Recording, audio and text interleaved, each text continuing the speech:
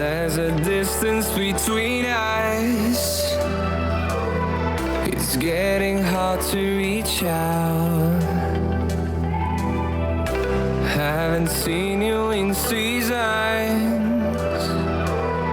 but all I hear is your voice. I know my limits, you can break me down, but I'll stay till the finish line. And I've been counting minutes for quite some time now, just to see you again. And I've been counting days to get away, to see you again, see you again. Been finding ways to get away, to see you again, see you again.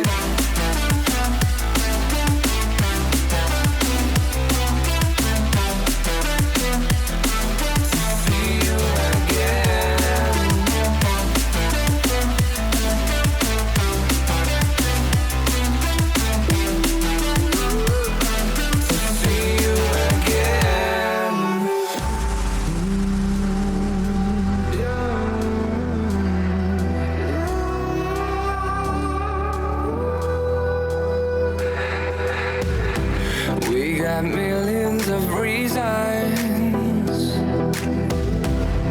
to let it all go. Hope we're not too broken. I know I'm not always strong. Oh, and I've been counting days to get away, to see you again, see you again. Been finding ways to get away, to see you again, see you again.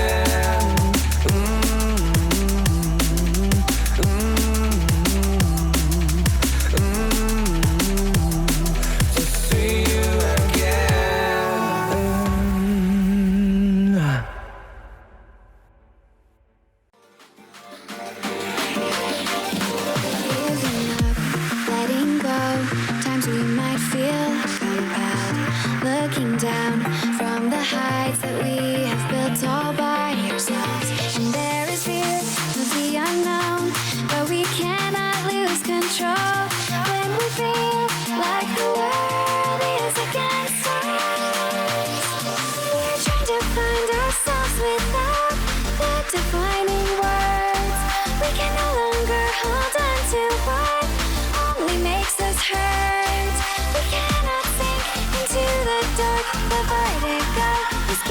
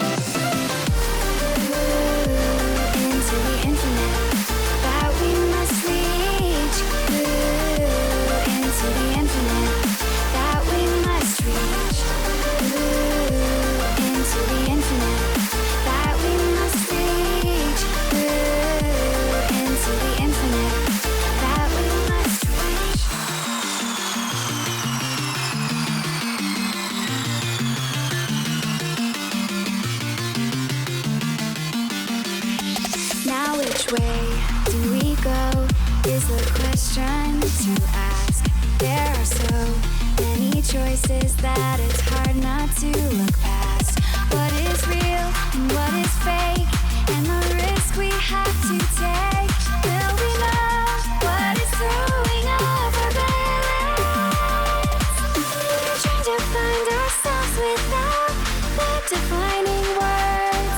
We can no longer hold on to what only makes us hurt. We cannot sink into the dark. The vertigo is getting sharp. There's something greater than ourselves that we must reach for.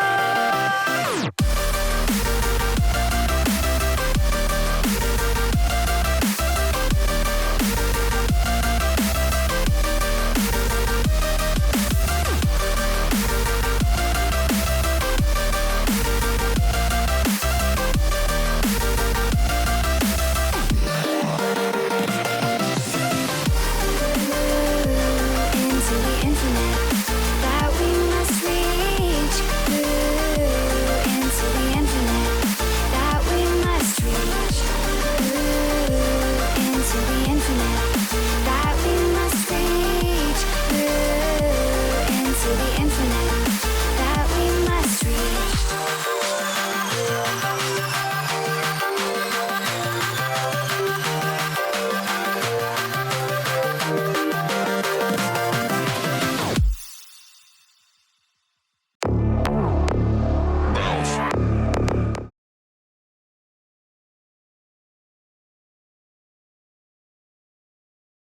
Good day to everyone. Hope you're well. Hope you had a great day so far and didn't get a heart attack from us suddenly speaking. Um yeah. We wanted to make a new model, but what we had didn't satisfy us that much because like not in every outfit our boobs look good. Like if you give if you give yourself like a sweater or such, it kind of looks weird and doesn't work with some of the textures. Like in a dress like this, it works perfectly fine, but not if you um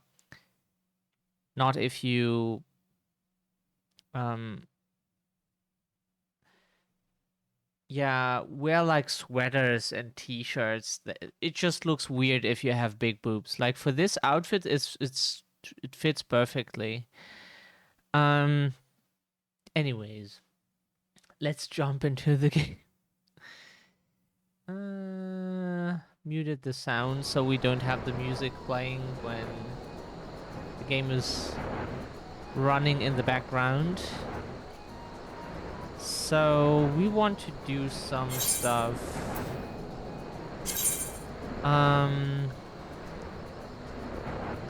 Oh right, we want to go to a Moogle. Need to find a delivery Moogle. Why are oh, up there. Wow. Whoops. That's not what we intended to do.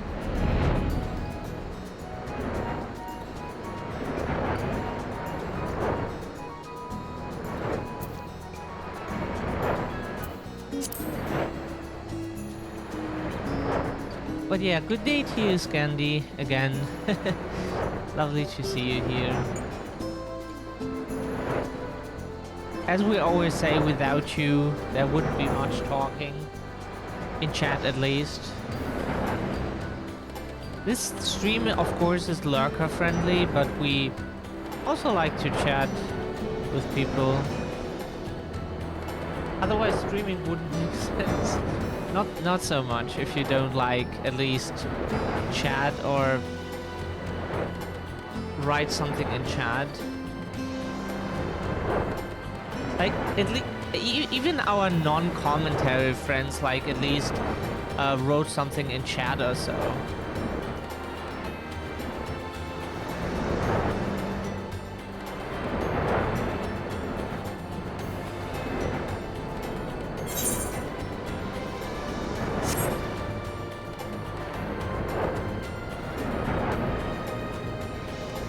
Yeah, we changed back to the potato.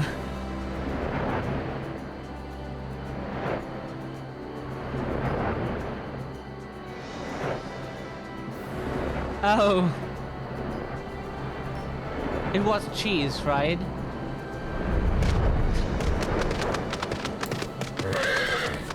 So, courtesy of our friend Chris, we got a weapon, from what we know. Snaps up a cheaper crafted gun for you. It's not the 641, but it'll work to get you through the Endwalker main story quest and to help you get to one of the low-hanging fruit endgame guns. Aw, how nice. Let's reply with,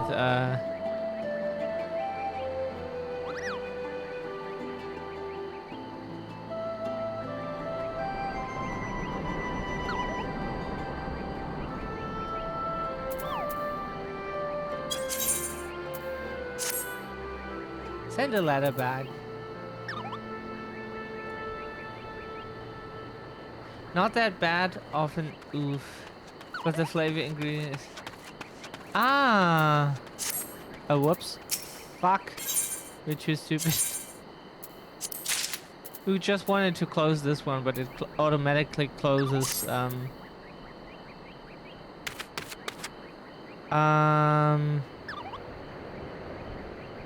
Okay, we need to equip that. Equip the Machinist. Yay! Look here, level 90 gun. Yeah, the Machinist is already level 90. We reached that a while ago. During Shadowbringers, like in the middle of Shadowbringers or something. And some much better gun than the level 80 Crypt Lurker stuff. The thing just is we can't get the level 90 stuff right now because we're still in... should still be like the very end of the patch content of Shadowbringers, so we need to at least complete patch 6.0, which is Endwalker, to be able to even buy and get like stuff like this here.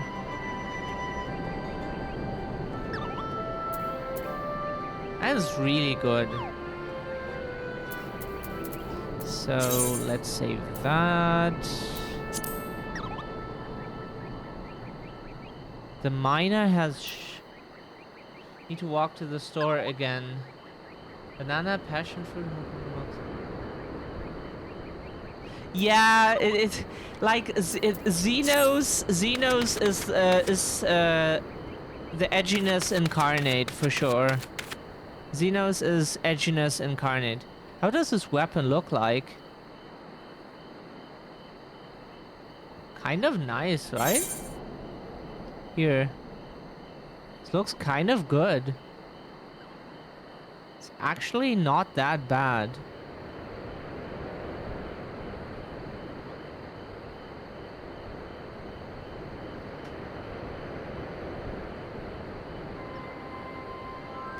Yeah, it looks kind of good.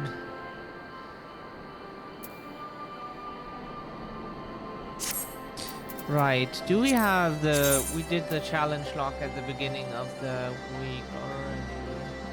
Probably also did the crafting... sorry, crafting thing. We just ate something that was very salty for some reason. Must have like put in too much, but we didn't think it was that much, to be honest.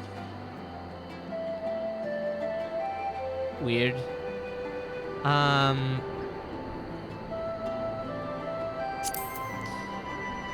So what quest do we have open?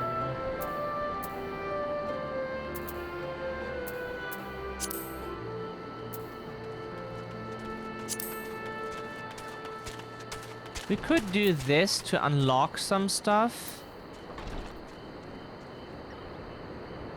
But this is all also level... we wish we were level 70 so we could just, like, didn't have to queue all the time with other people and could just run dungeons with the NPCs. That would be much better.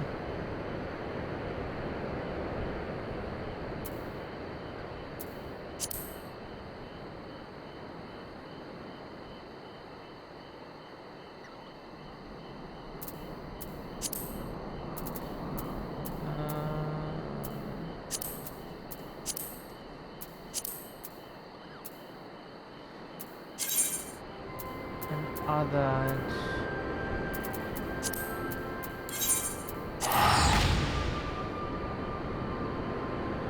Yeah, it looks kind of nice.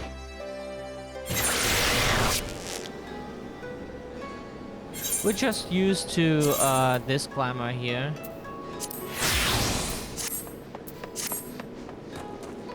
We always have this weapon on the back.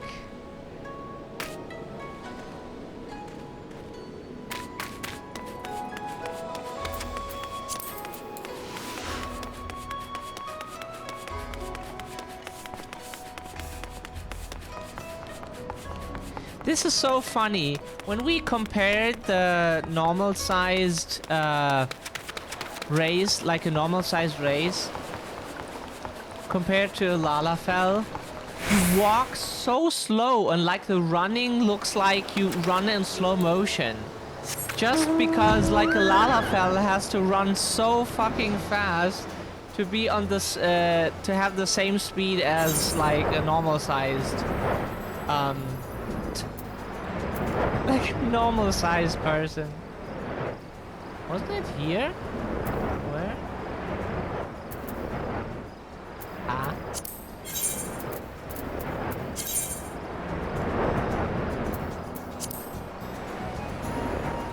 It wasn't on the map, or are we stupid? Like when we looked at the map earlier, it wasn't on the map. Why not? Did we make? We didn't make it in. No. Weird.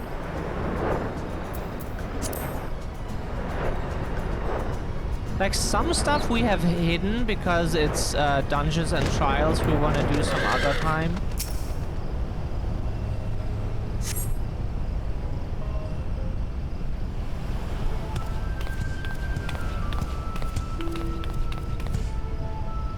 Tataru!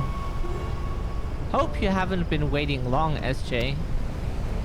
My apologies for the delay. I thought it best to explain everything to Mistress Tataru on the way. Honestly, all he had to say was that he'd found a way to make up for Alphino's obscene expenditures. No matter how reckless or dangerous the scheme, if it balances the ledger, I'm all for it. So there's a bunch of monsters living beneath us. What kind of place is this?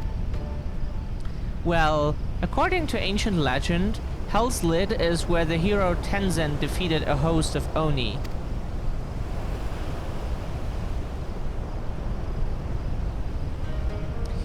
Oni were foul, evil beings that tormented people of the Ruby Sea, and this island was home to many, until Tenzen, together with the four lords, drove the Oni to the sea.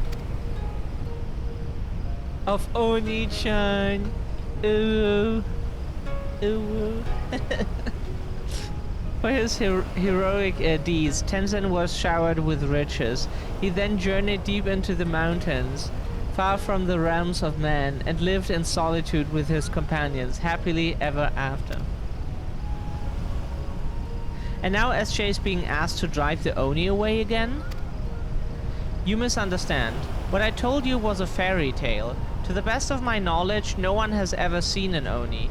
If anything, many assume the tale refers to ancestors of the Kojin. So what you're saying is that you've got no idea what's waiting for us down below. In that case, I'll leave this to the experts. If you need me, I'll be hiding behind that rock over there.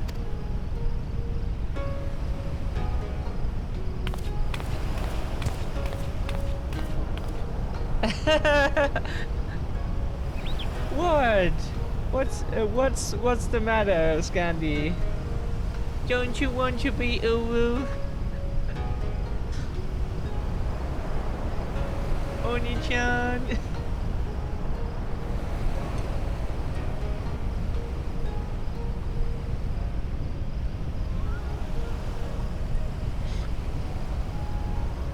By experts, I presume she means you and your adventuring companions. I do hope you were not counting on me to join you in the fight.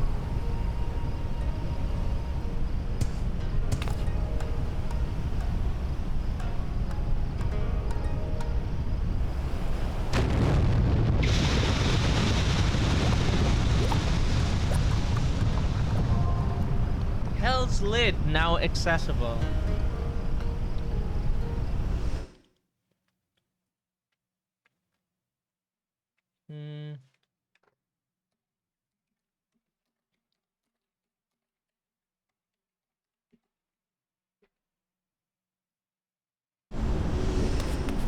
Okie dokie. And we do that later.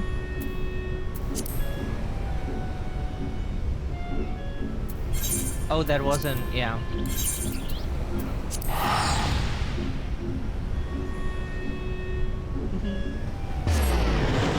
Let's speak with Alice. Oops.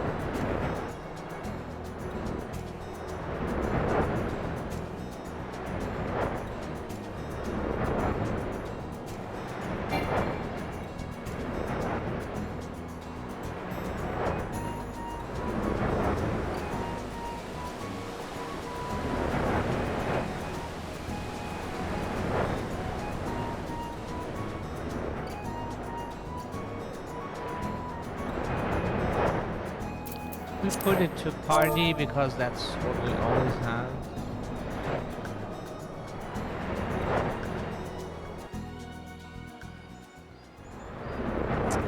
Yeah.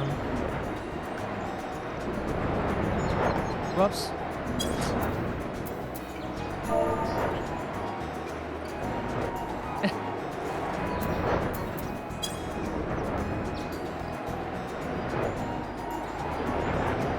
Right now we would be telling that no one. So look, you can just don't need your hands.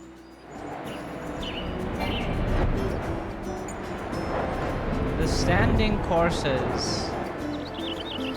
We automatically read corpses.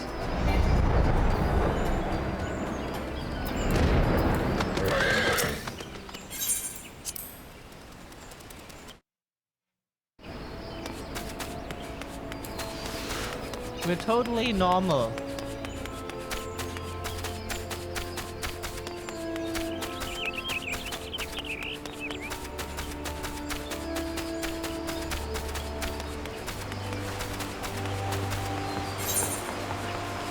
Oh, right. We remember where she was.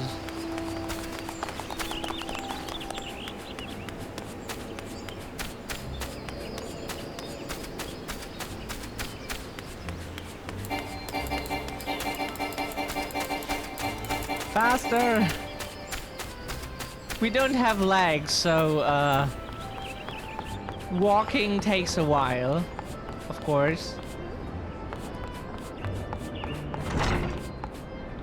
Like everyone is 3 times as high as we are, or like in Alphino's case, 2 times. You can tell me later what that was all about, but judging by the set of Alphino's jaw, it appears to have done him some good. Bankrit and the others have already left the Rising Stones, and according to the communications officer Amalja, and Cobalt forces are also bound for Cartino as we speak. They mean to keep the promise they made in Alamigo, and we must do the same by saving as many of their temperate kin as possible. Anyway, the airship is ready to depart. We should get going. Blah blah blah. Several cutscenes and we get a duty.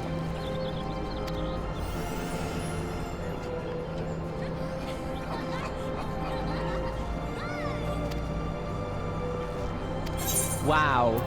This time we get checkpoints during the fights. Wow. We wish we had that when we had to fight Magnai and the woman from the other tribe.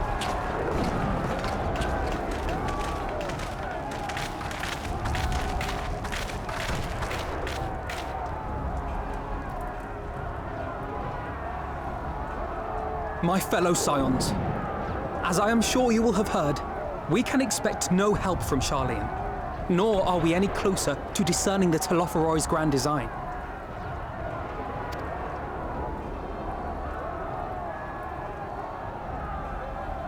And now, our adversary moves against us in unprecedented numbers, compelling us to answer in kind. The outlook, in short, is bleak. Yet though our foes are many, and we but few, we may still tip the balance in Eorzea's favor. Of course. We will do what we always do. Deal with the ones our allies can't. A less than daunting prospect, judging by your expression. Could it be that you've dispelled your lingering doubts, Alphino?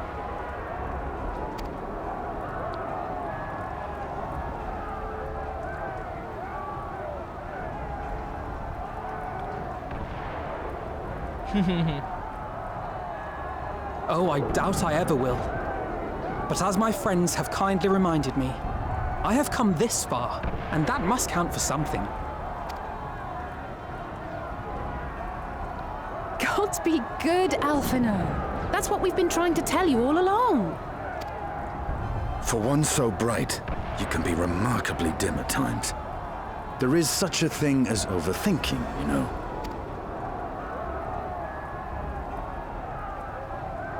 Might I suggest that we continue this conversation after the battle? It would appear that Telophoroi have already arrived. I'll do what I can Yes. to cure the tempered, but they'll have to be incapacitated first. Have care, my friends, for none can say wherefore our foe did choose this fateful field to be our battleground.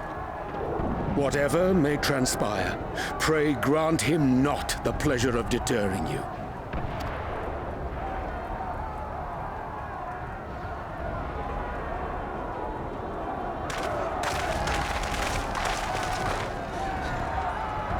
Hope we can fight now. Our hand is twitching all the time for some reason.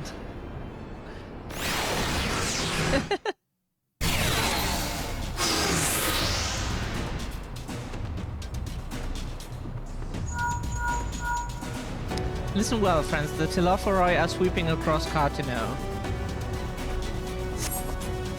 As for the Ascian, he was briefly sighted above the battlefield but has since vanished. He likely intends to watch events unfold from afar.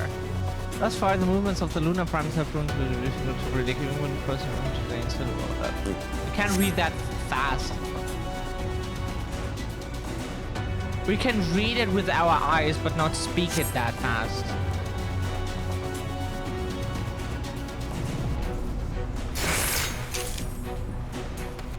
Prepare yourself! Let's give it our all!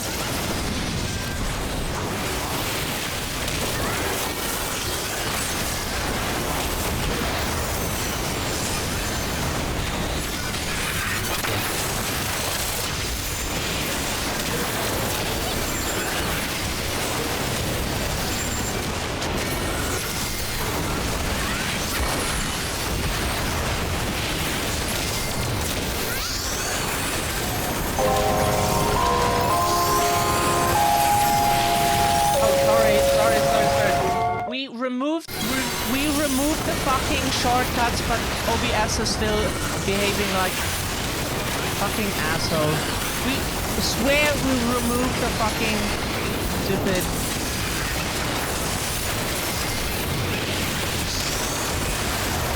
We removed them last time. Whatever it is, we don't know.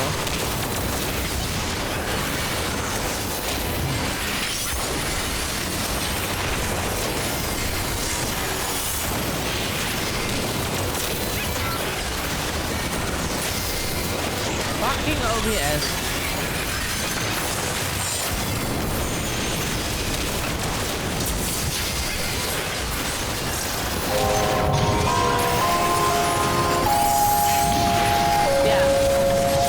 Switches.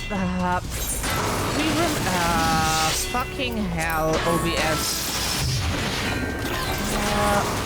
Piece of shit software. So where do we need to go now?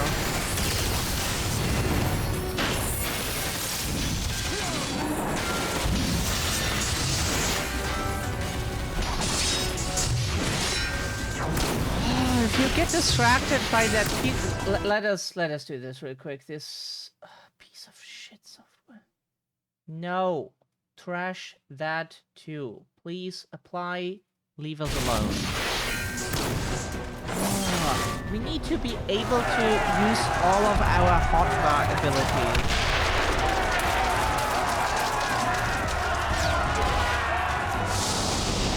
Yeah, the camera is always very fortunate for those who wear dresses and skirts.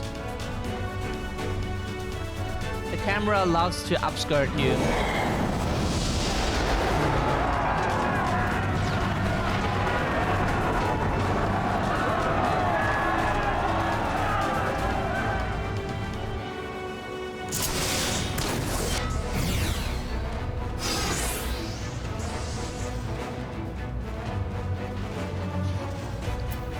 Oh shit.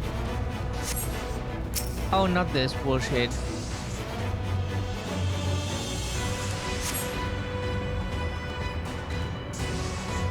Oh, fucking hell. Okay, let's do this.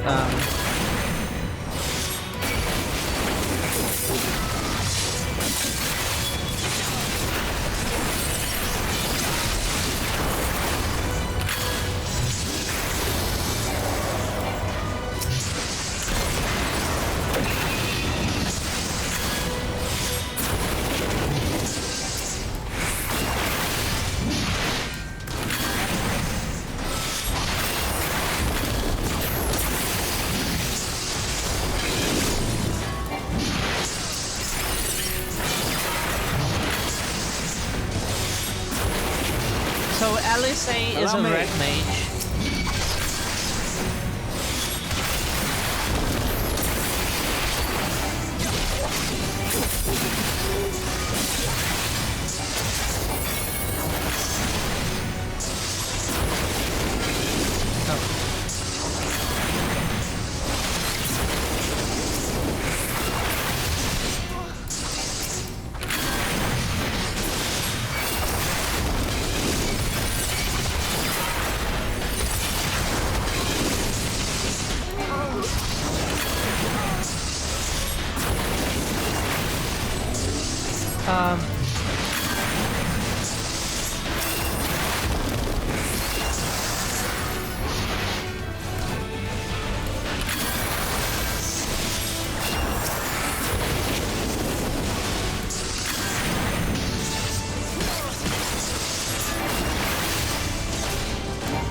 Just the beginning.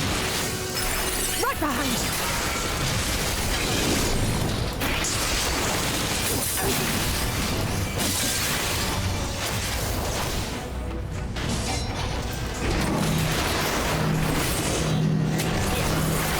What are you doing? What the fuck, woman?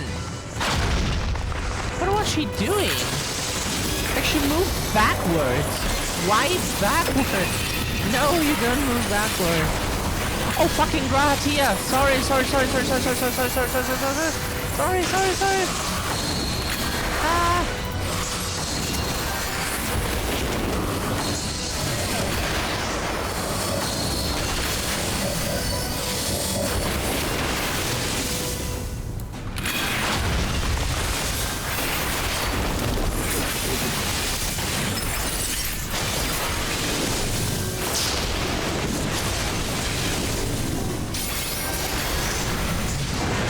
Oh, he can heal himself.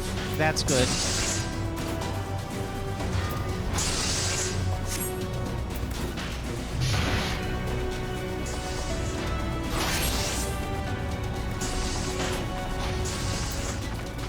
Send Angelo to... How do we do this?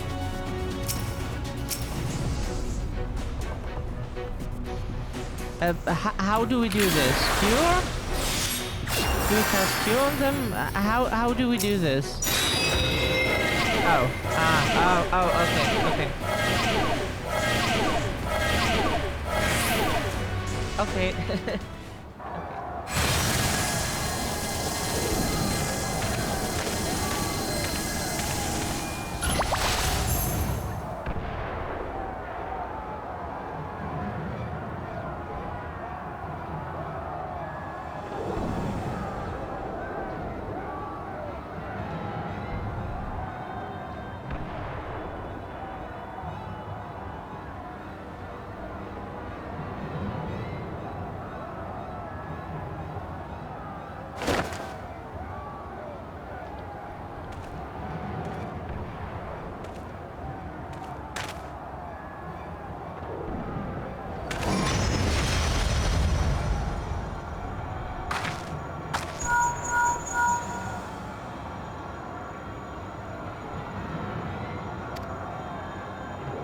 Did you see that? The glyphs?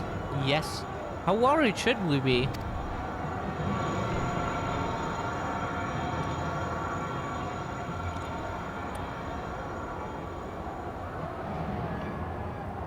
No voice acting here? That's weird.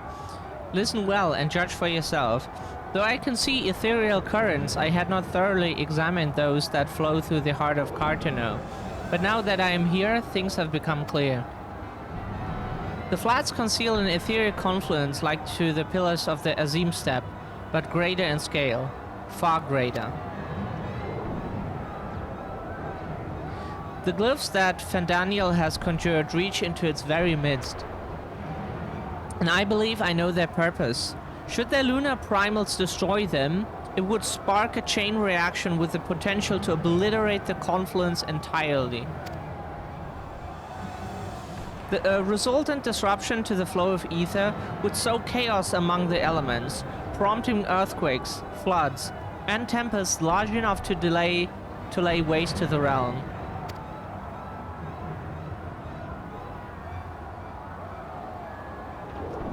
That he would go so far cometh as little surprise. We must needs protect the confluence at all costs.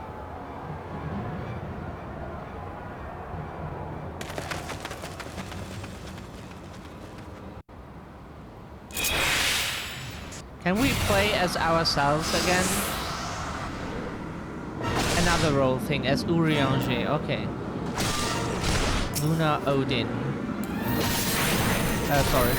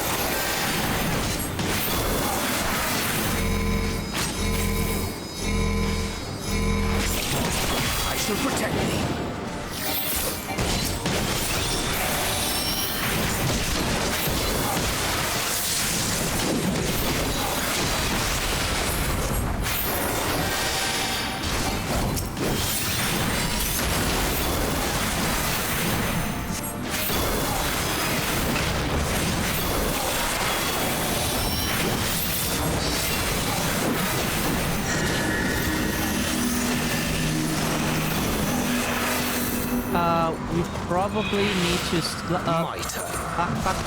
Why did that menu pop up?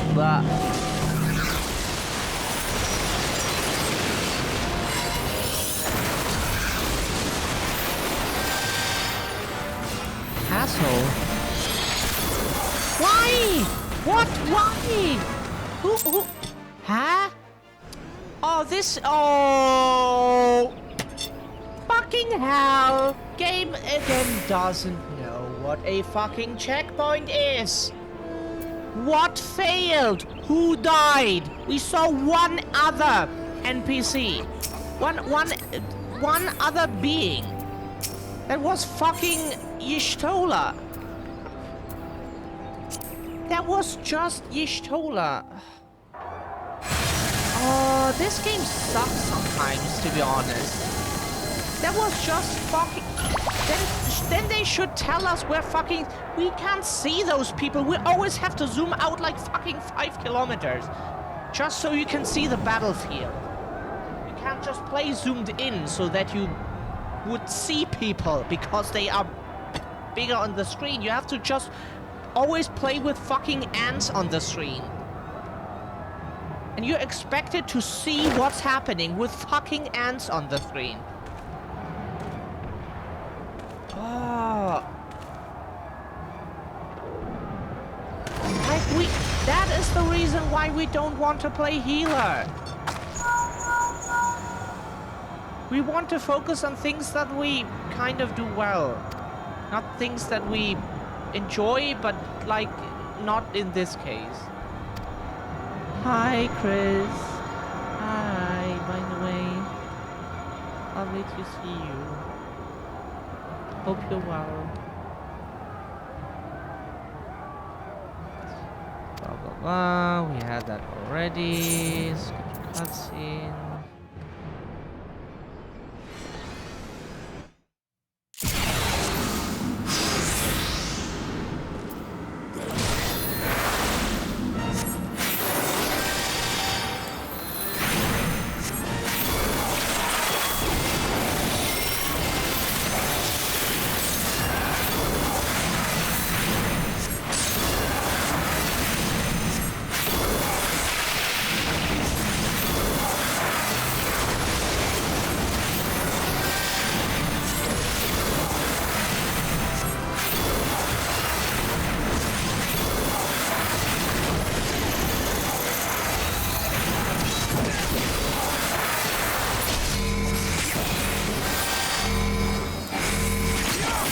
I shall protect thee.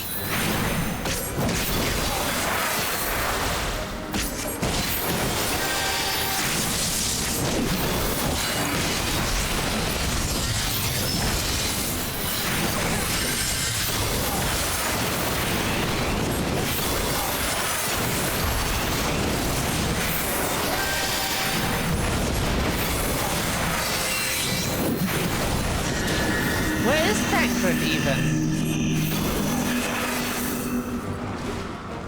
Where is Tancred even? My turn. Oh, yeah.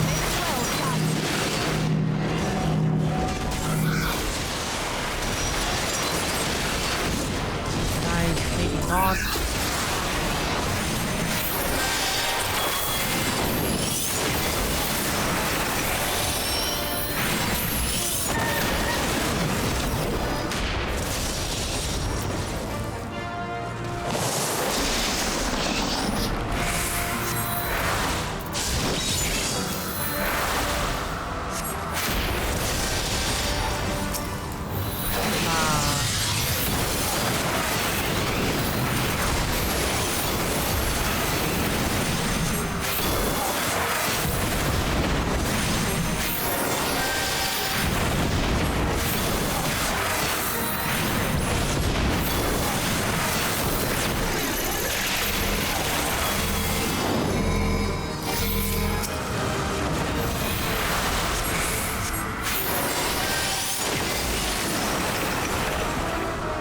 Away with you!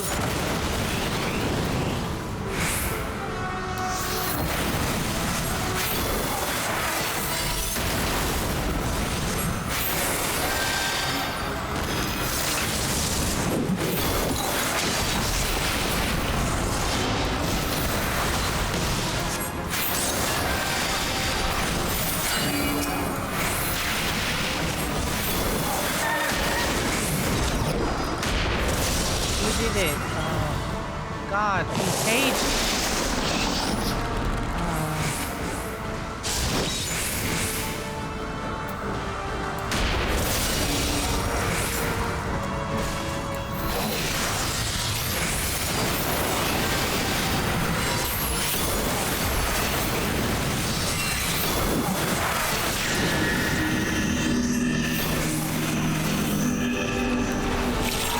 Oh shit, oh whoops.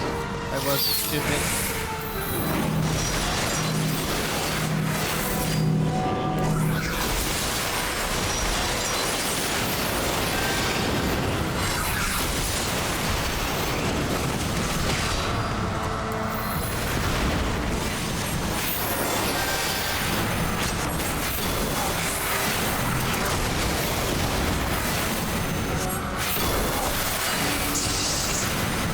Maybe... Is Tancred still... Yeah, Tancred is...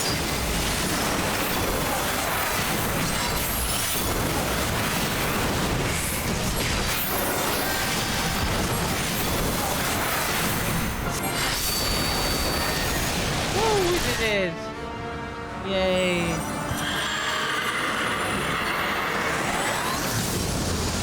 But the game knows what checkpoints are, so we...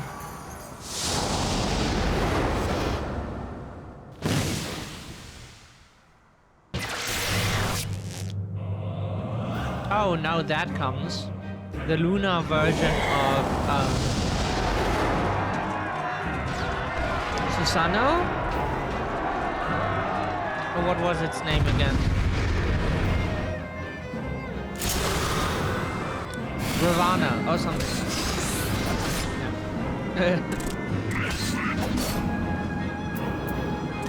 Oh, he's a black mage. Fantastic.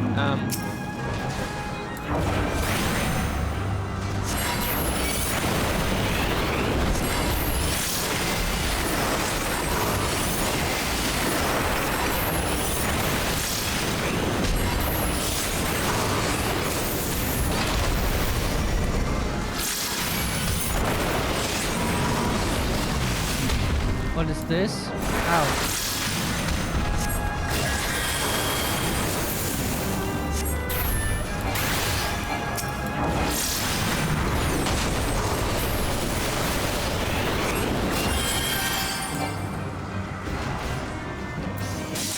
What do we have to do now? Oh. You gotta be shitting.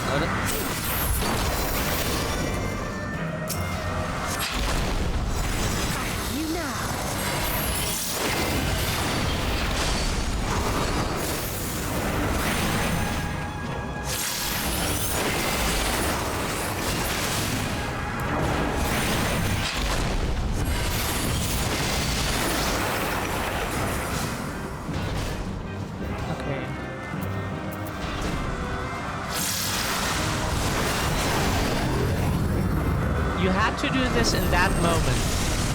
You couldn't wait until we have like casted the group here, of course. You would have died immediately.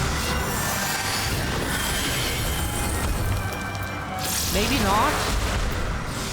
We're still trying to cast healing. Thanks.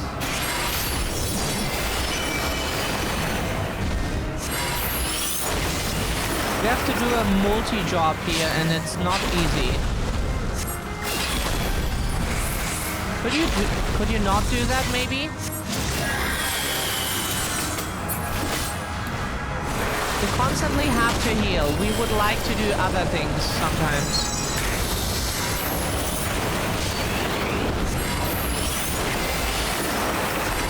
Great.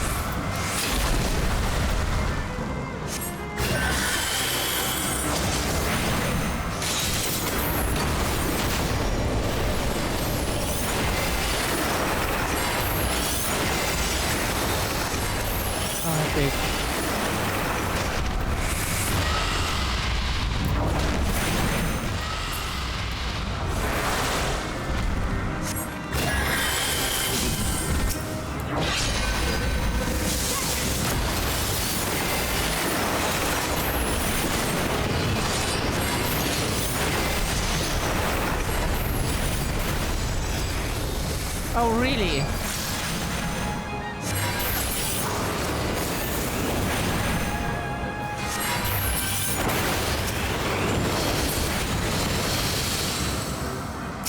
Cast! Do something! We didn't move!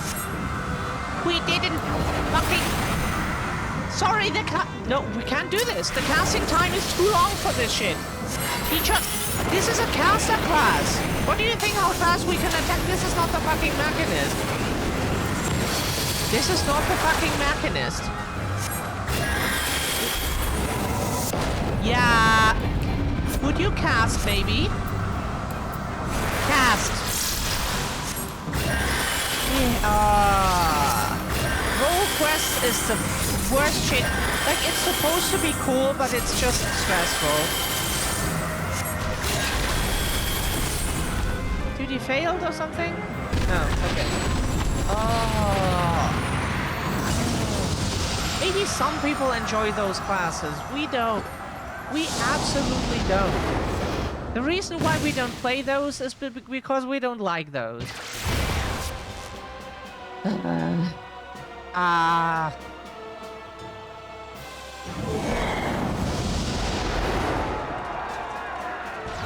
Yeah, sorry, we can't pay attention to like fucking 5,000 things while you have cast time of 5 billion years for everything. That is so dumb. Like, the Machinist is a range DPS and can just spam out everything. And like, casters are like, oh wait, I need for the same thing, I need 5 minutes. Why? Like, look here. That is a range DPS, by the way. Look. Bam. Bam. Bam. Bam. Bam. Bam. Bam. Look, this is what a fighting class should be like. Not the 5 minutes waiting for each bullshit thing. Like, everything else is just ass.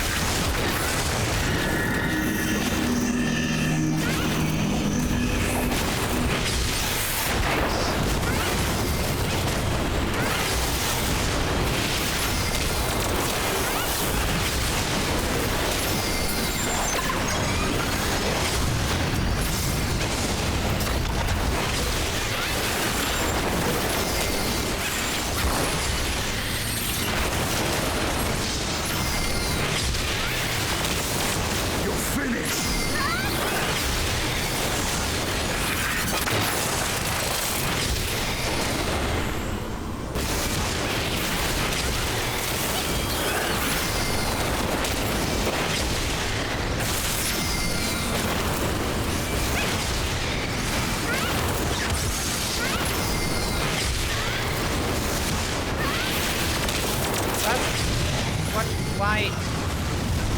Sorry. We must fight on!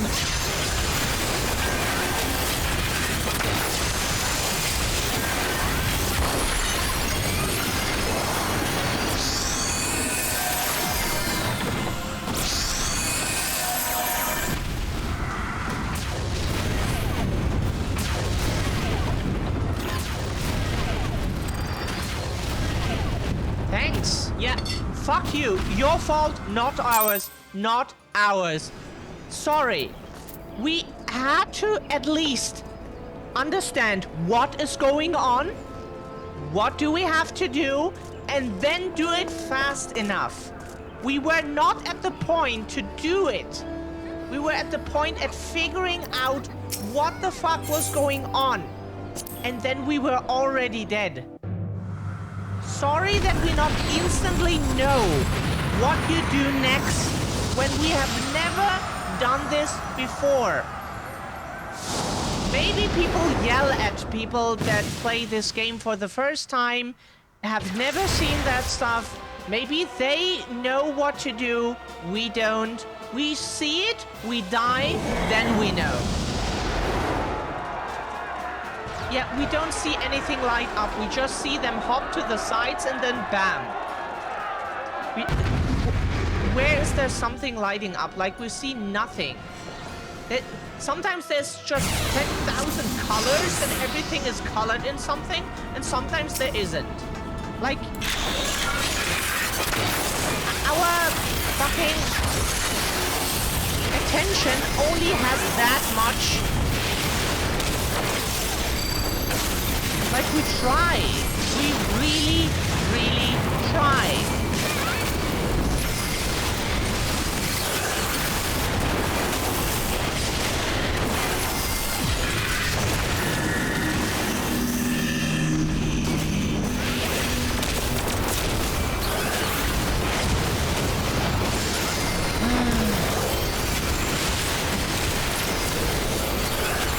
But thanks, Chris.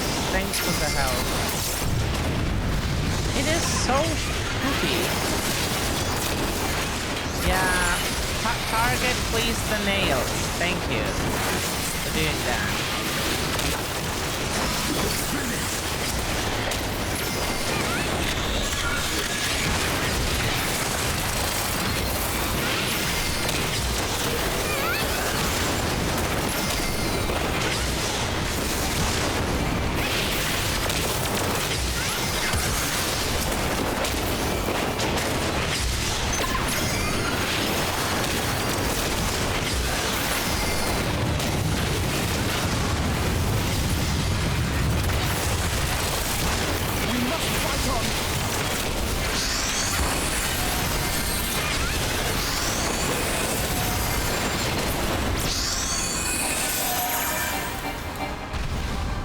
So, which are they now? We stay just with the NPCs, they should know.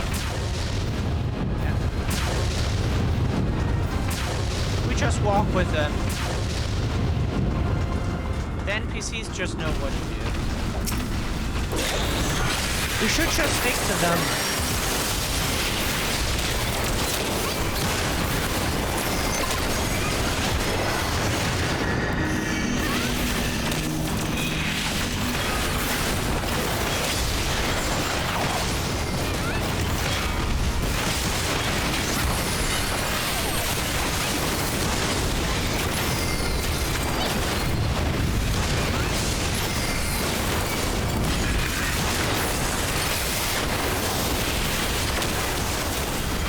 Oh, whoops. That was the wrong button. Ah, that was the wrong button.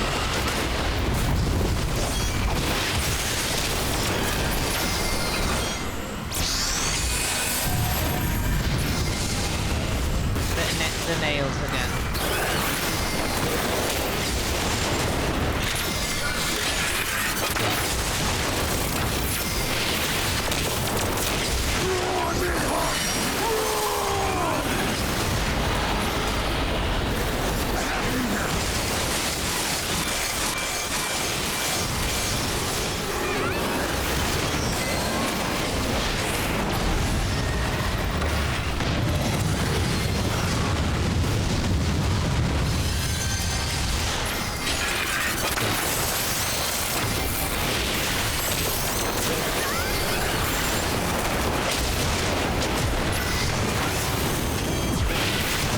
Sorry, Chris, if we're angry, it has nothing to do with you. And your help is greatly appreciated, like, it's just...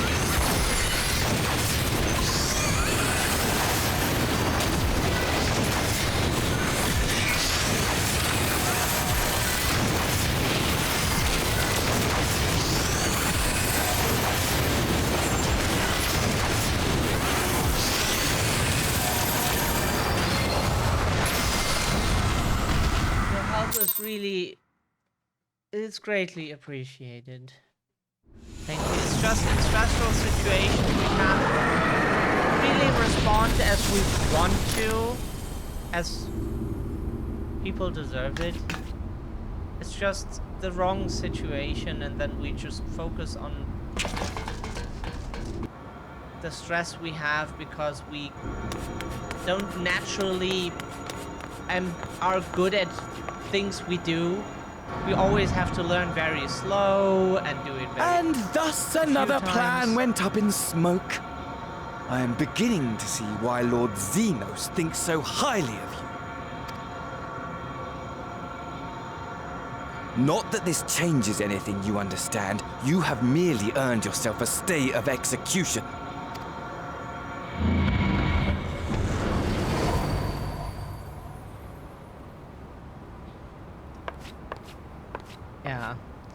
We love our outfit. It's so cool. We're glad to have it back. Being a potato with a cute little dress and a hair color for 40 Jill. 40 Jill. Yes, it's it's a cheap blue.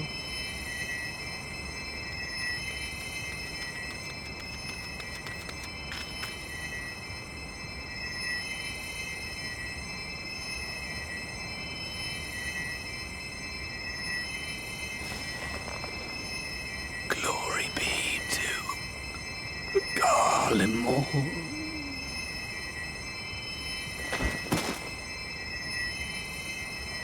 He's dead? Shit.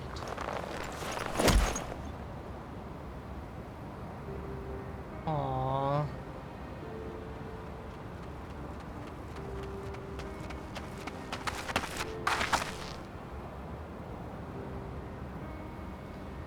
How fare the tempered? We've treated as many as we can, but some were beyond help.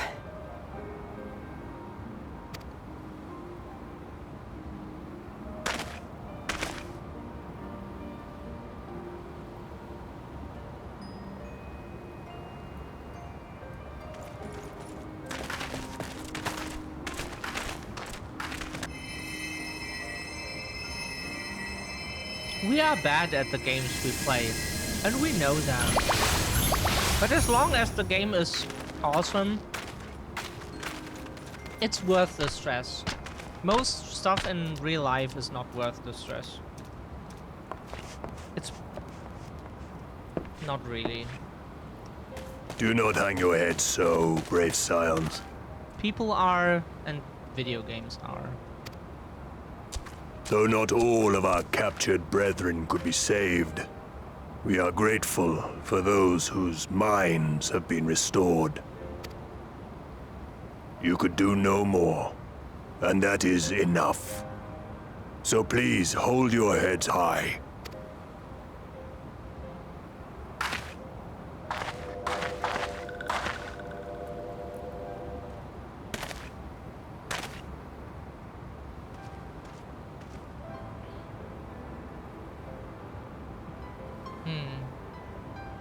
Yeah, you can't save everyone, unfortunately, but you can Should have try. been quicker. But I'll do better next time. Thank you for your kind words. They mean a lot.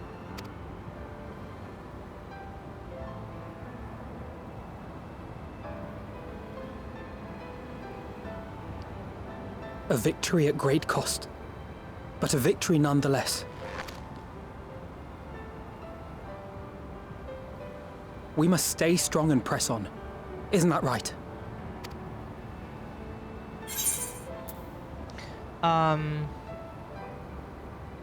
To the very end. To the very end.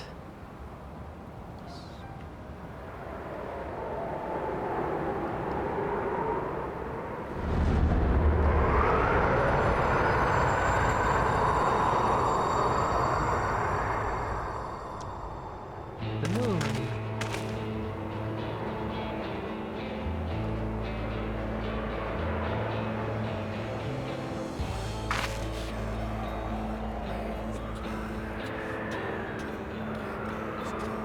That's some good music.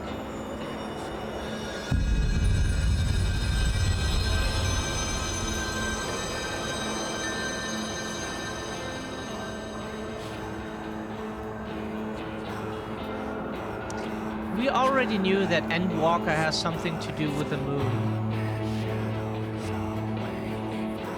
And we figured because Elidibus always was on the moon when he talked, so... And also it's in the starting screen. Okay, that's the end of Shadowbringers. And after this comes... the next quest already is Endwalker. Probably like stuff that leads us to Sharlayan. Or maybe it immediately leads us to Sharlayan. because we already had in a cutscene that we wanna go to Charlian.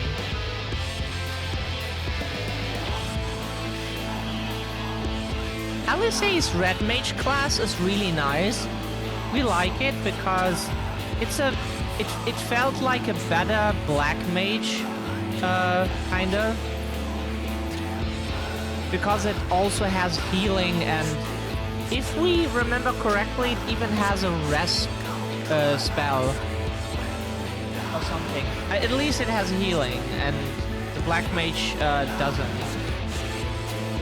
So it's kind of good when the healer dies, you're not immediately fucked.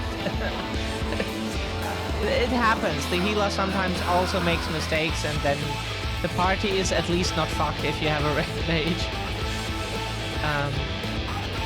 Like in 4-party setting, 4-player parties, like the live one.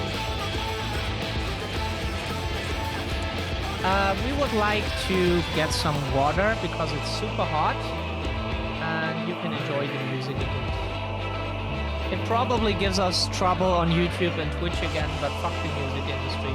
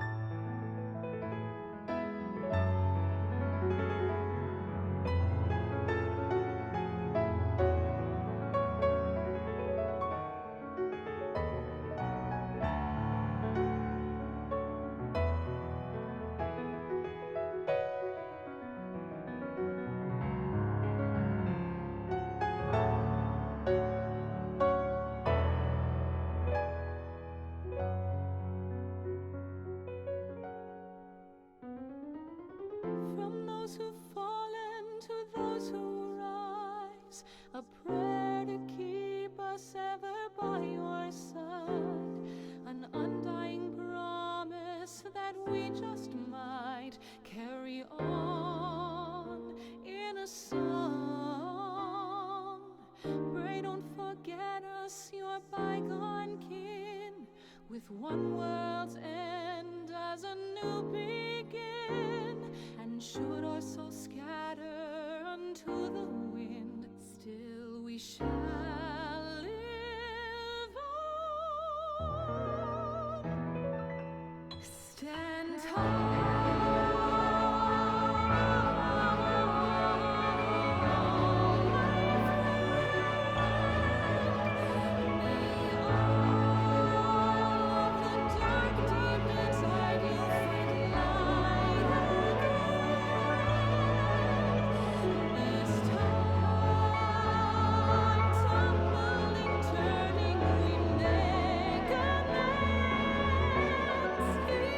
Eternal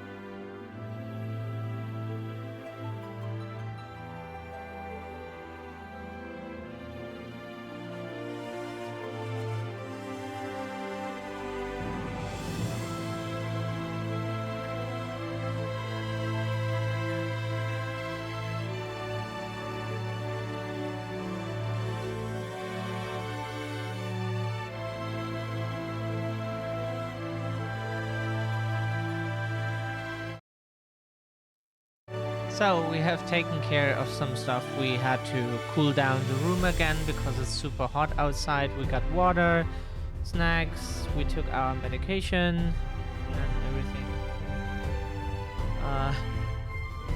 We were running around a bit.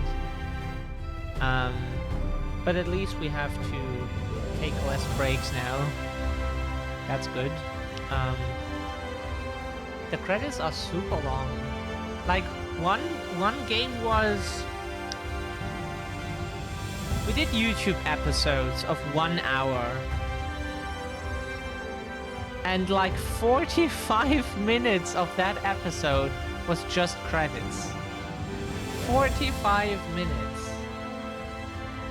It's you just finish the game and then you go climb the Mount Everest or something. When you come back, half of the credits might be over.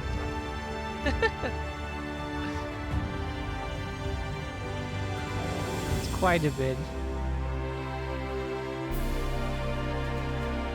Yeah, we just took the time to we just wanted to let the music play while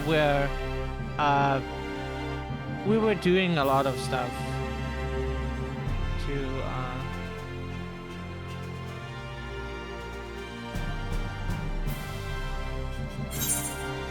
So we thought it might be over by the time we're finished or something, but it just is way too long.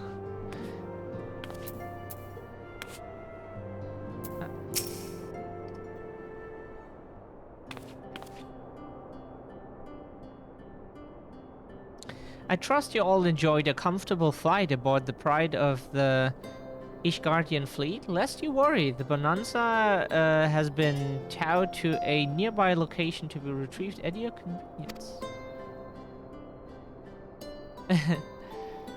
You have thought of everything, Lord Emmerich, and may I say how much I appreciated the hospitality you afforded us on the way home? Think nothing of it. Our destination lay in the same direction, and it afforded me the perfect opportunity to learn how my errant friend has been since last he took his leave. It would seem you have finally found a place to settle down. I merely grew wary of wandering the Far East. Yeah, that's an Estinian answer. Returning to more serious matters, while the Telophoroi have been driven from Cartino, 'tis like that the bulk of their forces yet remain. On the evidence of the Grand Company of Eorzea's first joint military operation, however, I'm confident that we have the potential to meet such threats head-on, even without the aid of you and yours. As such, while our forces keep the Telophoroi at bay, I would ask that you apply your talents to the task of neutralizing neutralizing the towers. A sensible division of labor. While the towers remain, so too will the threat of the lunar primals. And given our expertise in the field of etherology, we are better qualified to find the solution. That we are, especially should it happen to lie beyond the Alliance's dominion. There is a time and place for formal investigations, of course, but certain secrets are wont to hide where only enterprising individuals may venture. I could not agree more. There are none better suited to this task, nor any upon whom I would rather rely.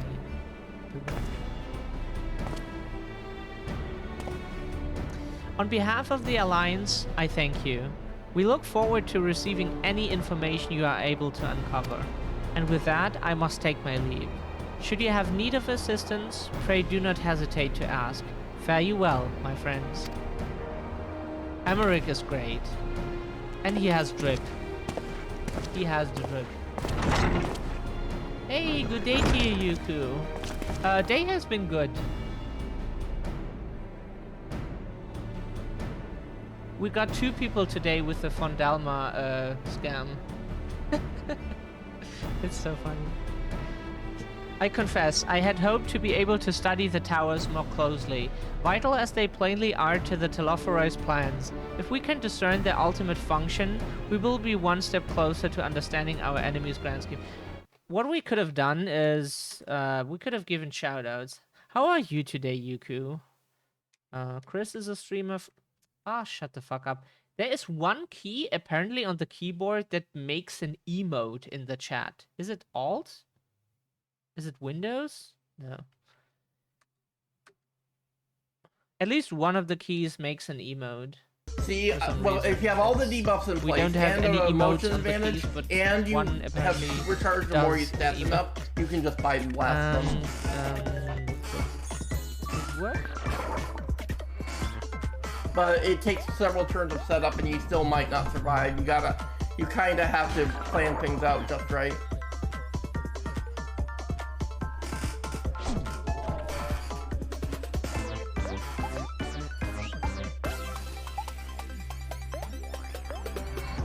Fighting blast.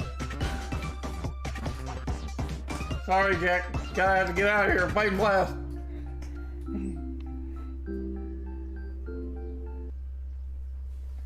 Okay, the clips play. Very good. Did we read this? Should we succeed in neutralizing them, of course, it is all but certain that the Telophoroi will mount an all-out invasion. Ow. Can you just... No. What game is that? Is that Final... That looks like Halo. Is it Halo? No, is it Borderlands? It's so small on our screen that we... If you can, please clip that, for fuck's sake. That was way perfectly we know timed. exactly the game, but not... We can't remember the name.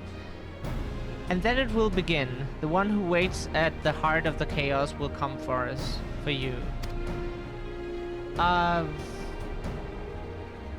Yeah. Yet in the end, our true nemesis may be the calamity to end all calamities, the final days themselves. Yuku, we don't intervene in any things because, like, we're not. It's not that long that we joined Aris's community, and we don't know what's going on with others, and like, we modded for someone, and then we got harassed by someone. Because, like, we got asked by the streamer to ban a person because they felt, like, harassed or whatever it was at the time, probably. And, like, that person didn't want to stop and, like, now has personal beef with us, apparently, because we just did what the streamer wanted. That's what the role of the moderator is. And so, no, we keep out of other people's things. It's,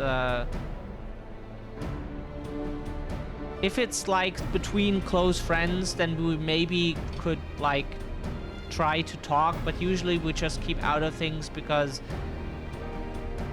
we're not good at that, even to meet, to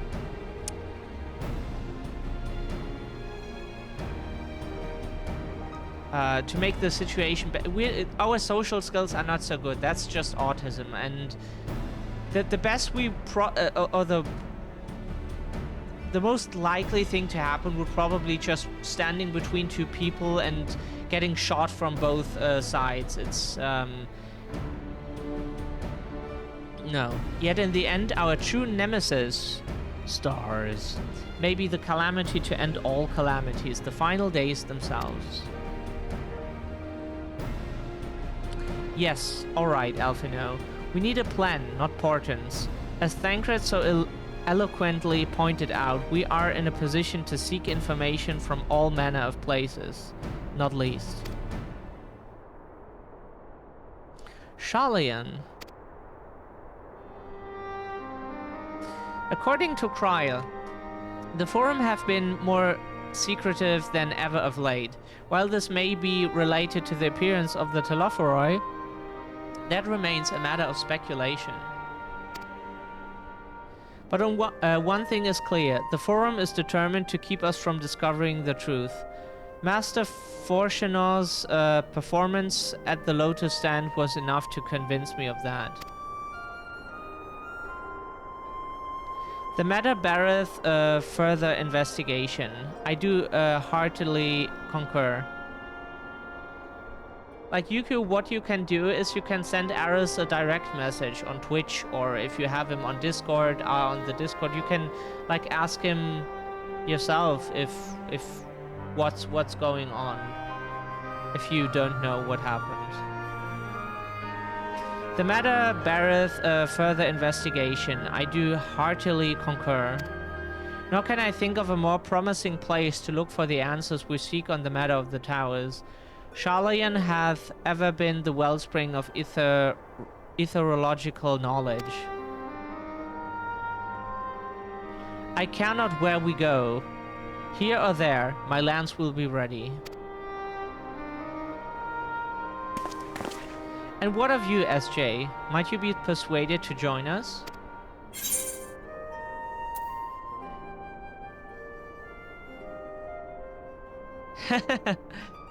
Plotocor is for Sharlayan.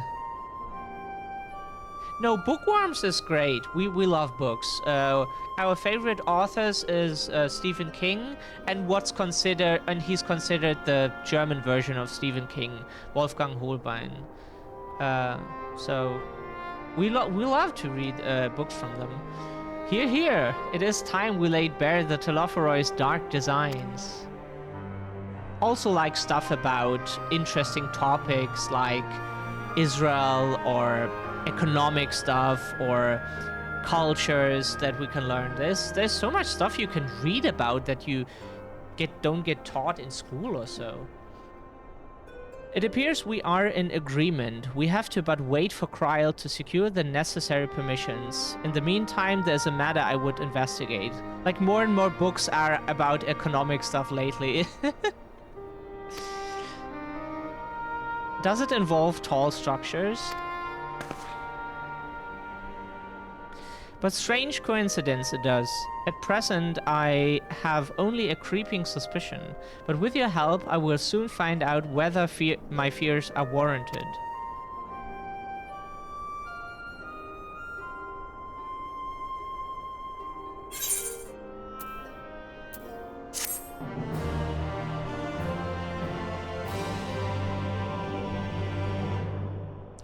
You have learned the emote shush.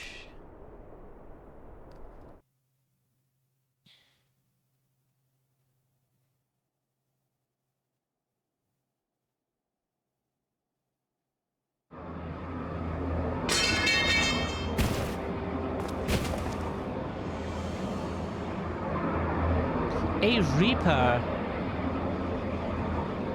Reapers have such cool weapons.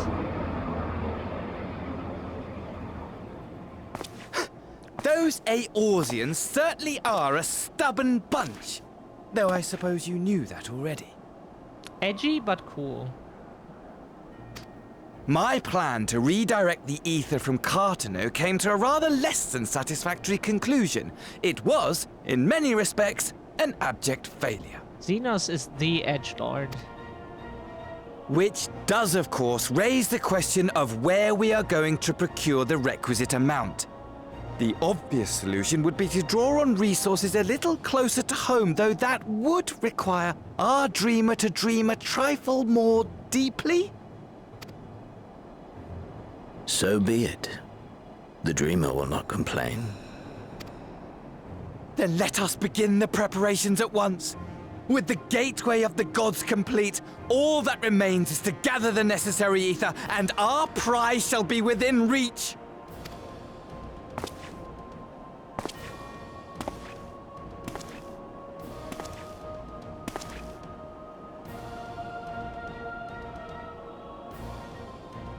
The time has come to fulfill your heart's desire, my desire! To relieve those wretched creatures of their meaningless existence!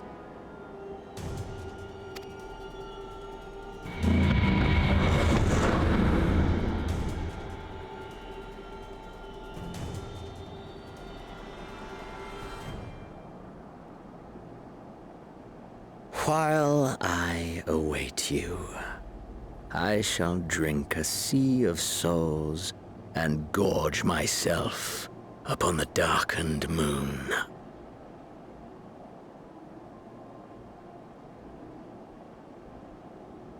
Then you shall come to me, all roiling rage and rancor.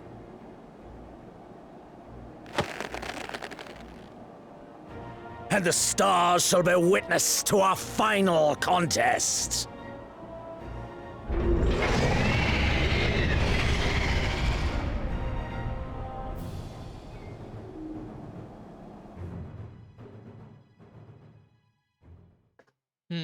Should have known that he picks a scythe.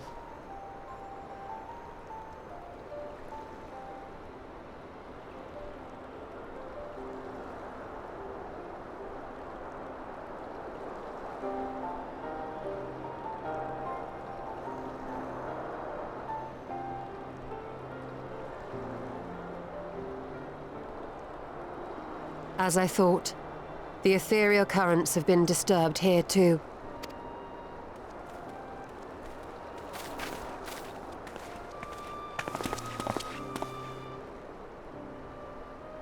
It was the same in Thanalan. Make that every location we surveyed. And the strength of each current has diminished dramatically, far more than could be attributed to a natural occurrence.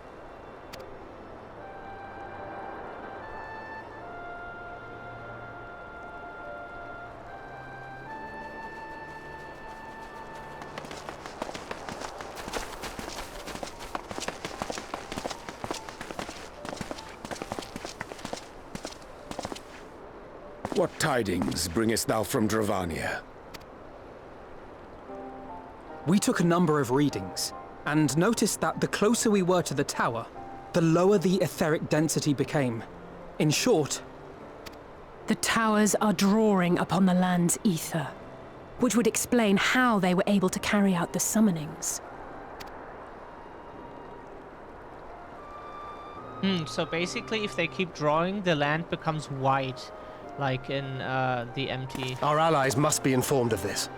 We should return to the Rising Stones and have Tataru relay our findings to them.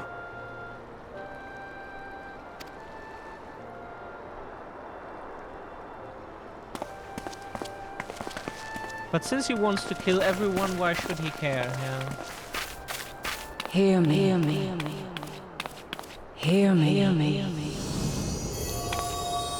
Heidelin? Darkness comes. And with it,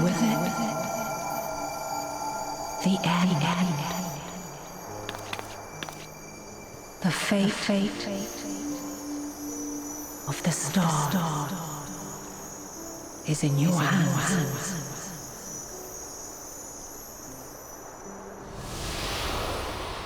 Was that Heidelin?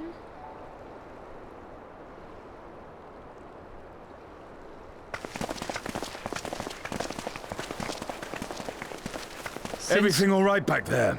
Since nobody could hear her and see her, probably, it must have been Heidelin.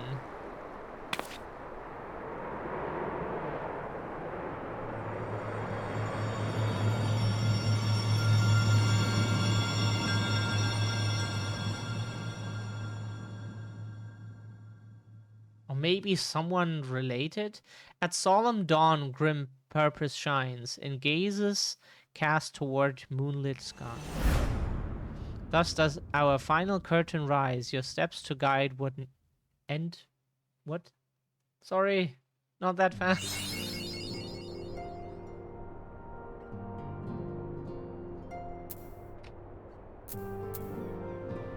Okay, then let's...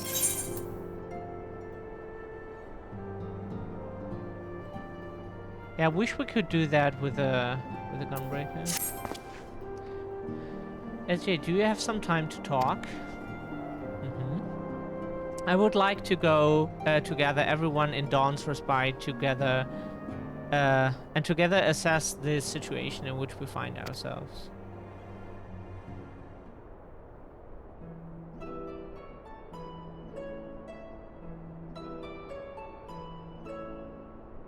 Let us take stock of the facts, shall we? The crisis at hand began with the sudden appearance of ominous towers in a multitude of locations throughout the world.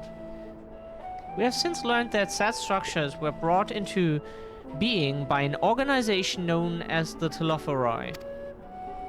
The Telophoroi stated purpose is to recreate the final days of eons past, an apocalyptic event that would result in the destruction of all we hold dear.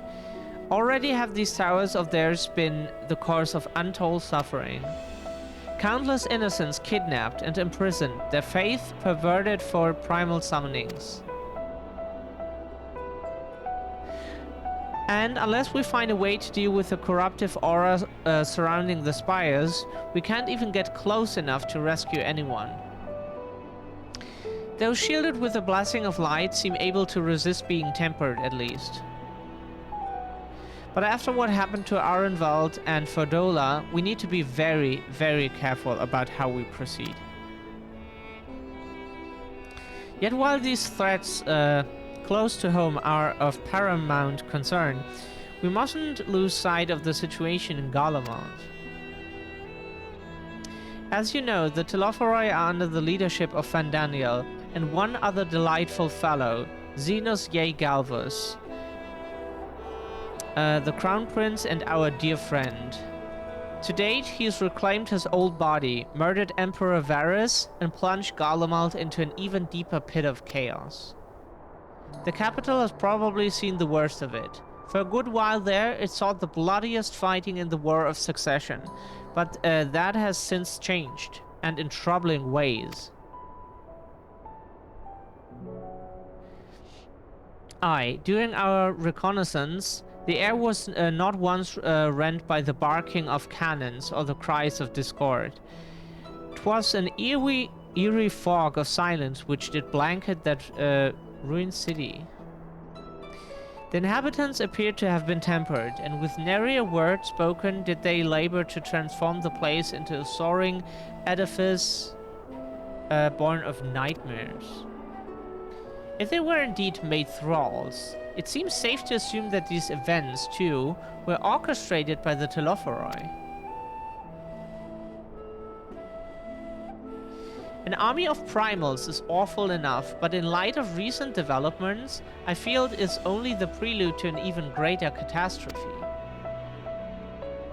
We need to devise a means to counter this threat, and quickly before our allies are overwhelmed.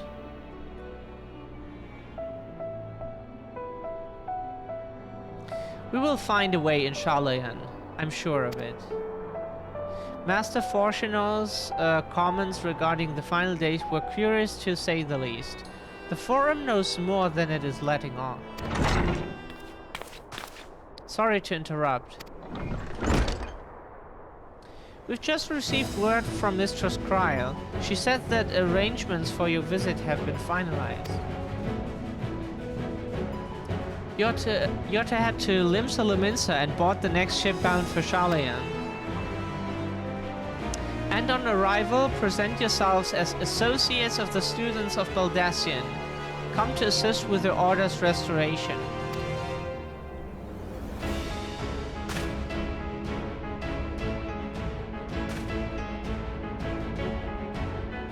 The arrangements may be settled, but what of your thoughts? They must race at the prospect of returning home after so long.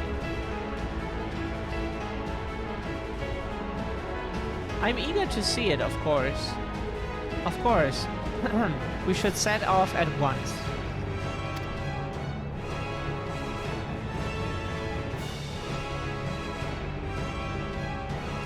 Then I'll accompany you to the docks. You need at least one person there to wave and cry and wish you a safe journey. Aww. Kataru is so sweet. She's so sweet.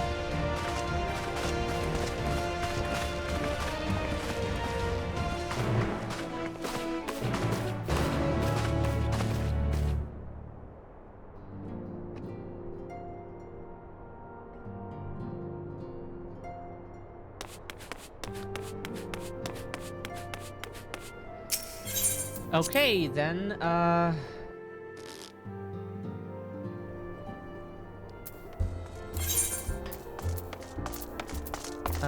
Oops. It's always at the top. Limsalo Mensalo.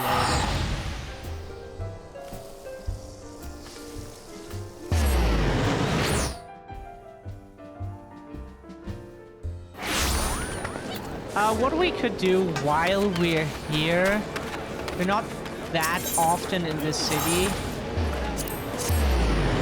can do some stuff that our hometown provides, like going to the Grand Company and just dusting some stuff that we don't want to use, for example.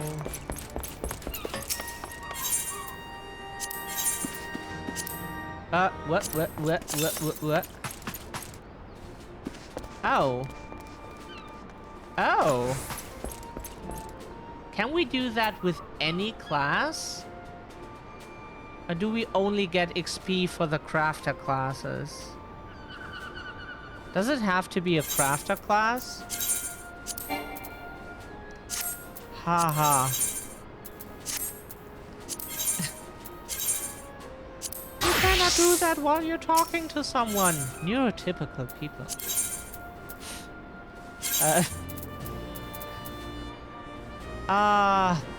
The problem is we need those shoes. But it would give a lot of XP.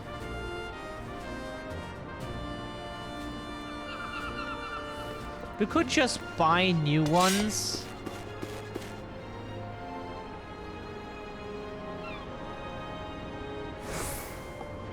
This isn't good anyways. Like, do we get XP for the crafting classes then? Because we have one of those.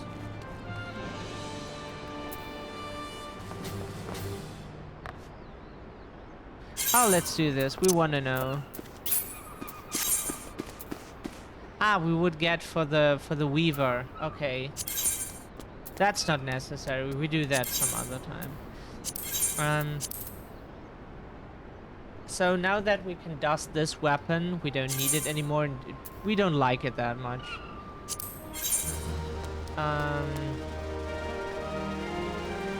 We need that stuff for sure. That's for the astrologian.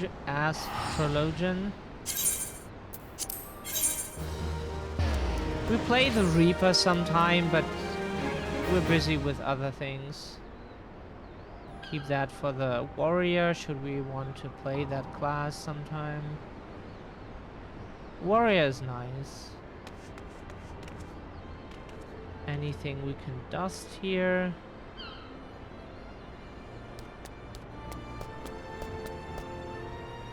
Astrologian. That is a nice thing we wanted to keep for glamour. Because it just looks cool.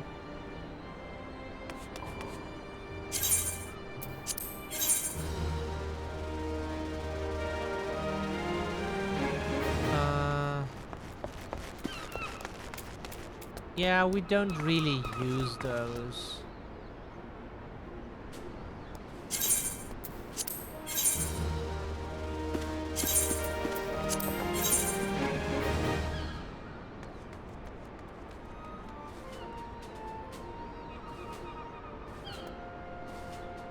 Okay, at least we got some stuff out of, whoops,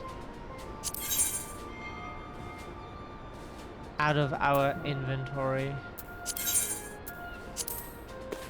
And we can only do this stuff while we're here, so... what else? Oh yeah, we could...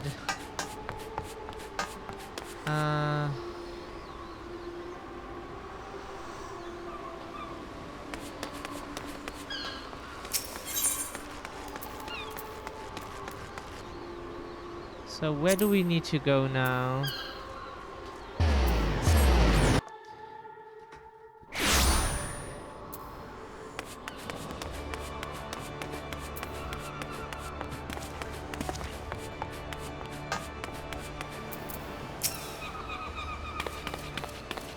Everyone's here, which is good, because I've already paid for your passage, and the fee is non-refundable. The ship for Shalian should be pulling into port soon, so please follow me and have all your luggage close at hand.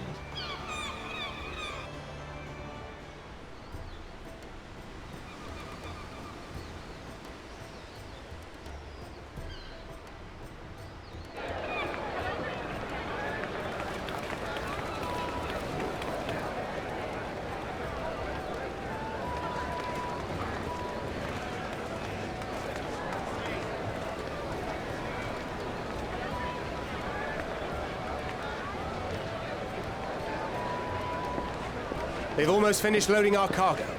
We should be ready to depart right on schedule, or so I'm told. Excellent. 'Tis nice to have a smooth beginning to one's journey, at the very least. It's funny.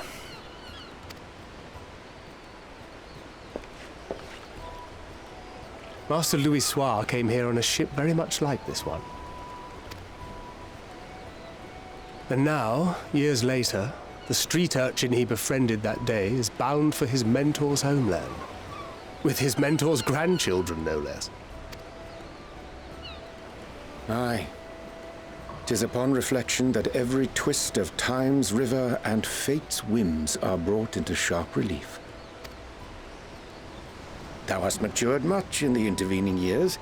Wert thou not caught attempting to relieve Master Louis Soir of his purse scant moments after he made landfall upon this dock? Oh, really? Now that's a tale I'd like to hear. Of course. Will this be your first visit to Charlian, Sir Estinian?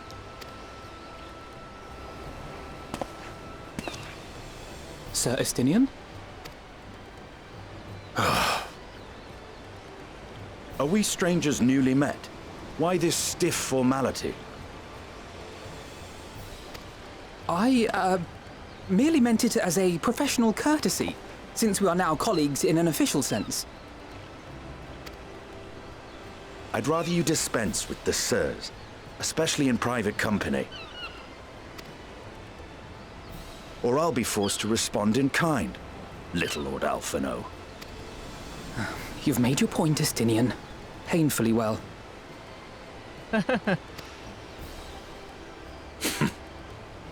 Better.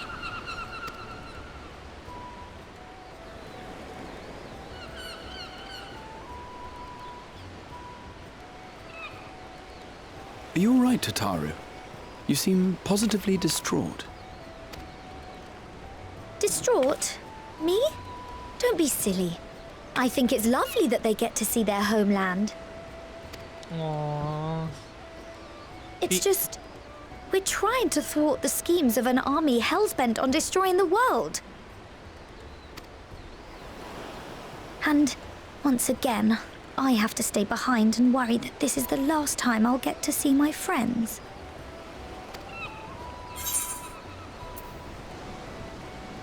I'll bring them back safe and sound, I promise.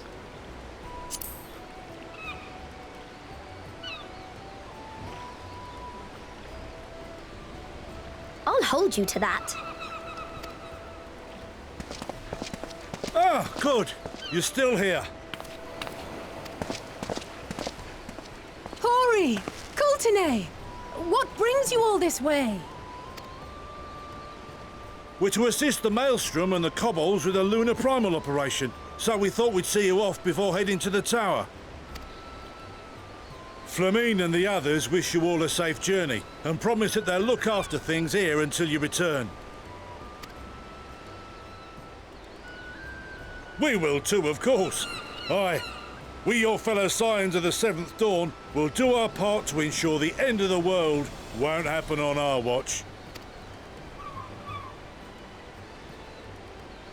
We're set to sail! All aboard for Charlian!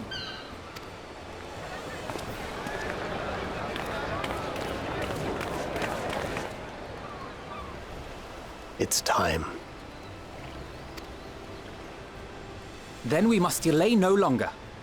We will contact you the moment we learn aught of value. Wish us luck.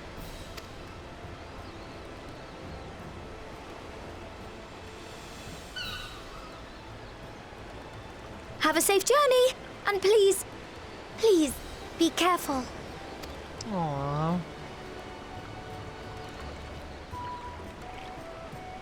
She's so sweet.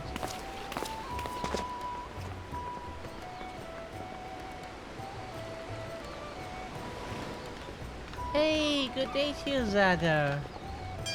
Hope you're well. Hope you have a day.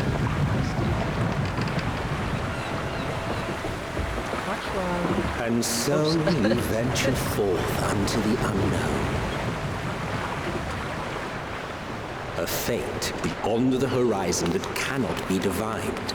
A future undefined and in flux. Look, Tataru is In such a uncertain sweetie. times, naught but the simplest words of wisdom will suffice. We're just waking up. That which lives is destined to die. Love leads to loss. Every beginning has an end.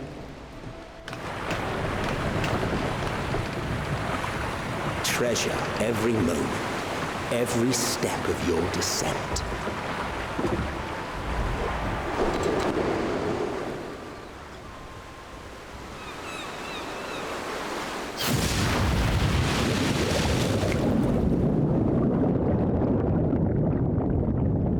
And there, in the depths where souls and stars rest, find your truth.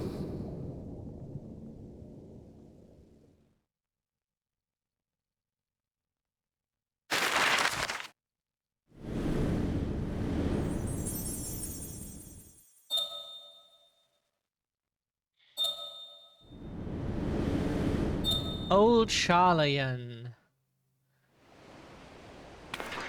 That's what it said on the map.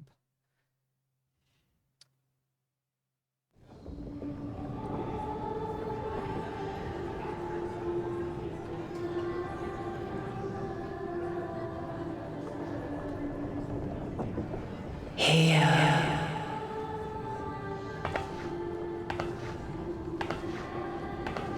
Feel.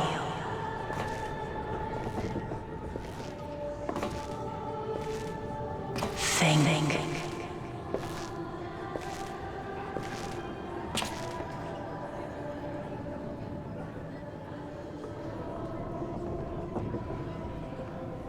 The day has barely dawned, my fellow earlier riser. Though we're hardly alone in that. Envious of those still sleeping soundly, no doubt.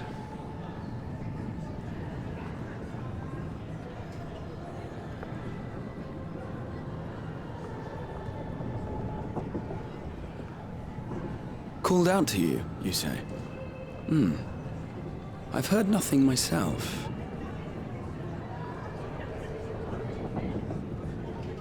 In any case, I dare say the sea air will do you good. Why not join the others on deck? Charlian should be coming into view at any moment.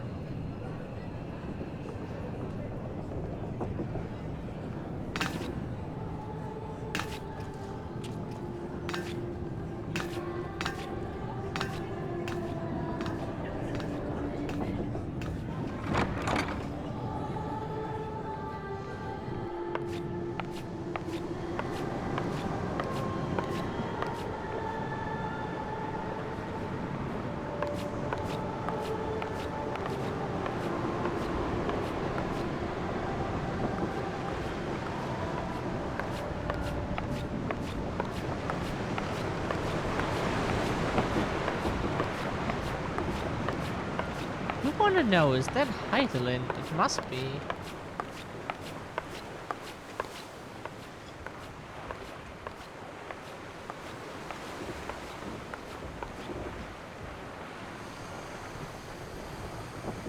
My voice yet reaches you.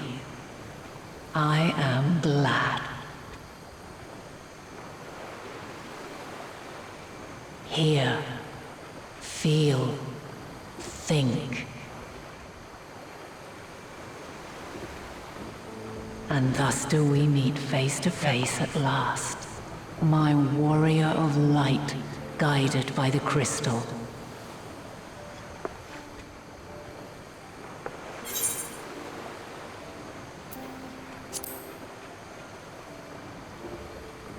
Yeah, why now?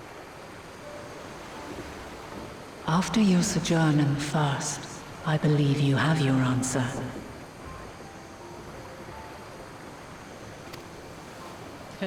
You have gained an understanding of what I truly am.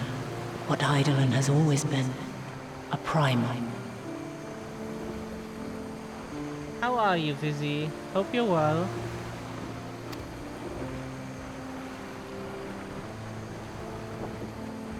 Zodiac was created to forestall the apocalypse which threatened the ancient world. And I was brought forth to bind him. Sorry, our hand is not working right now. Okay, now it's back. Yet 7 times now, those who would orchestrate a return to that bygone era have rejoined a shard to the god I had sundered.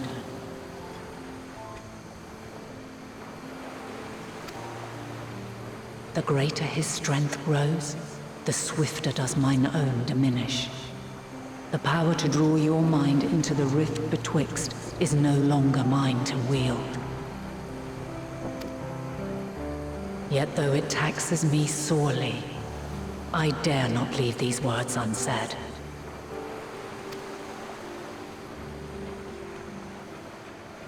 Even bereft of my guidance, you and your companions have accepted the burden of this star's troubled past. A conjunction has begun to form, an intertwining of your time and mine. Wheels shudder and turn. Conflict looms, monumental, which will decide the fate of this world and all life upon it. Let's give you a shout out real quick, Vizzy. Zaga. Shoot, it feels good. Anybody here? Oops. Why don't you do it for Zaga too? I dead ass want to do a Hope it works. black suited Spider-Man arc with these big massive fucking titties. Thank you, XQC. Okay. Had the big boob model. Oh! Oh no! That was a short clip. Oh god! How are we? Not too well. What the hell? It shifted since the medication. It very much shifted. Hey, Deadpool! Deadpool! No! It's we need it, but it has side effects that, like, in this case, it's not too pretty. Unfortunately. But When you truly understand what is at stake, and your journey has prepared you to surmount the insurmountable, then shall I honor the promise made in another time, another age. Cast your peepers to the fore, folks. Sharlian's just over yonder. I will not keep you further. Your traveler's heart must yearn to behold this unfamiliar land. We shall meet again, and soon.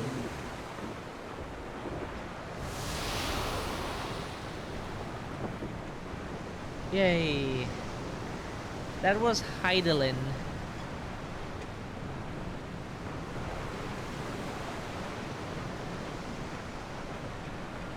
She's kind of one of what many people consider to be 2 gods, one of light, one of darkness. Now we know she's a primal. Oh, what a fine morning! Oh, still a bit stiff though. And a good morning to you too. Taking a look at the island already? Then let's go! Let's go! Might still be room in the prow if we're lucky.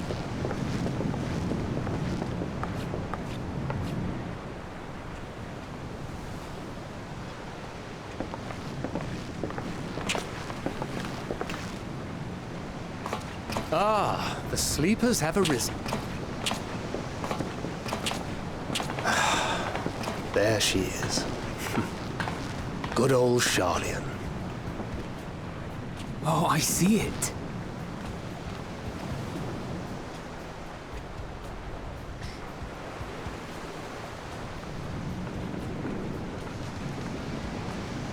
Home. Home at last. Well, maybe not in Father's eyes, but we'll manage on our own, if we must.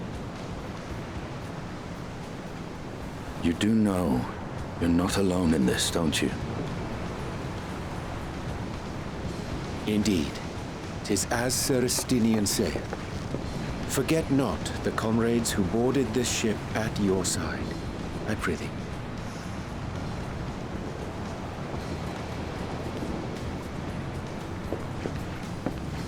Thank you, my friends. We are ever grateful for your steadfast support. Upon arrival, we will be disembarking into the heart of Sharlayan proper.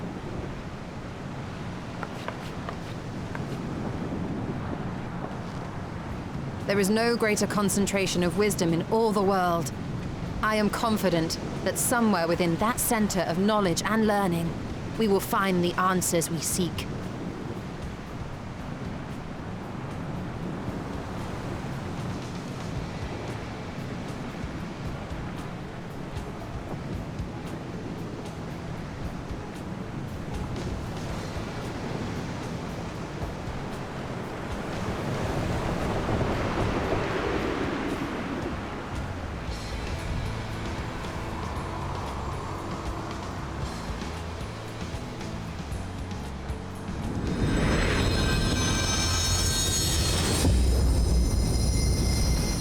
That is the beginning of Endwalker, the newest expansion the game has.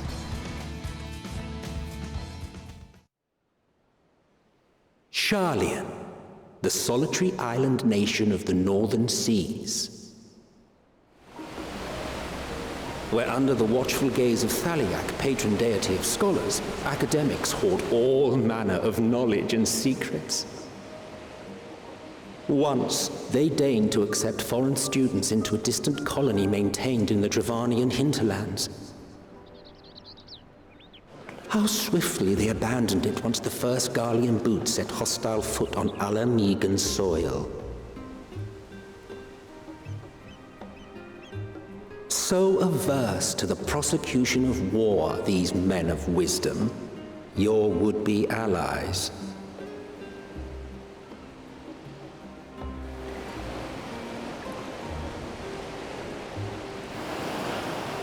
The northern empty old Sharlayan. I thought they'd never let us off the ship. What's next then? Entry applications? Maybe. Hopefully they find no cause to deny us.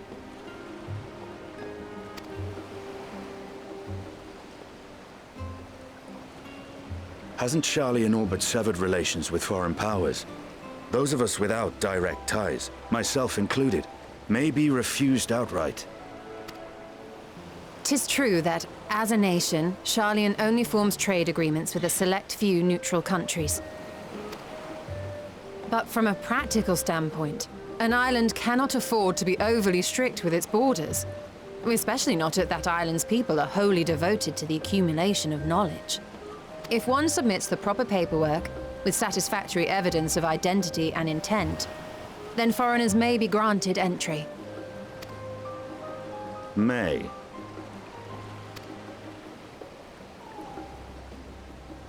Quite. So let us be absolutely clear on these points before we proceed. The immigration officer will ask for your affiliation and your purpose of visit. Considering Sharlayan's views on intervention, I strongly suggest we avoid any mention of the Scions.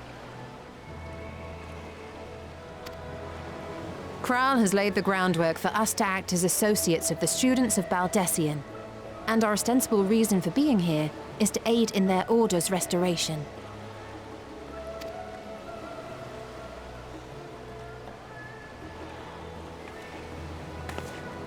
Grahatir, it might expedite our progress should an actual student be seen at the head of our little group. Would you mind leading the way? Of course. The immigration officers were this way, as I recall. Oh, whoops, sorry.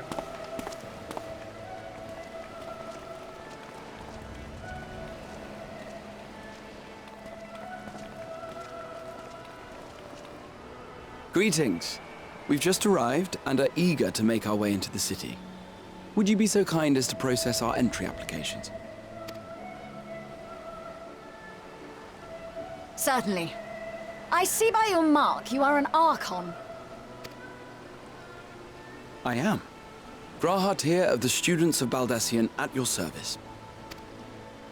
I was assigned to an Eorzean survey team, but have returned to assist with the reformation of my order. My associates here will provide additional support.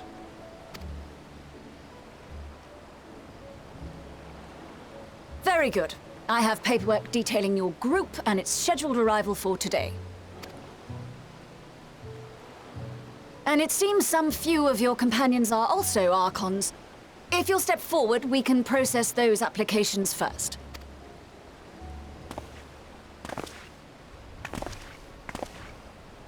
Ishtola rule.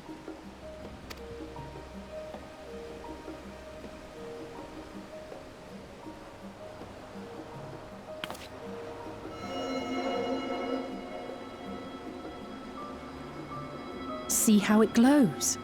That list is etherically linked with the citizen registry kept in the main repository.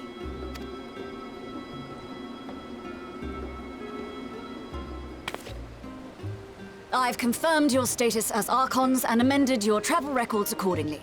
Welcome home. Now, who do we have here? Oh, she recognizes them.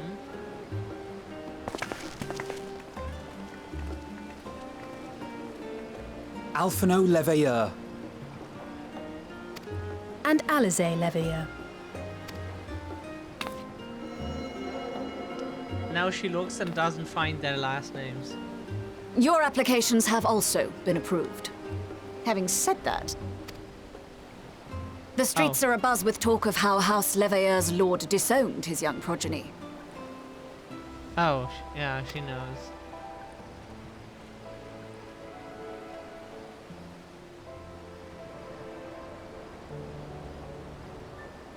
And while such personal circumstances constitute no reason to deny you entry, I urge you to avoid exacerbating your present situation. Times are quite troubled enough already. We shall keep that in mind.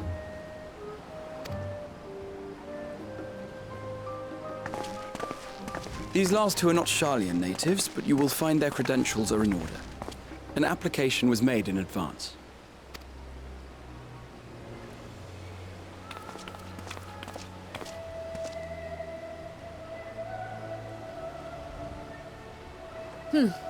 Name and occupation?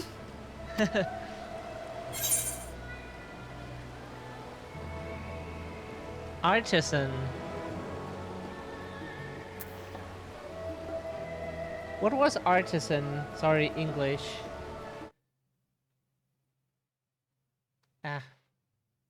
We want to know what that even means. Ah. Oh, that. Oh. That fits too. But here, there's the title. And it is a title well earned, I can assure you. An adventurer by trade is what your documentation indicates. No mention of this particular title. Self-appointed, I take it. Either way, your employer seems willing to vouch for your character, so I shall, albeit reluctantly, grant you entry. Champion. And you, sir? Yeah, this nation here must be Germany. Not because of the acquiring of knowledge, but because of the bureaucracy. Estinian Valino, formerly of the Order of the Knights Dragoon in Ishgard. Formally, at least. And what, pray tell, is your profession now?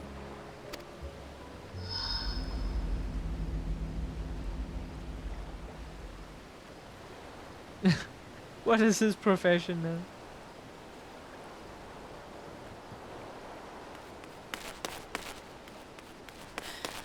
If you'll allow me...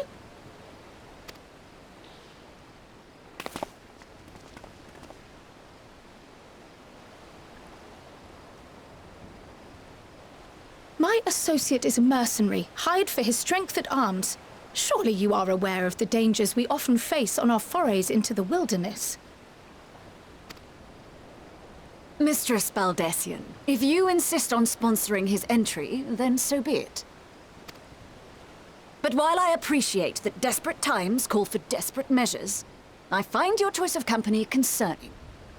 Be advised that even a single misstep may have severe repercussions for your organization.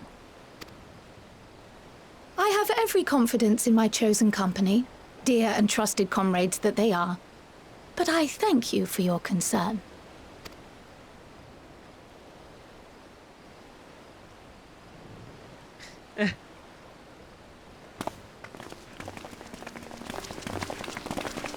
Oh god. Croyle! It is good to see you. Yeah. Likewise. Long voyage notwithstanding, you will seem none the worse for wear. There is much to discuss, but this is hardly the place. Let's be on our way, shall we?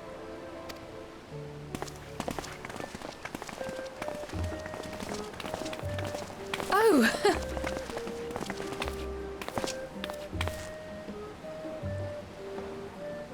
Welcome, friends, to Charlian. As your mercenary, I should hope my welcome includes a generous salary. Well, I had to say something, Sir Taciturn.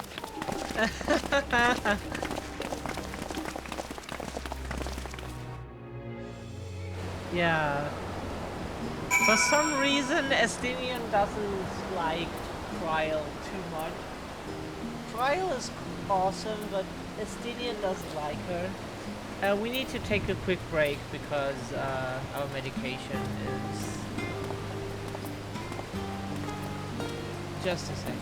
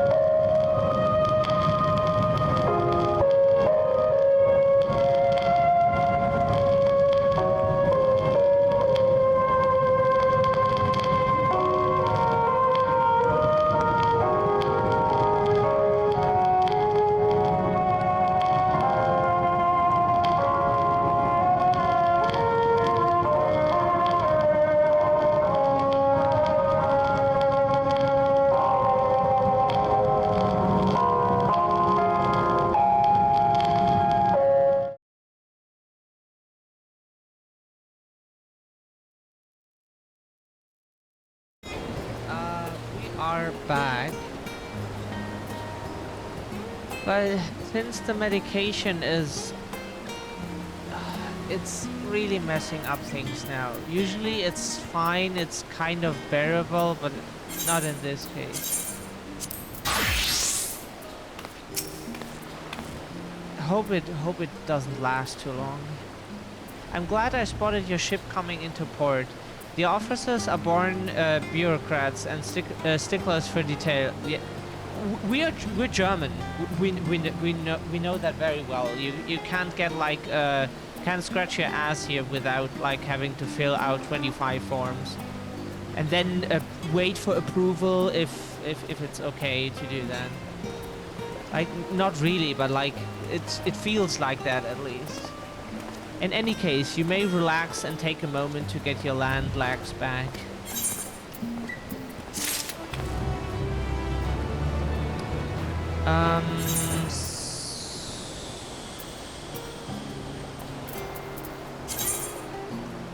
We do it for the gunbreaker.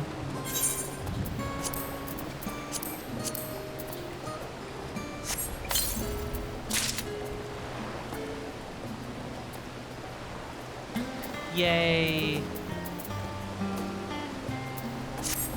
Okay,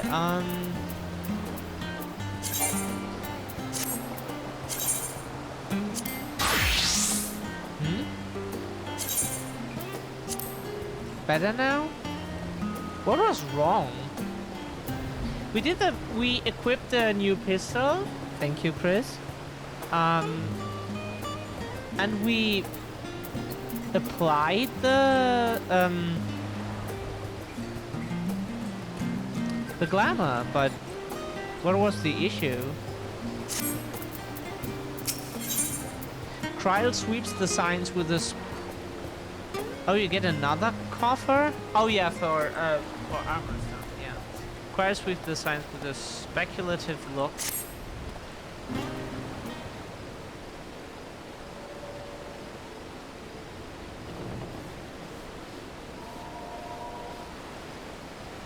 I had thought to launch directly into an explanation of what I've learned and how we might proceed. But this is SJ and Estinian's first time in Sharlayan, and for the rest of you, a homecoming that was long overdue.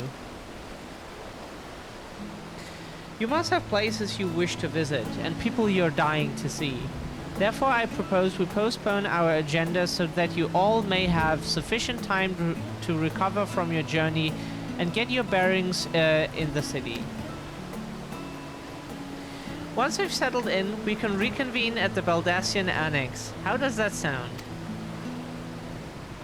'Tis a fine suggestion.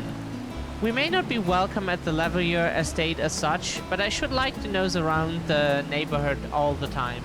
All the same. Sorry. I'm equally untethered, as it were. There is no particular place that my kin call home. Still, I would not pass up the opportunity to reacquaint myself with the city. Likewise, a quick tour of our old haunts might even yield some useful gossip. The annex was west of the Aetherite Plaza, wasn't it? I shall join you there anon. Yes, we'll see you there.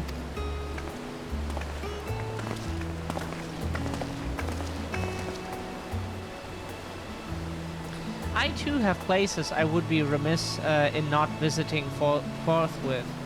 By thy leave.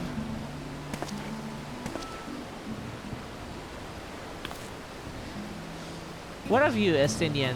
My services as a guide are yours for the asking. For anyone who doesn't know, by the way, we bought her outfit in the cash shop, so it's not like we're in the same, we were throughout the game in the same, group or something of some sort. We just she just has this outfit throughout the game, and we wanted to have it because it's a cute little dress. What of you, Estinian? My services as a guide are yours for the asking. That won't be necessary. Until we reconvene, I prefer to wander as the wind takes me. But I could... Oh. Yeah, that's Estinian. He's, like, you remember the song, My Father is a Rolling Stone, wherever he lays his head is his home? That is Estinian, basically. He's not a man of many words, or, like, he just goes where he wants to go, and then that's it.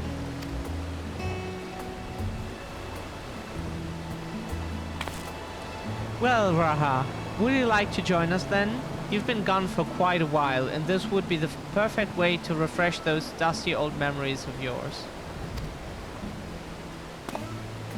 Oh, of course, if you will have me. Come, SJ. Charlian awaits.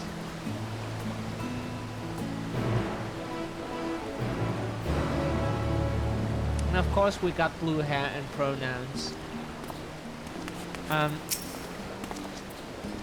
After you, my friend. I am more than content to follow your lead. Grahatir is now accompanying you. Keep him at your side in order to proceed with quest objectives.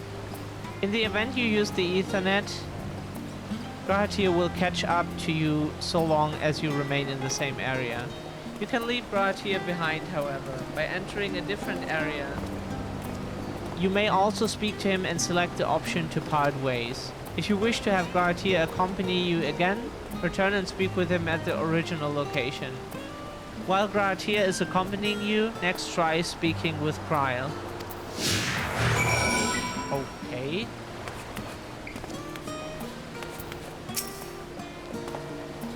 All set? Then let us be on our way. Our first stop, amusingly enough, will be the last stand.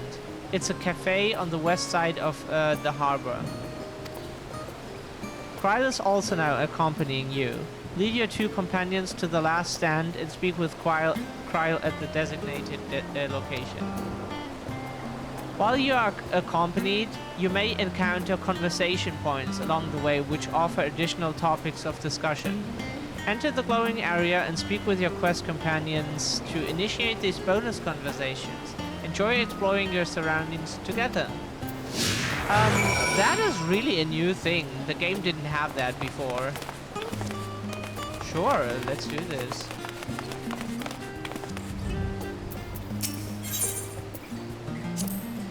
With all the unusual wares coming and going at all hours, I expect the assistance of an intrepid adventurer would be highly appreciated. I see no reason why you couldn't undertake any task which pique your interest. You've been cleared by the immigration officials, after all. I look forward to the day your name is celebrated in Charlian the same way it is in Eorzea.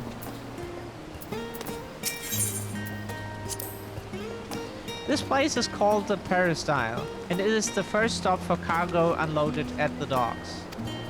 You'll find the usual necessities for daily living and other imports vital to running an island nation, but also supplies that further Charlian's pursuit of knowledge, namely largely quantities of books, specimens, and samples. Sorting these stacks certainly, seems to keep the attendants busy.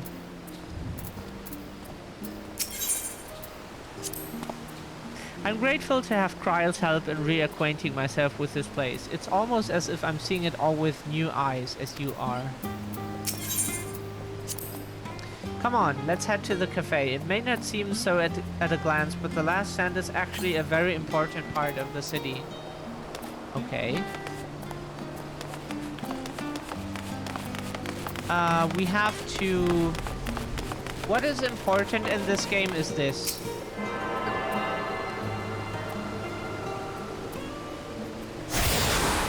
Very important thing. Like, if you want to fast travel, you have to attune to those etherites. Otherwise, you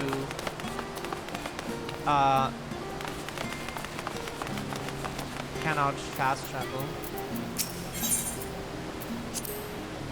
This path leading out towards the sea is known as the Thaliak Stowe, so named for the statue of the scholar which stands at its end.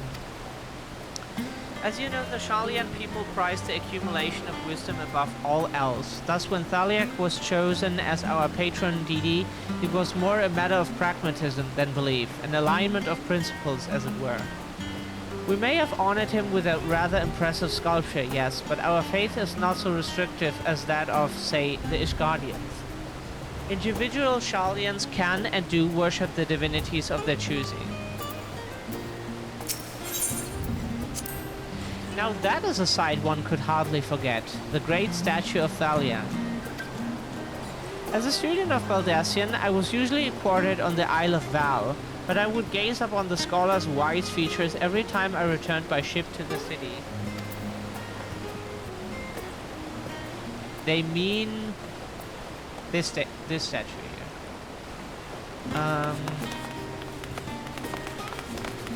Is there anything at the end of the statue? Doesn't look like it. Not really.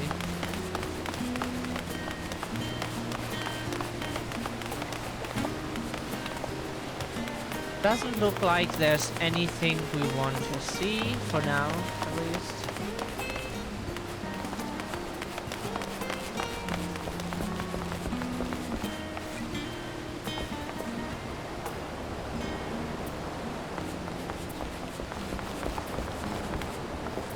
Dickon! There's Dickon! God.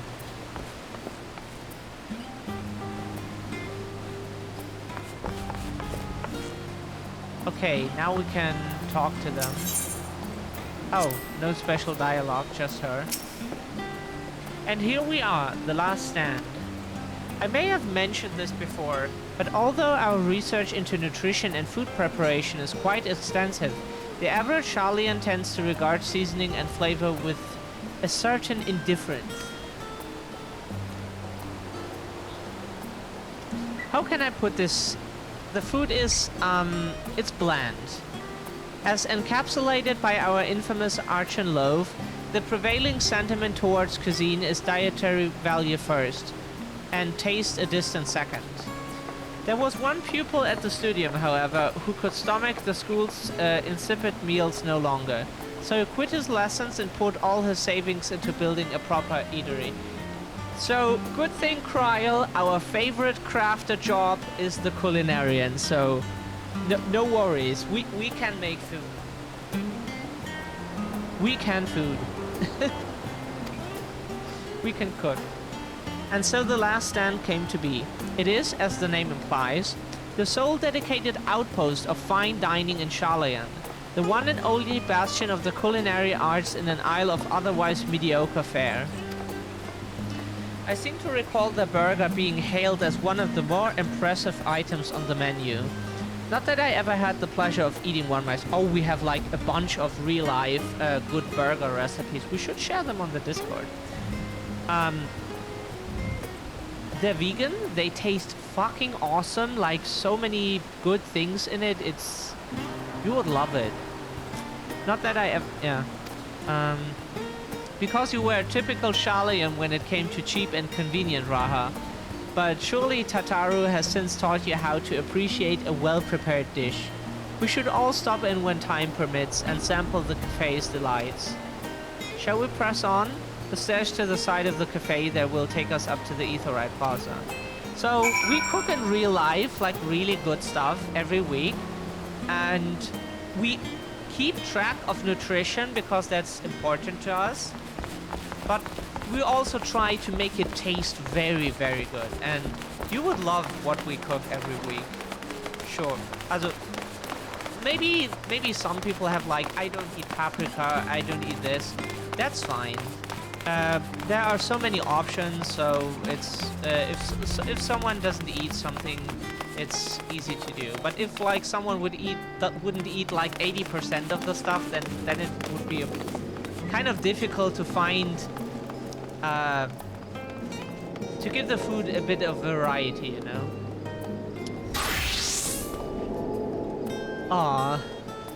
Of course, we would love to cook for you. We have like a lot of cooking books, even for cakes, like burgers, all kinds of tasty stuff, but it's healthy. It's not the unhealthy kind. It's filled with all kinds of good stuff, but it tastes like a normal burger, so don't worry. It's not like it tastes like salad or something. That's not the case. We rarely eat salads because whatever we cook has so much nutritional value that we rarely need to make any salads. But would be nice to have one, for sure.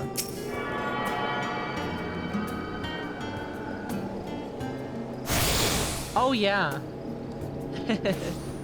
We would have loved chicken enchiladas. We had we have an enchilada recipe. Don't know if it's the same in English, but the name of the recipe in German was Enchilada Casserole. It's super nice. Tastes fucking awesome. Takes a bit to prepare, but it's we love the spiciness. And of course it has cheese. An unusual shape, isn't it? I assure you, however, that it's a perfectly functioning aetheryte. Remember to attune yourself before we move on. And by the way, good day to you again, Aris. Nice to see you here.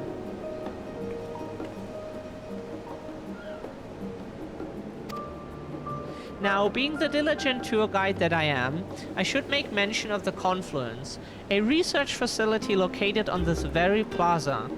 Its much vaunted discoveries are the reason Sharlayans stand at the forefront of teleportation technology. In deciphering the underlying principles of elegant aetherytes, it allows us to understand and reconstruct what was essentially a lost art. And off we go to our next destination. Our path leads northeast to the Agora, Sharlayan's largest marketplace. So from what we remember, Agora means like outside world probably, because like if you have agoraphobia, you have the fear of the outside world. So you're a person who doesn't leave the apartment or house or something, and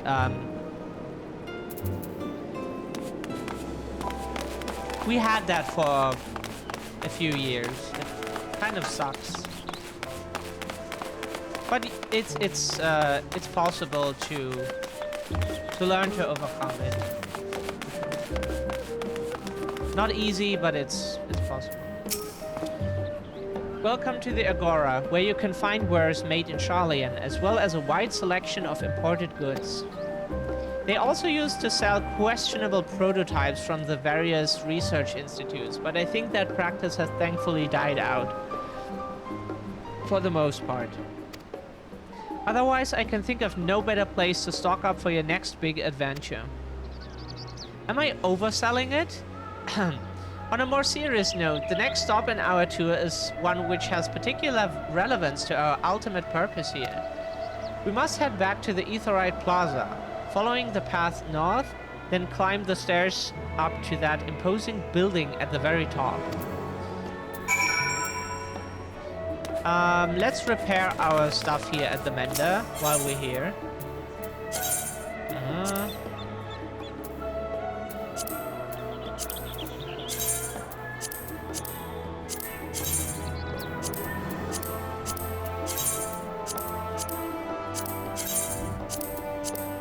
We have money, we don't care.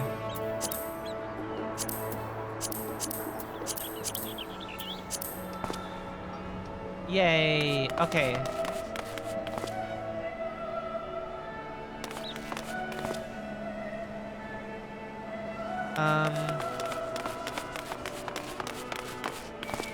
Gemstone trader, retainer. Could we get a new retainer here? We would like to have a second one, or do we? Hire a retainer. You may hire up to 2 retainers. Currently you have 1 in your employ. Well, customer... yes, please. We'd like to have a second one. So, a retainer is, someone you can send to collect stuff for you, like, mine resources, harvest plants, or sell stuff on the market. Yeah, that's peaceful music, right?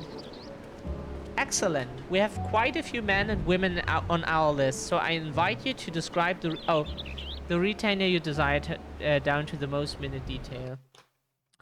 Let's give Ares a shout out as well. He deserves it. Yeah.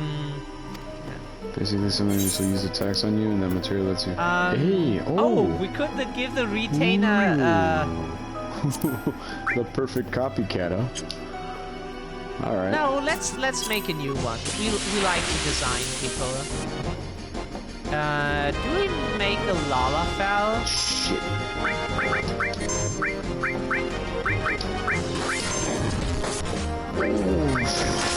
Fuck. Let's make a. Yeah, we like Lalafells.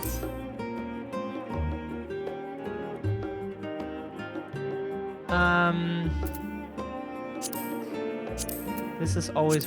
What is the difference between unique and this?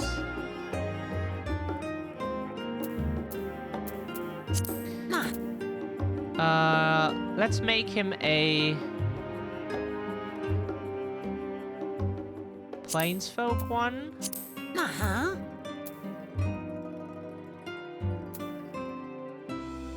Normal height.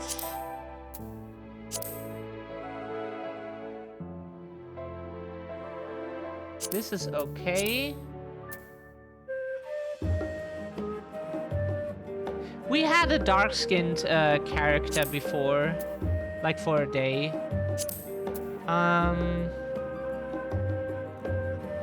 This is nice hair. That's also cool. There's so many cool things we could choose from. Onion! Oh, onion head.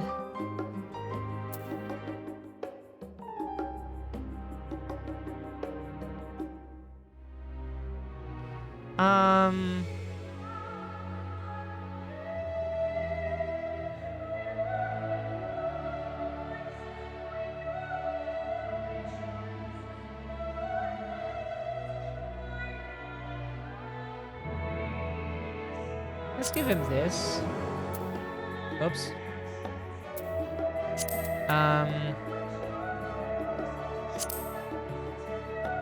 Oh, this is highlights. First give it a...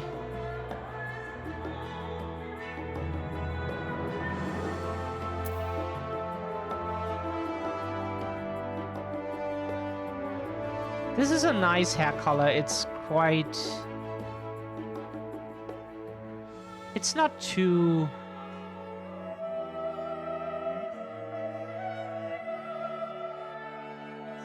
That's a nice hair color. It's kind of soft.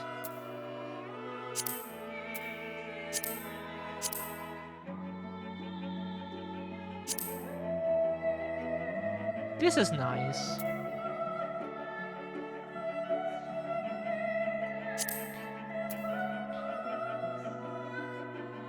Oh, this looks cool.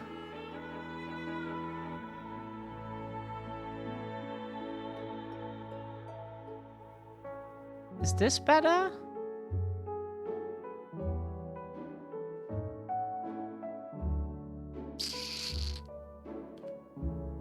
Or does he need blue? This looks nice too.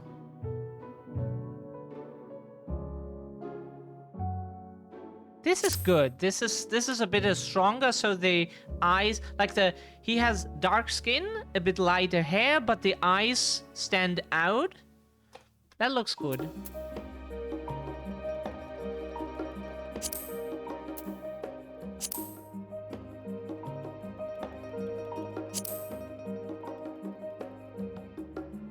A softer eyebrows. That's quite nice.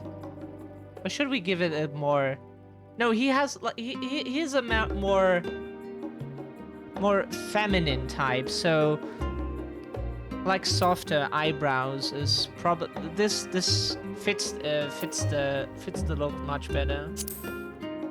The nose is quite okay. Like for Lalafells, it shouldn't like make the biggest difference or something.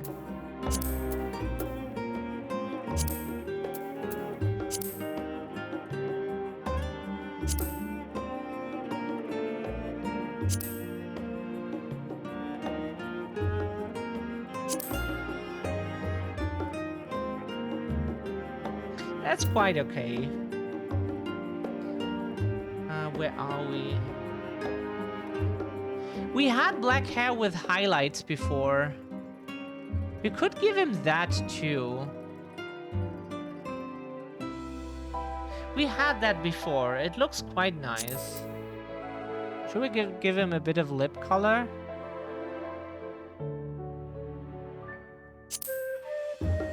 That's too light. He needs something stronger. Maybe that's too dark.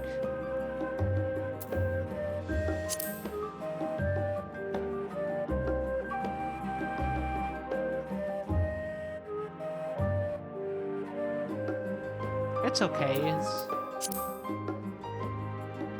That looks quite nice, so you can see it a bit. That's quite okay. Just as an accent.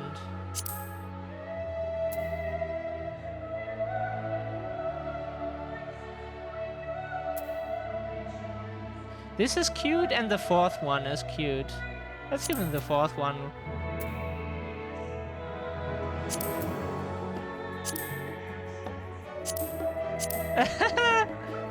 This is cool. This looks cute.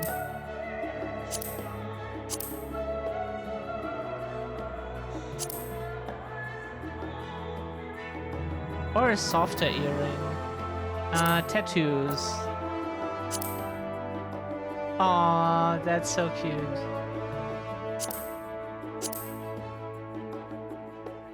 That's quite nice. Why not? Why not?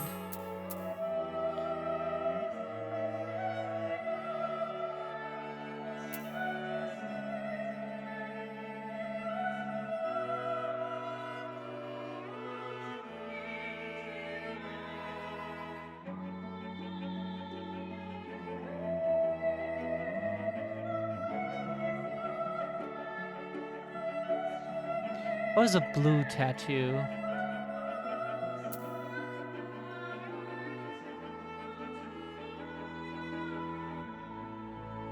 This is quite nice, yeah.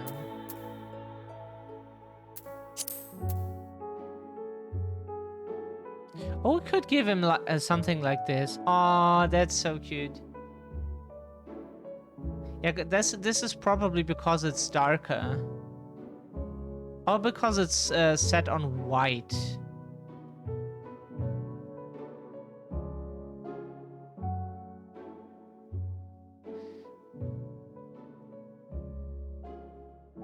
Oh, that's so cute.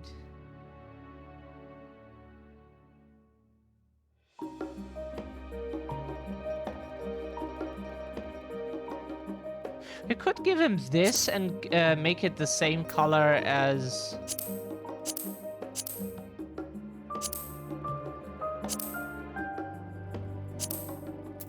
Could make it the same color as his...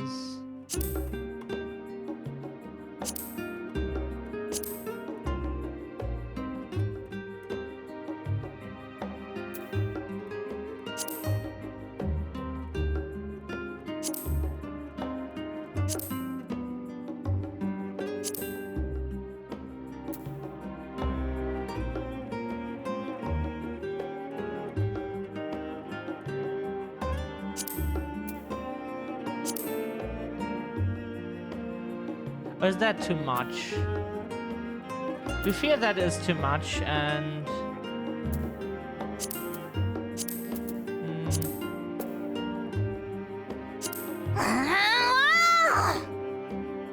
That's okay. The voice is fine.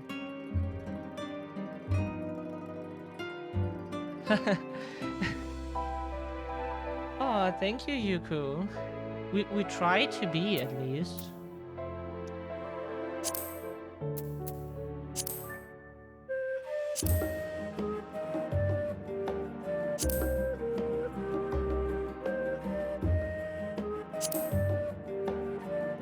Doesn't make a difference.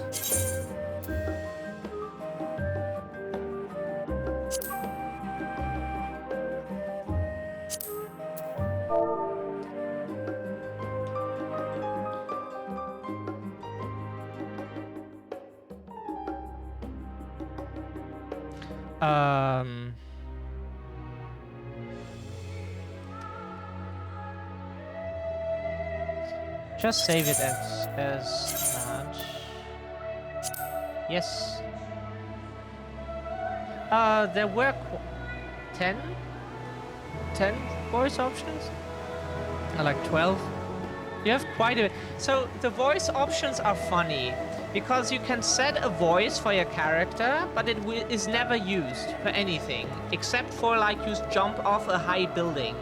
Then you get a sound because like your character takes damage. You can never die from fall damage. You can just like get reduced to 1 HP at best, at worst. And the voice is never used. They give you some emotions in the beginning, like laughing, like and like when they receive damage or something, because Alala has a higher voice, but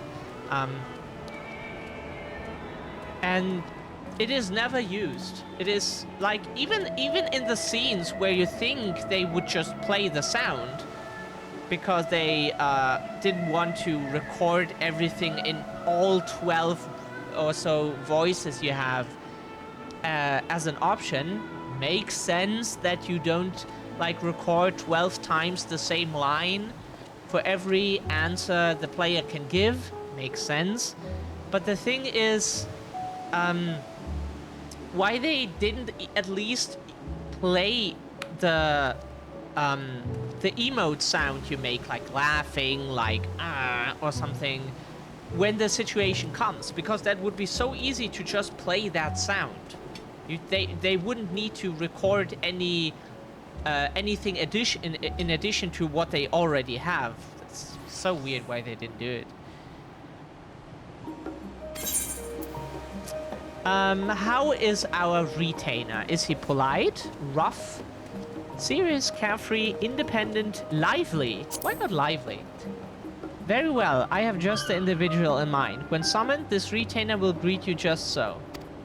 I'm here, I'm here. And when dismissed, this retainer will bid you farewell just so. I'm off, I'm off. Yes.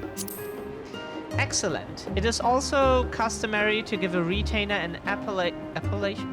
What the fuck is that for a word again? Always have to look stuff up. Okay, we have a typo apparently. Thank you. That word exists in German, but we don't know what it means. Bezeichnung. Okay.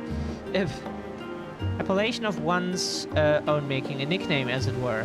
We find this deepens the bond between our clients and their... Yeah, you have to like give you get to choose a name for your retainer.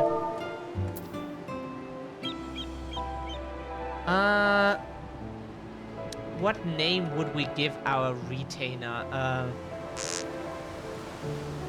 Something from Supernatural. Oh yeah. Should we name Castiel?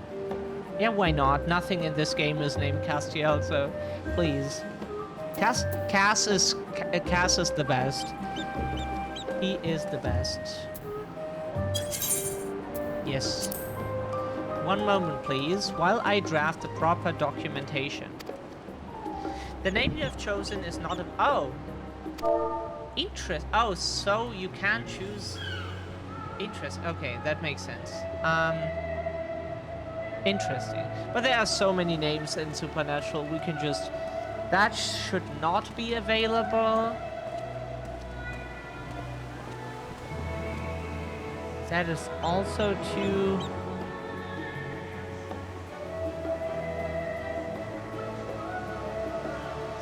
There are so much things.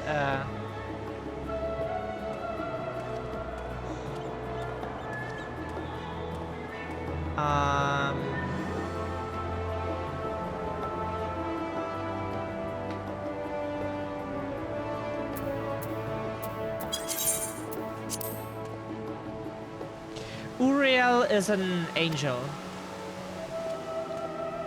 He's not...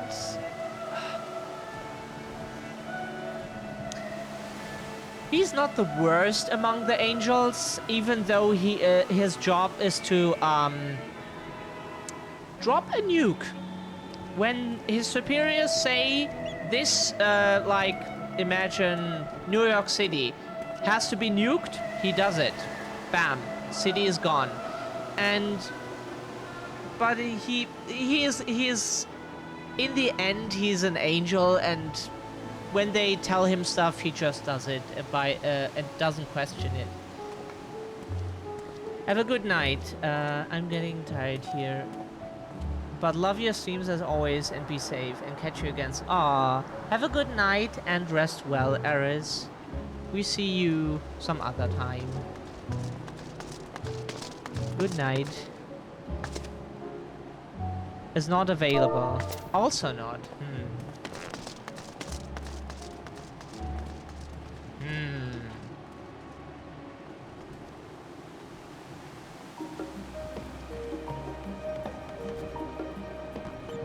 That name we can't choose, even though that's a character's name. Can you use, like... Oh, you can use spaces. Ah, you can't. It looked like you can, but you can't. Richard Roman would have been, like... something... It's so hard, to be honest. Azazel is one. Probably not available. Not available. It's that stuff is all too common. Jesus Christ, names.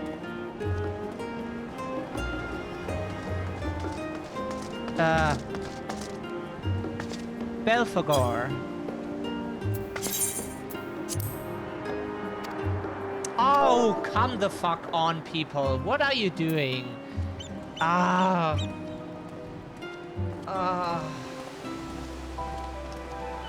on. Probably taken. Yeah, of course. Of course it isn't. Asmodeus. Fuck my life. Okay.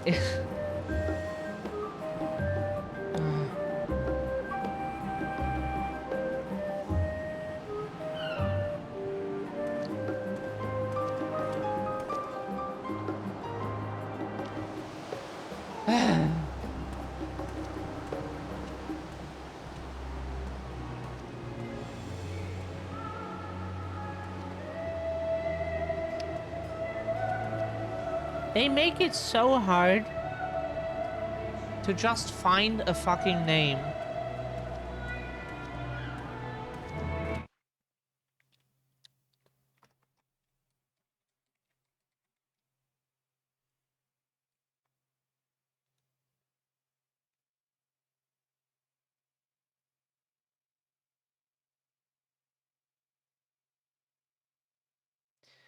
Okay, so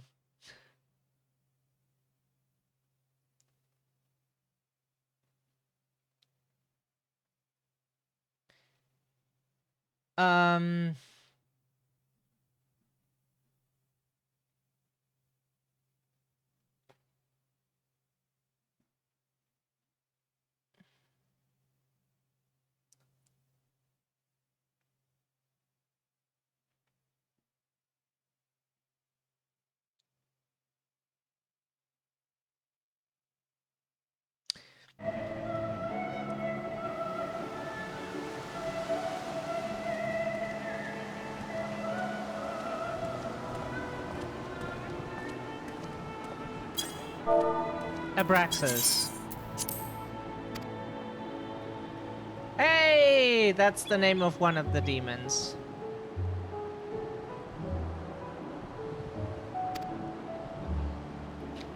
Hey.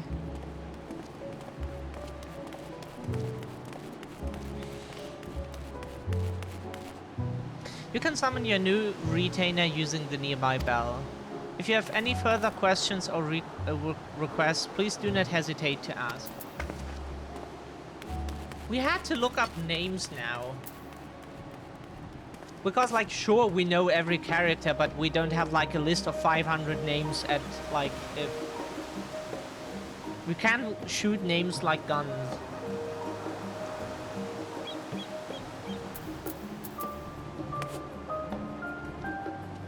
So that retainer can then be used now. Like, we have one for buying stuff or selling stuff already, but this one can now be used to collect resources, and we get venture thingies all the time, so...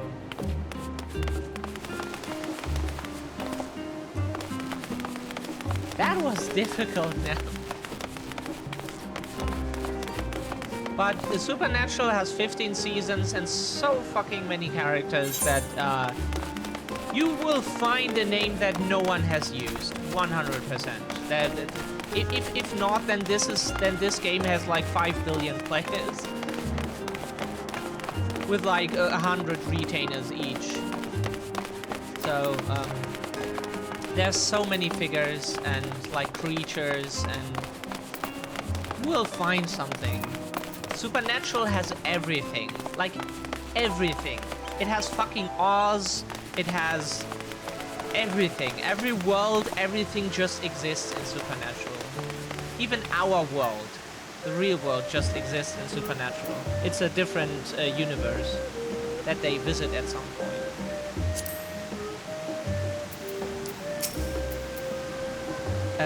In season 6, to be exact. This grand structure before you is the rostra. The name refers to the original public platform erected here, upon which a forum of elected representatives would deliver orations and debate policy. Although the stage has since evolved into council chambers. So basically, they're probably circle jerking.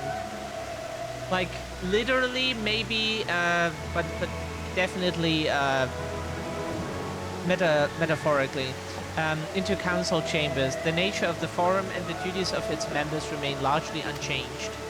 Am I boring you, Raha? You seem awfully distracted. My apologies.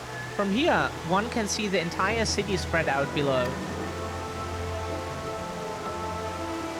The vista put in mind of my arrival in the first. Those who had gathered at the Crystal Tower asked me how they might go about building a new home. Naturally, my answers were all inspired by my knowledge of the finest settlement I could think of, the great city of Sharlayan. And bit by bit, those few buildings grew into a town. A community. The Crystarium. I can almost see its echo.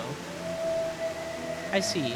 Feel free to come up here wherever you wish. I don't think the councillors would object to you simply enjoying the view. Such memories should be treasured. For now, however, the tour must go on. Our spectacle of sightseeing concludes with a fittingly named journey's end. Walk down the stairs to the east and continue straight ahead.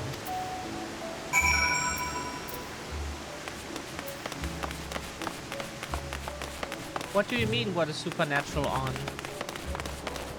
Like streaming platforms? We don't know. We don't pay for those things anymore.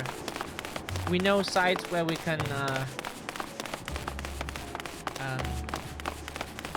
look at the thumbnails as every law-abiding citizen would do. And not more. Of course. It's not like there are VPNs or something, that nobody would do such things. Dear industry, that is just a myth. We have arrived at Journey's End. History tells us that this was where those who put ashore with Archon Nunkrapf built their first home. In the present day, it serves as the residential district for the most important officials and the oldest Sharlayan families. You'll see that one mansion is clearly larger than its neighbors. That estate belongs to our friends from House Levier. All things considered, we should probably keep our distance from the time being. And with that, we bring our little Sharlayan to a close. I hope it has proven to be an entertaining and enlightening experience. Kryl is always lovely. Now shall we head directly to the Baldassian Annex? You remember the way, don't you, Raha? Let me think. We head down towards the harbor, cross the bridge to our right, then follow the path below the Aetheryte Plaza. Correct. After you, SJ. Supernatural was on Netflix as when we had a subscription, but we remember that they stopped updating the show like many years ago, like with when season 10 was new. They stopped like updating it, and yeah, fuck Netflix.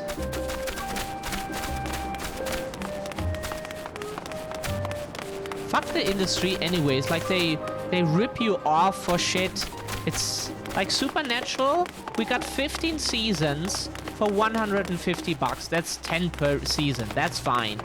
But like, try to buy Star Trek and you pay $60 per season on like Apple's iTunes store, on other sites. We looked and it was like $60 to $70 per season. And then like a series has like 7 seasons. They could also ask for your kidney. It's fuck the industry. Like, that show is not new anymore. It's decades old. Let people pay like $5 per season. They made their money with it. It's over. Just let them like pay $5 per season or something, and that's it. Like Supernatural at least was concluded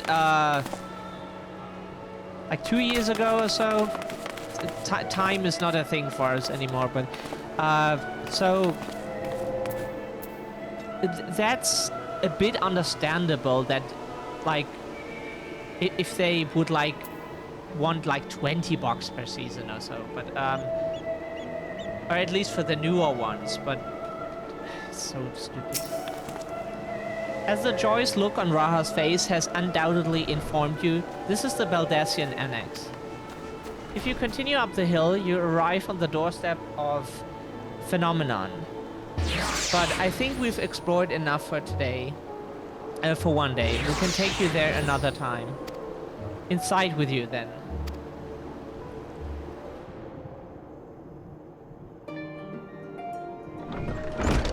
Yeah, we don't have Hulu here in Germany. We would used to...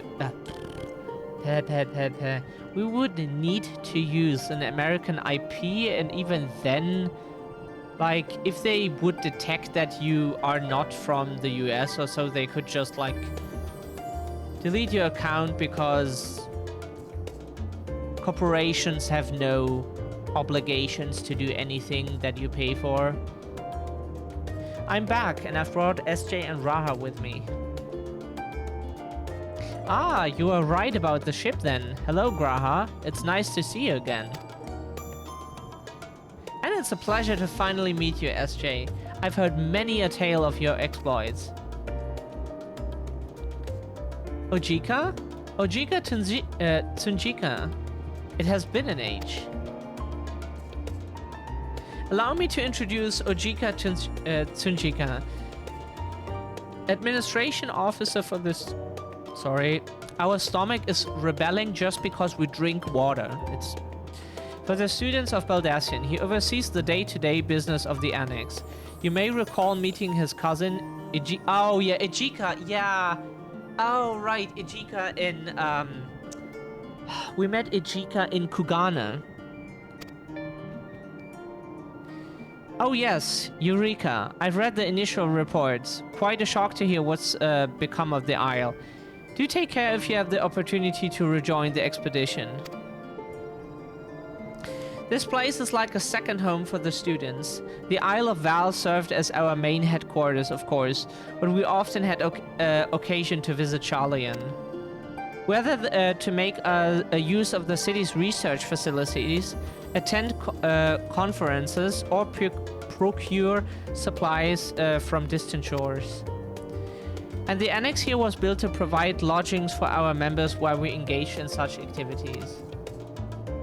Ever since our former headquarters, along with the isle itself, vanished, the annex has served as our base of operations. And yet it feels so empty. With so many lost to us, our organization is a shell of its former self.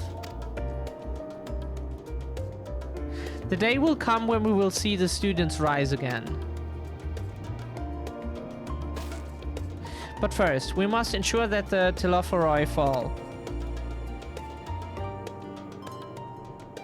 Through that door on the left there is the main hall, where we can discuss our options moving forward.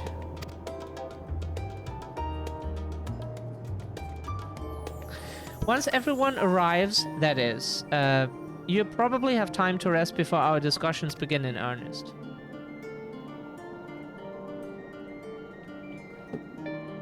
I've had private quarters prepared for you in the Andron, so please feel free to make yourself at home. Ah, the nap rooms, perfect for an afternoon doze. Oh, I didn't mean to give you the wrong impression. The chambers are quite well appointed, far more so than some cheap roadside inn, you may be assured. It was simply that we were often so busy with research or exhausted from journeys abroad that we would slip into the Andron just to steal a few winks. And thus they became known amongst the students as nap rooms, even if many such naps might last well into the following morning. Say the word and I'll be happy to show you to your chamber. Hopefully the others won't be too long in coming. I'll wait for you all in the main hall.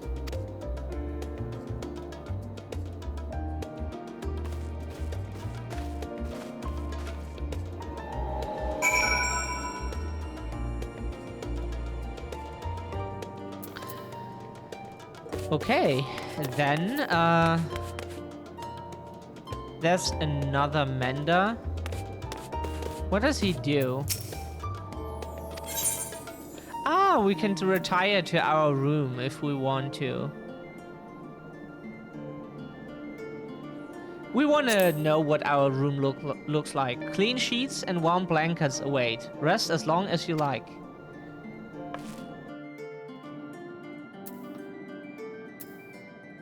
Clean sheets. Here we can play music. Do we have the... Yeah, most orchestral roles we don't have.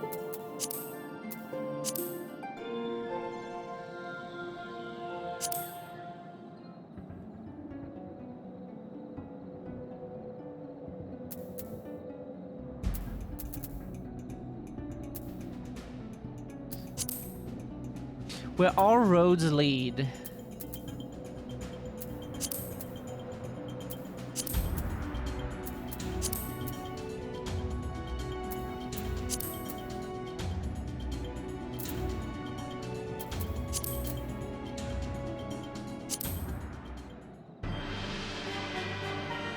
Da, da, da. Da, da, da, da, da.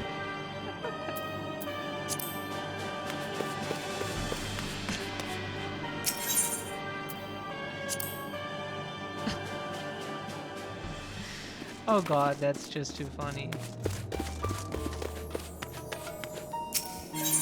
Yeah, and as you can see from the players you see running through the screen, most people don't play Lalafels because Lalafels are so small and people want impressive weapons, big axes, big guns. We also wanted that, but we found that like being small and cute is what we like the most, and so as soon as we got the first Fantasia for free, we just switched to this because at the end of AR you get one for free.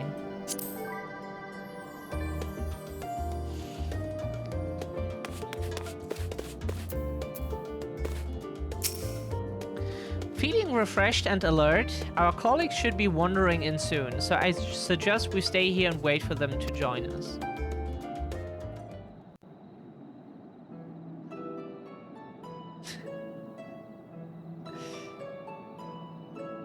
Clean sheets. Yeah. Pray forgive me. I was delayed. Urianger is great when he talks. We love his talking. It's just whenever he has something to explain, it's pure hell. Because, like, we don't understand English that well that we can follow when he explains stuff. But if he's just talking normally about stuff and talking to someone about something, it's fine. It's fine, Urianger. We're all here now. Let's get down to business then, shall we?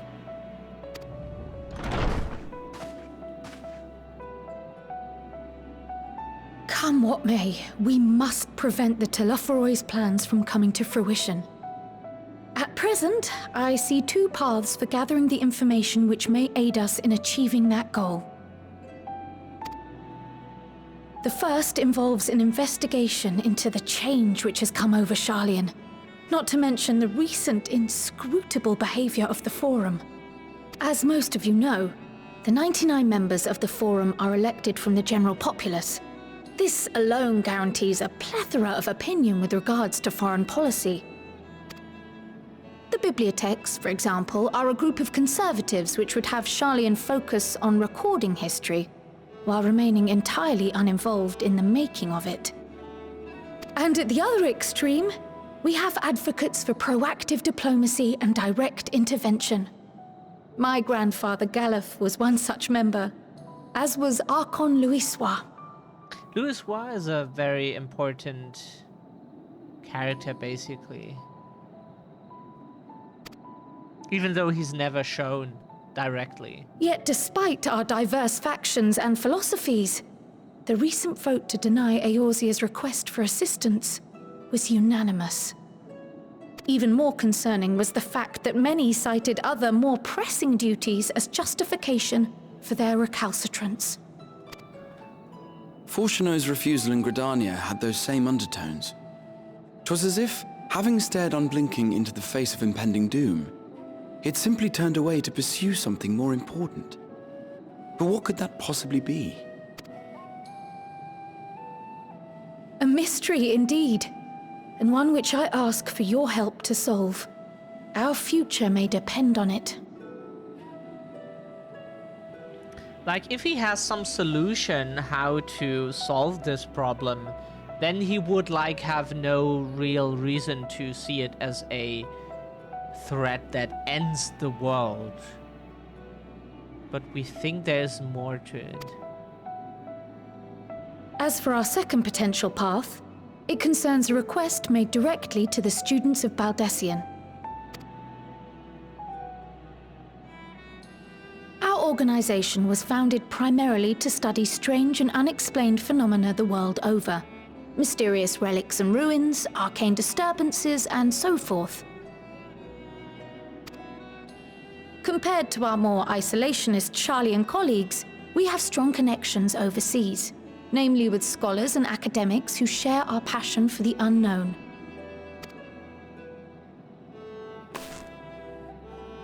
The request in question comes from one such acquaintance, Nadana, an alchemist residing in distant Thavnair. Her missive describes the sudden appearance of a tower, and the subsequent summoning of what I can only assume is a lunar primal.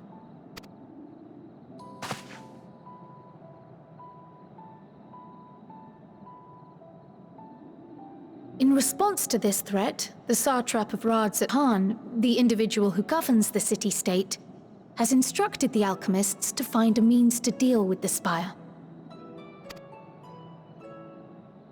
The artisans of that land are heirs to an ancient tradition, one rather unlike that of their Uldan counterparts. It is possible, nay, probable, that they have gleaned truths unattainable by Eorzea or her Far Eastern allies. They do, in fact, appear to have a strategy in mind, though it will require further research. To that end, they have requested an introduction to a capable warrior shielded by the blessing of light.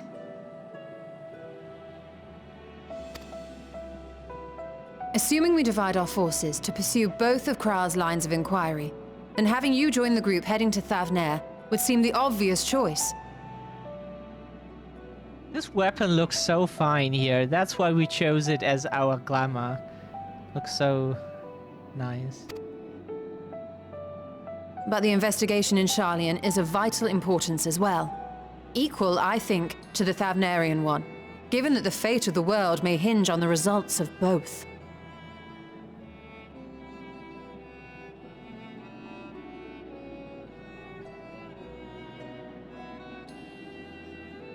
Yeah, as we said, Yuku, we don't want to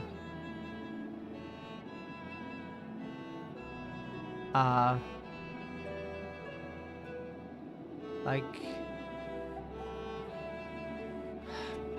it's so shitty when you're so limited with your vocabulary.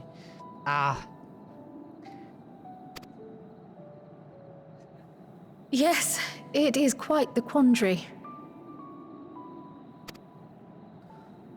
Though it is a great imposition and an altogether too common one, our efforts would be more likely to succeed were you to lead the charge on both fronts.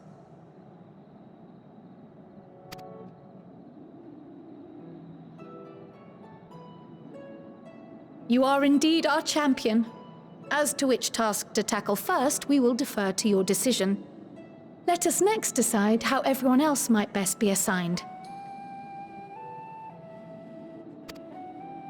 As for myself, I shall continue what I've begun in Sharlayan. I should also like to steal the services of an Archon or two.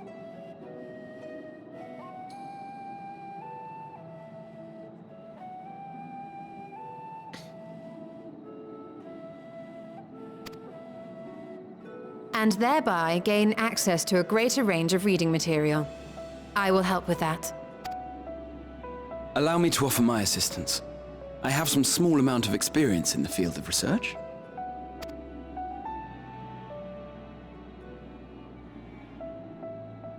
Alize and I would also like to help, if you would have us. Anything to understand even a fraction of what our father and the Forum might be thinking. Of course! The more the merrier. We love Kryl, she's awesome. Right. The rest of us will make the journey to Thavner. But from the men in the group, they have the most drip, for sure. Thancred plays 1 and... like, his outfit is cool, but it is also...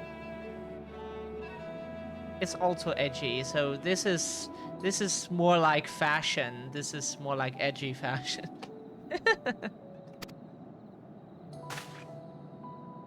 Thoughts? Objections? I passed through Thavner on my way to infiltrate the Empire, and though I'm not qualified to give a guided tour, I did gain a sense of where things lie. I'll be happy to have you along then. So for this group, it will be you, me, and Urianger. Give me a moment afterwards, and I'll supply you with all the details of Nadana's request. Consider this hall our rendezvous point once our respective tasks are complete. May our investigations prove fruitful.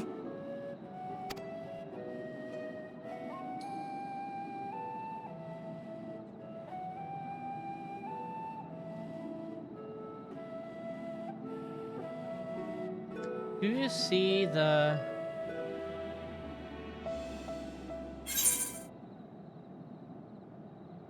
what do you mean? The other parts of the game or just this portion of the...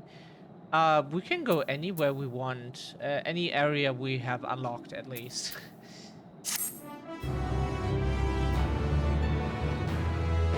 Oh, that's the Endwalker music. Let's see. Oh, we have 2 quests now. Again. Kryl is intent on uncovering the reason behind the Forum's inexplicable behavior. Whoops. Sorry. As I mentioned before, however, questioning the Councilors directly is a fruitless endeavor.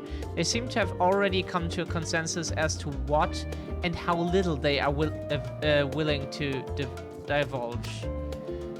Which is why I began scouring Shalian's archive of historical records for any hint of connection to the final days. Suffice it to say that progress has been slow. There are only so many dusty pages one can skim in a day. But now that I have this band of willing reinforcements, the search should proceed all the swifter.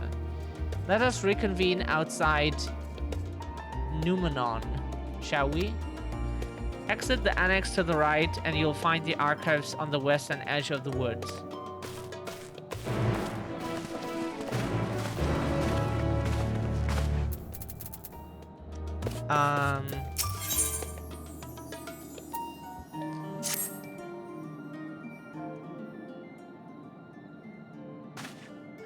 I have Kryle's instructions in hand. If you're ready to set out, then so are we. Having been to Thavnir before, I can travel by Aetheryde, but what of the rest of you? Another sea voyage would waste time we do not have. Kryle was of the same mind, and has already secured the aid of the good folk of the Confluence. We'll take ourselves there. The Confluence, thou sayest? I'm afraid so, my friend. Huh? Thou wilt recall the hunt for Iceheart, unto whose sanctuary we delivered the owing to the knowledge of our comrade Moonbreeder. Oh, Moonbreeder was the trans woman we miss.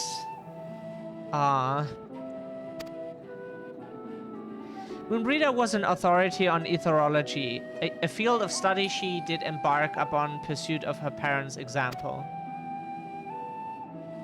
Both are authorities in their own right, and both are researchers at the Confluence. Haven't you gone to see them yet? I attempted to do so earlier, but to my shame my courage failed me at the last. As it hath, the many times I thought to reach out to them after sending that fateful letter. Neither time nor introspection have revealed unto me the words I should speak, and thus I have kept my silence. Whether you come with us or no is your choice and yours alone. If it is too difficult, we'll manage. Thou art kind to say so, but I have no intention of forsaking our cause. I shall go to the Confluence, and I shall face that which hath long been overdue. If it's settled, then let us be off. When we arrive, we should look for a researcher named Kite.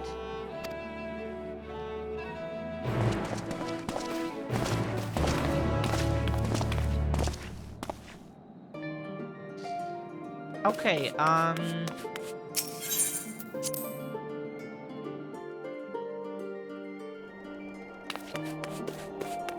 Whoops. We thought we were like we thought we were somewhere else. Main hall entrance. Huh? Main hall exit? Huh? This is confusing right now. So from this we get into our... Huh? What? Huh? Confusion. Orientation. What is that?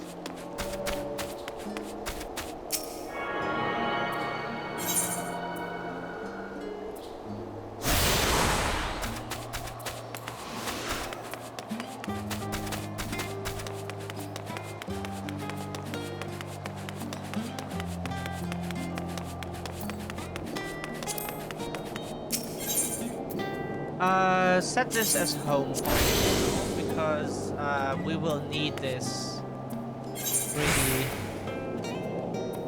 quite often.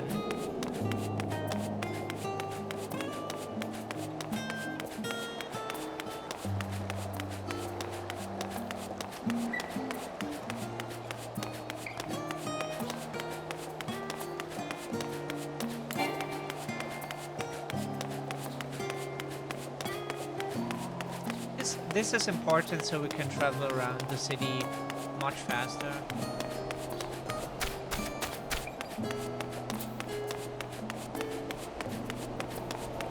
So we don't have to run from end to end all the time.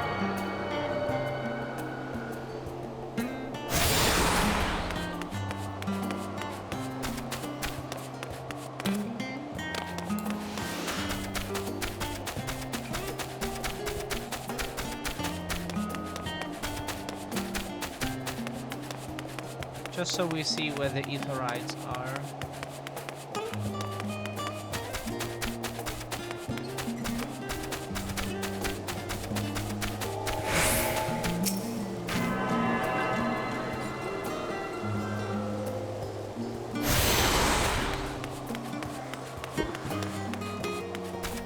So...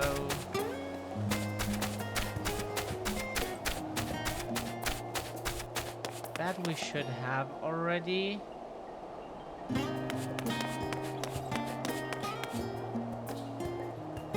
No, that was the harbor. So we don't have that yet. And that we should also not have.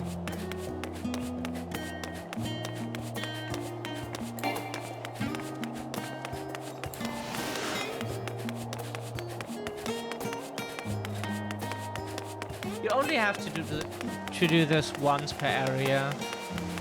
It's not like you have to do this every time or every day. So.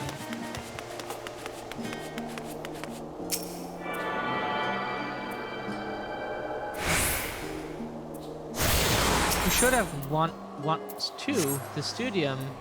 Oh, yeah. Navier Estate, Journey's End, Scholar's Harbor. The Studium and oh, because this is the one way. Oh yeah. Never mind.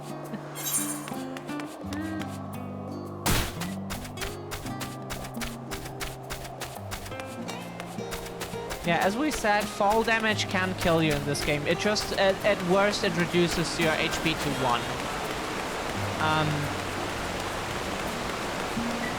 And no, it doesn't damage your equipment. Not from what we know, at least. Like, see?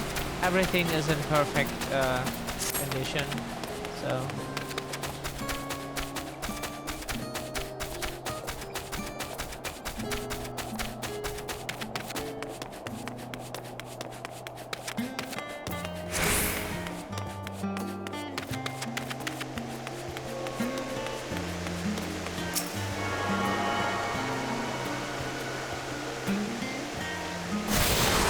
now we can go everywhere.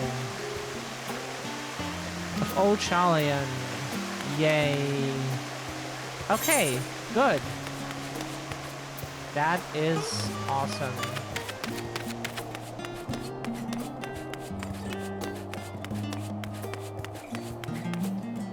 What do we do now?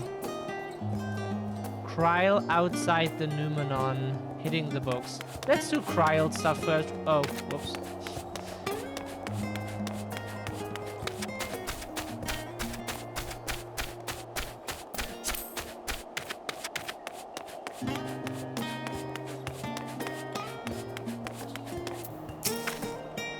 My directions were easy enough to follow, I hope. In any case, you stand now before the doors of Numenon, Charlian's grandest collection of books and tomes. This building is actually only an entrance, and one of many at that, for the archives of Numenon extend deep beneath the surface like the roots of a tree. The vast halls of the great Google Library pale in comparison to the Numenon's endless maze of subterranean chambers. Any citizen of Charlian is free to enter and peruse its shelves. Well, most of its shelves. Only archons are afforded access to certain restricted vaults. I've dispatched Y'shtola and Raha to investigate those. Meanwhile, Alisei and Alphino will help me continue my search through the stacks open to the general public. Your status presents more of a problem. As a non-citizen, you are only permitted to browse the first floor here at the entrance. Even so, there should be a number of books which touch upon Charlian history or foreign policy. The task will be to find and study the relevant publications. I promise you a working knowledge of those subjects will make it far easier to spot the sort of clues we're looking for. Let us be about it, shall we? I've told the others to meet us at the stone benches over there once they found some promising tomes. Happy reading.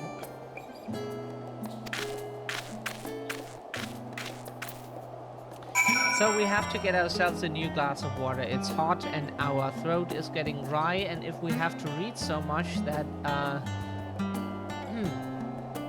yeah, at some point we can't talk anymore.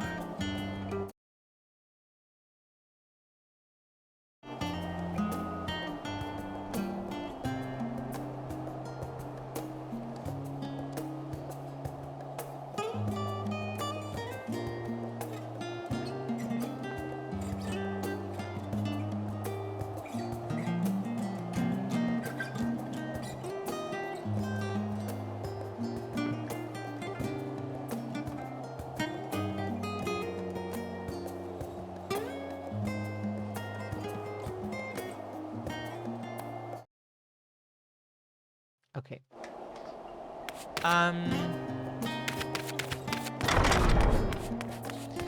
Wow. They have books. Not bad. Is this a mammoth? Cool.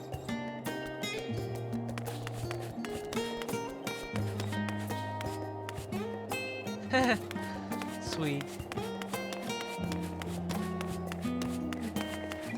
Super cute.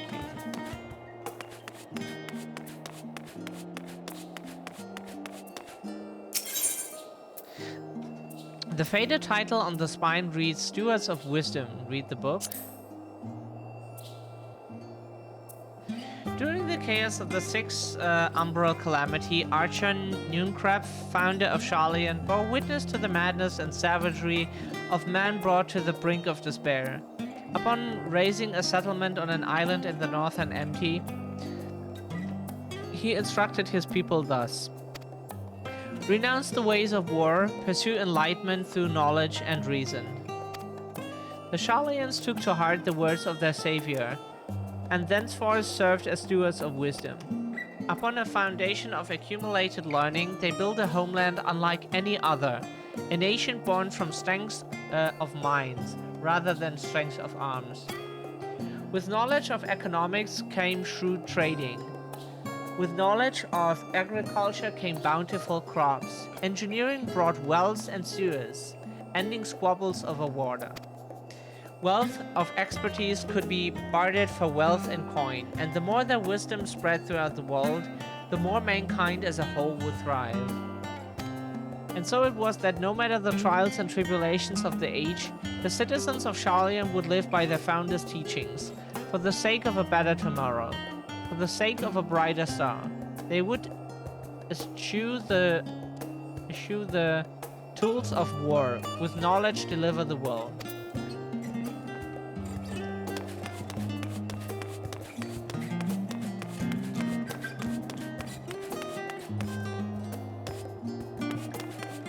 Oh, we just do it clockwise.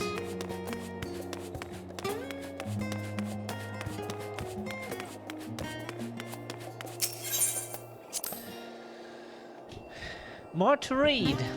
My beloved seekers of knowledge, have you ever put learning before your health and neglected to feed and rest your body as...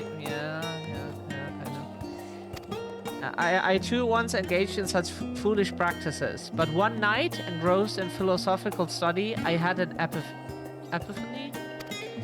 For all the world's mysteries that drive us to reckless abandon, we have so very few years of life in which to achieve our goals. Thus do I share with you this mantra: I am forever 20 summers young. The number itself is unimportant. You could be 19, or 23, or 40. Whatever age you are when you discover this manual, let that be the age you aspire to remain. Through mindful, healthy living, will you extend the time available to spend upon your chosen research. Another day, another moon, another summer to grasp the greater truth you pursue. In the pages that follow, we will explore the secrets of maintaining one's physical condition from a biological, etherological, and arcane viewpoint. This book is on the wrong subject. Search for works which contain details on the forum or mention the history of Charlotte. Why not read everything? Isn't that what it's for? That we read all the books here? But maybe we hit the right book accidentally, so... An introduction to the heavens. Have you ever gazed at the skies above and contemplated the mysteries contained therein? I speak not of shifting cloud patterns, but of the vastness beyond, of the sun and the twinkling tapestry of the night. Some think of the dome above us to be a...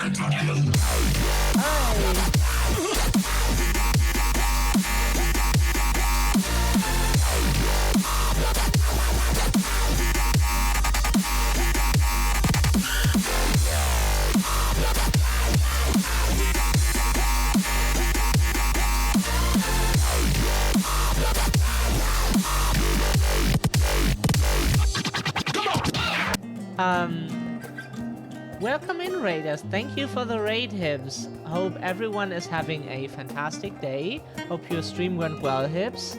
How are you? How are you, Dipsy? Good day to you again. Samato. Hello. Yeah. My name is SJ Winchester. And yeah, currently, at least my name, that is. And currently we're playing Final Fantasy XIV because, like, there's so much to do. We have a lot of stuff to play through still. So yeah, why not? You forgot the raid message. It's fine. Good, had an acupuncture not long ago. Oh, we never had that. Hips is being a bad boy and didn't go to bed at a reason.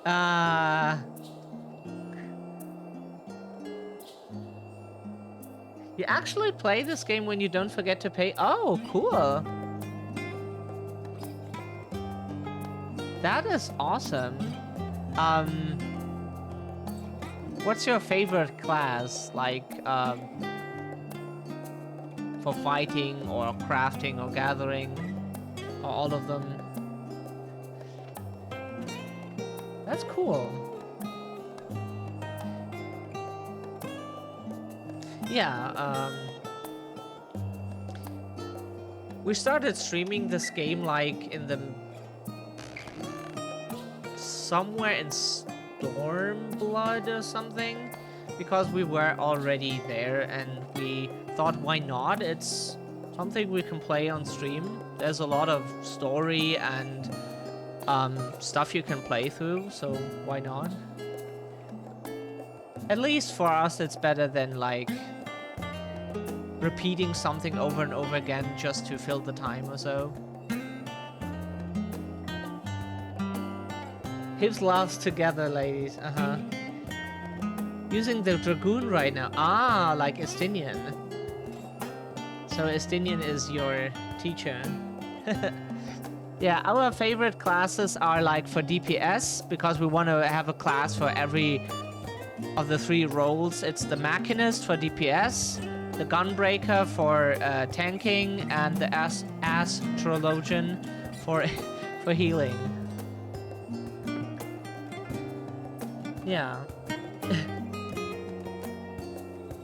From what we know, Dragoons love to kiss the floor. Because, like, they love to jump into the air and then come down and with their face first and kiss the floor. It's pretty funny. Yeah, okay,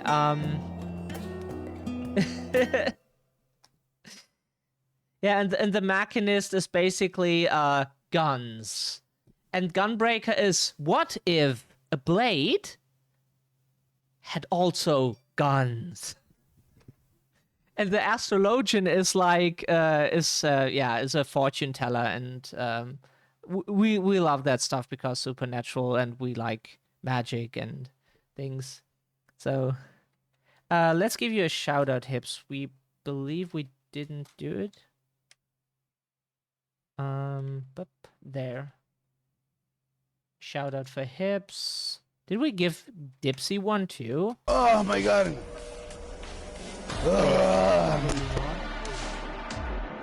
I can taste the hot Fritos. I can taste the hot Fritos coming up.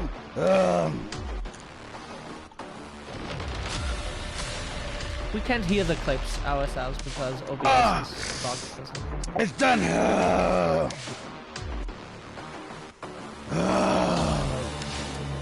Oh my god. Lalo can't do it, so are you living?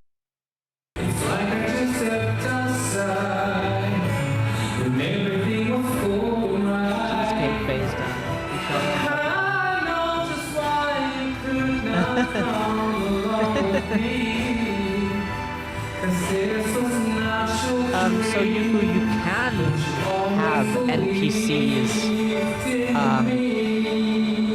join you in dungeons and trials and stuff. You except for raids, we believe you cannot have like a 24 or like 23 NPC plus the player.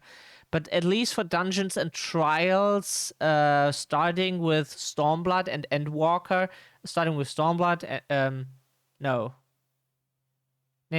starting with Shadowbringers at least, you have like, you can do those things with NPCs as well, but only after you... No, you can do them with trusts first, and then with like just whatever NPCs afterwards when you completed that thing. Yeah. Oh, of course, Hips. Of course you get a shout out. Did we... Wait.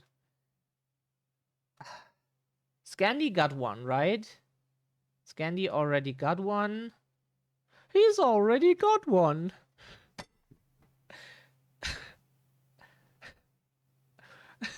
He said he's already got one.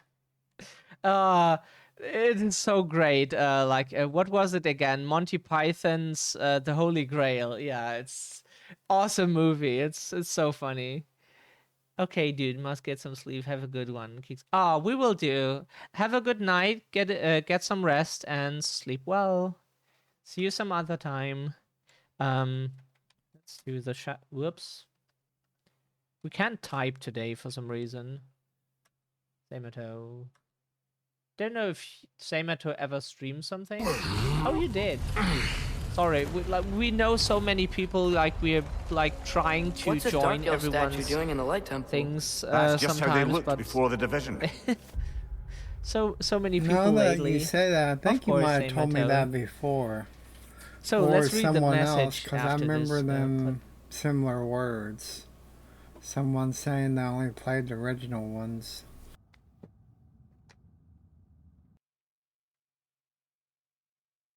Oh, we would like to have strawberry cheesecake, like the classic.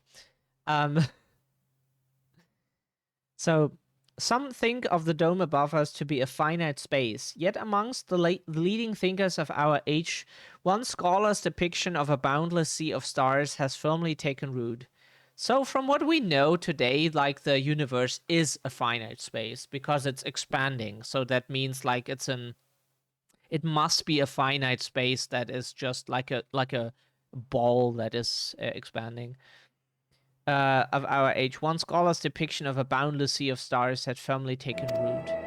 Alas, this heavenly sea remains an unreachable, unknowable destination. There are few indeed who can explain in satisfactory detail why our own star is believed to revolve around the sun. For New York cheesecake? I also have a puree with guava instead of passion fruit. Oh, nice. So sorry, we tried to follow the messages in chat. Did we miss anything?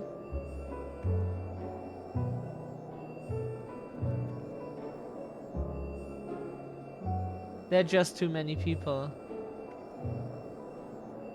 Where are too many people, Dipsy? Revolve around the sun.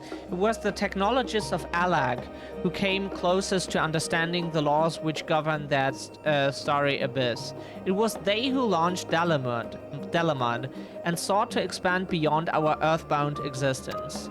Having read of their ancient ambitions, I wonder, has your interest in this field of study waxed or waned?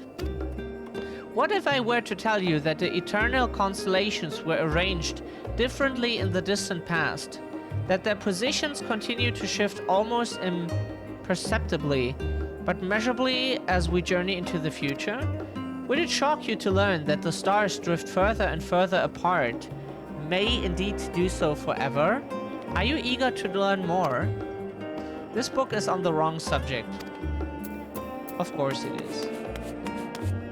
Yeah, too many streamers. Like, we follow so many people at the moment that we have to, like, say, okay, now we watch this person say hello and enjoy the time, and now this person. And, like, at some point you reach, as bad as it sounds, you reach just a maximum of capacity you can integrate into your week, if that makes sense. Because we're 7 billion people, like almost 8, and we are, as scientists say, we are going towards 10, so like you can't like, and then it would stagnate, they say, for like the rest of the time we exist.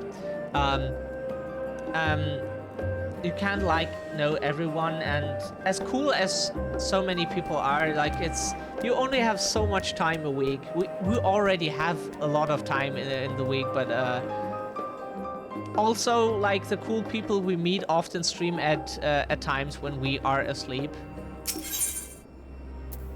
Which is so stupid because we are night owl. Which would mean that we could watch the streams in full length, but it's not our choice to be awake during the day. The title on the spine reads The Voice of a Growing City. Read the book. In the years which followed the founding of Sharlayan, civic policy and other matters of import were decided at the Ecclesia, a public forum at which every citizen was eligible to speak. As the city's population grew, however, this format became increasingly impractical. The larger number of participants gave rise to ever longer debates, resulting in significant delays of vital resolutions. Various measures were introduced in an attempt to curtail protracted discussions, but in the year 201 of the 6th Astral Era, it was ultimately decreed that Sharlayan would transition to a new form of governance. The nation would now be led by a body of 99 members, citizens chosen from amongst their peers by a means of nationwide vote. Thus was the forum as we know it today conceived and created.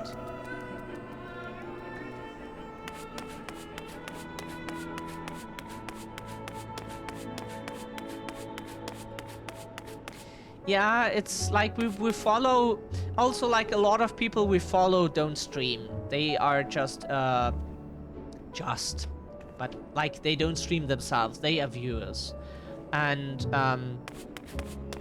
then like a lot of people stream at night when we sleep and we barely get to catch them. Like some stream just exactly when we are asleep, and when we wake up it's over. So because it's our nighttime, but for them it's like, oh yeah, it's just 9 p.m. But for us it's 3 in the morning. So or like even 6 in the morning, but still. The title on the spine reads Roads of Old, the Colony. Yeah. Feel guilty, Scandi. Feel the guilt. Just kidding. You're a great friend. Many years ago on the banks... Many years ago on the banks of the Thaliak in the Dravanian hinterlands, a Sharlayan colony once thrived. This settlement was originally established as a mere outpost to study the ethereal sea in the year 1311 of the 6th astral era. Scholars dispatched to Eorzea found the facilities wanting, and the demands encouraged a gradual expansion in structures and services. As rumors spread of a growing community of academics, the area was further inundated with Eorzean students hoping to share in the renowned wisdom of the Sharlayans. 50 years later, the Forum passed a motion to recognize what had become a flourishing town as an official Sharlayan colony. Eorzean residents took to calling the colony itself Sharlayan, which led to no small amount of confusion when discussions turned to the subject of the motherland. In response, some Sharlayan inhabitants, if pressed for a name, would simply refer to it as Emporium. Following the Exodus, however, goblins and treasure hunters claimed for themselves a corner of the abandoned colony and gave it yet another name, Idleshire. The following chapters go on to introduce the most prominent features of Idleshire. Idleshire we already know from the Heavensward expansion, which was the first expansion. You could count ARR as an expansion technically. From what we heard, it was like a rework of the original game or something. This book does not appear to contain additional information on the Forum or cover the history of the Sharlayan motherland in greater detail.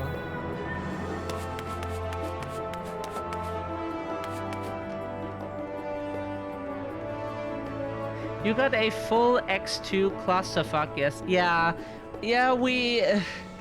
So, we played Final Fantasy XIII. We didn't know what to expect of Final Fantasy XIII 2. 2 was like a weird action thingy that is probably more close to like Final Fantasy 15 and 16 or something. And we didn't like it that much at the time as the game was fairly new. But maybe sometime we have to play it, and then Lightning Returns. That game took quite a while to come out.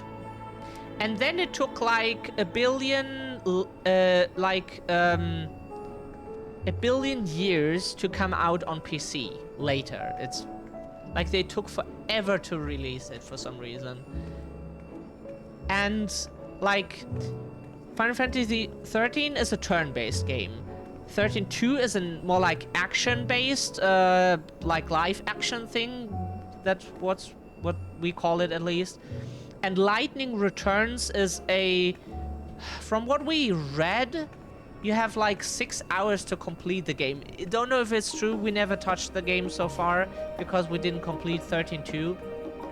But we have like 6 hours to complete it for some reason. Because it's a time-based thing that some developers must have thought is a good thing. The title on the spine reads, The Story of Sharlayan. Read the book. What are you doing? Lightning dodging. If you ain't careful, they'll ruin your franchise. Huh? Your French fries. Oh god. Usually we do the bad word plays, but thank you, Scandi. Now we don't feel alone with this. The title, blah blah blah, okay. The story of Sharlayan. Long, long ago, on an island in the Northern Sea, there lived a Rogadin man by the name of Nunkraf. Nunkraf was a student of astrology, and he divined that a flood of terrifying proportions would soon sweep over the lands of Eorzea. So it was that he built a gigantic ship, assembled a crew, and set sail for that imperial realm. The flood arrived as foretold, and to their horror, the strangely churning waters drove the people towards the ocean. It was there, however, that Nunkraf's crew hauled them aboard his ark. But the danger had not passed. A towering wave approached, threatening to smash the vessel to pieces. With only moments to spare, Nunkraf wove a mighty spell of teleportation and shifted the entire ship to safety atop Abalethia's spine. Refugees from the surrounding regions huddled there alongside them, but it was not for long before disputes over the dwindling supply of food led to violence and bloodshed. Saddened by the sight, Nunkraft gathered to him his crew and his grateful passengers and abandoned the Ark to those reddened peaks. They journeyed to the coast where they built a new ship, intent upon returning to the northern seas. They landed on the beach of an island and settled upon that very spot. That settlement prospered and grew, and in time it became the city of Sharlayan we live in to this day. You've gained a fundamental understanding of Sharlayan history and the foundation of the Forum. Head outside to the rendezvous point and await your companions. That's literally from a video. Oh, okay. You can post it on our Discord if you like.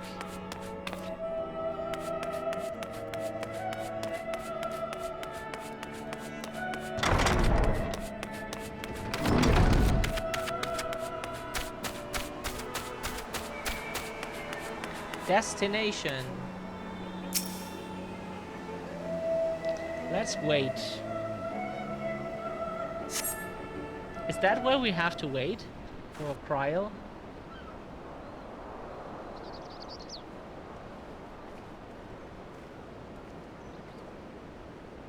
Sorry, were you waiting long?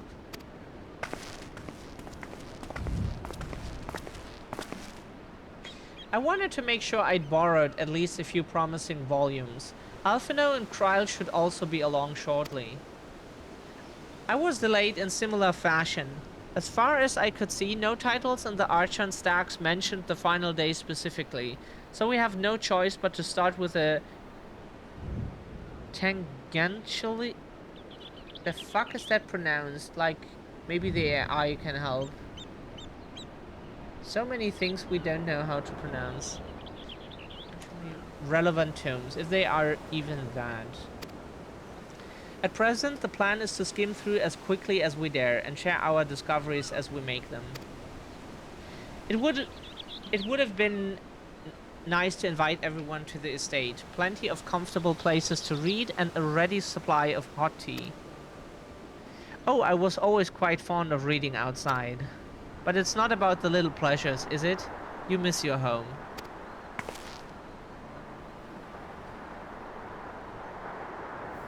Gen like in gentle. TL is like shell. Gel. Tangential. Tangential? Tangentially.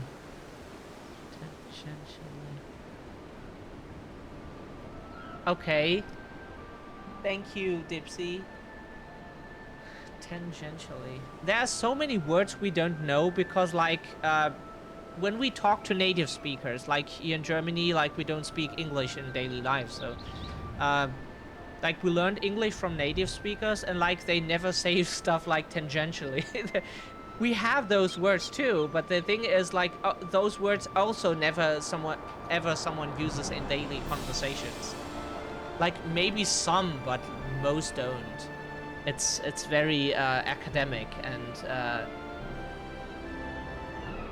like, this game uses a different English than what we're used to when we talk to people. Potato salad. Hey, that sounds like cannibalism. No, thank you. Oh, the thing is, our race, the Rain, Lalafell, are called potatoes very often, so that would be cannibalism if we eat potato salad. It's been difficult. After our arrival, we managed to speak with one of the family servants and ask how things were.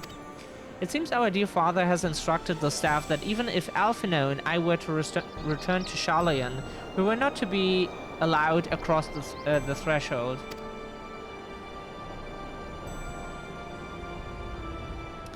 A harsh measure indeed. I hope that our efforts to understand his position and that of the Forum will perhaps lead to a reconciliation.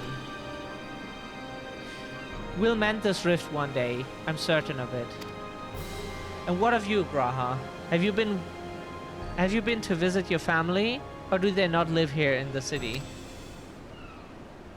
Ah, well, my situation is also somewhat complicated. I was raised in Sharlayan, yes, but I was born rather further away.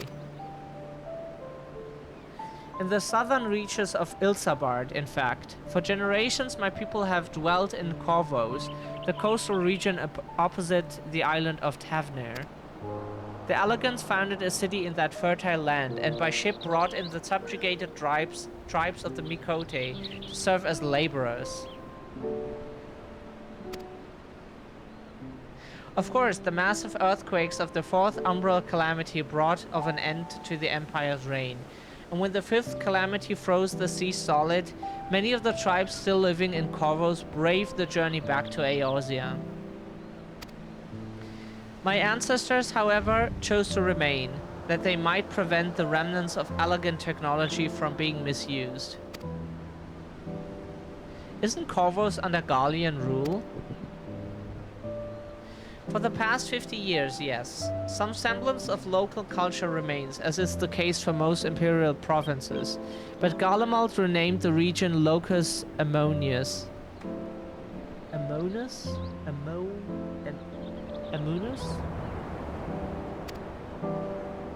We don't speak Latin.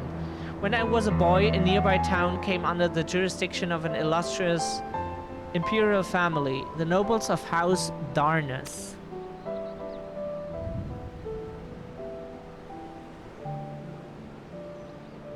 House Darnus demonstrated a singular interest in elegant civilization, and so my tribe was forced to consider a plan of action. For some time already, voices had been raised in favor of abandoning our ancient customs. After all, the elegant eye no longer passed to our eldest children as reliably as it once had. Fear of discovery eventually tipped the scales, and the decision was made to bury our ties to the knowledge and traditions of Alag. As the last child born with the elegant eye, I was given over to the custody of friends in the students of Baldassian, who had me registered as a Sharlayan citizen. I never even considered, forgive me, it was an unkind question. Even Thancred was taken in by Archon Louisois, was he not? Stories of adopted waifs and rescued orphans are more common among Sharlayans than you might think. That is probably the word for visor. No. Whoops. Must be. Yeah. Oh, no. Not exactly. A person without a home country, basically. Okay. And rescued orphans are more common among Sharlayans than you might think. Like, if Germany would just disappear one day and we were, like, maybe in a neighbor country, like Belgium or something, and then, like, we would be a wave, apparently, according to the dictionary. Latin is a cool language, but holy shit, it would be... Yeah, probably. Yet regardless of our origins, we are all provided with an equal opportunity to learn, and with sufficient what the fuck words? The fuck is that pronounced? Like, please speak normal English.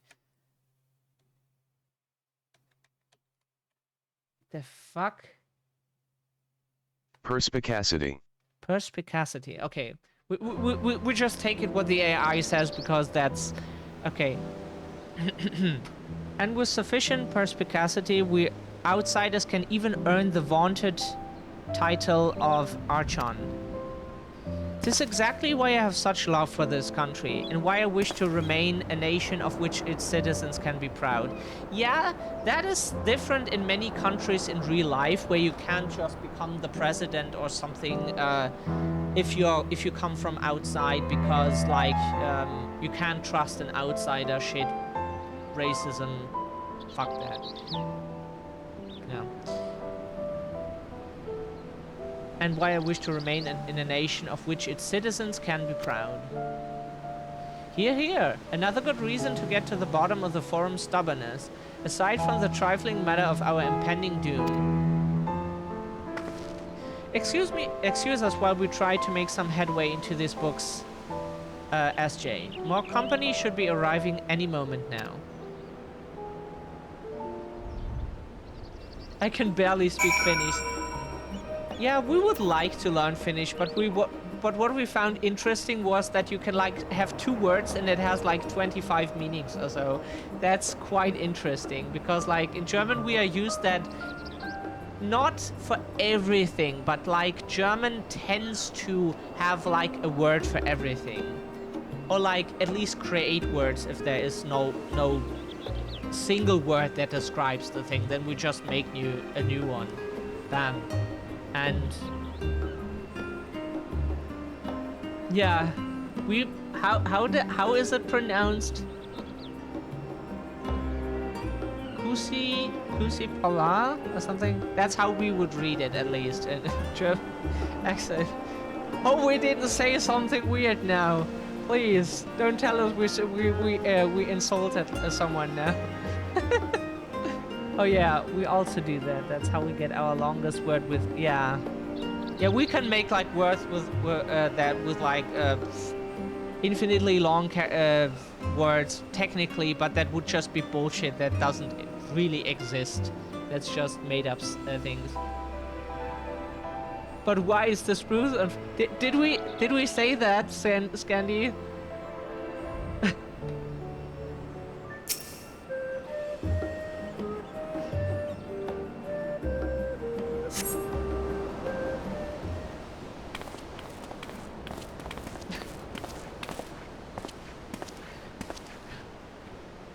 We've returned with our selections.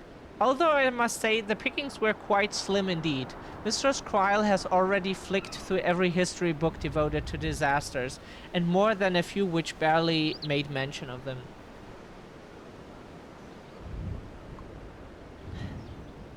As such, we will be looking into research papers on the Umbral calamities, as well as articles written by prominent forum members. Perhaps the knowledge of the final days comes from an unexpected source.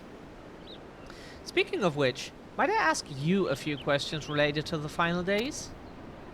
I'm the only one here who didn't witness the events of Amurod firsthand, and fear I may be overlooking critical details. Please ask away. My thanks. Now, where to begin? First things first, what kind of phenomena did the ancients encounter as the final days drew nigh?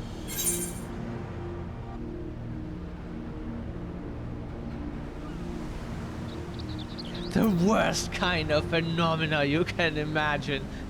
Oh, we don't want to give stupid answers.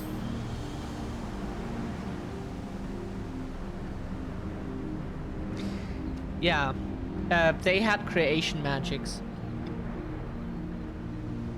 Yes, the unfolding catastrophe wrought havoc on all manner of life. The chaos extended to the ancients themselves, causing their powers of creation to spiral out of control. Fear and despair manifested in terrible, tangible fashion.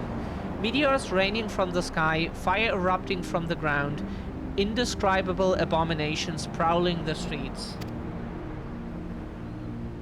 That more or less aligns with my understanding.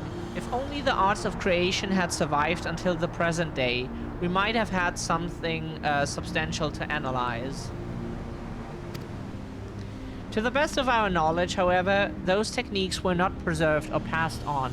Y'shtola surmises that the closest known magic is that of the summoning rituals. Another word.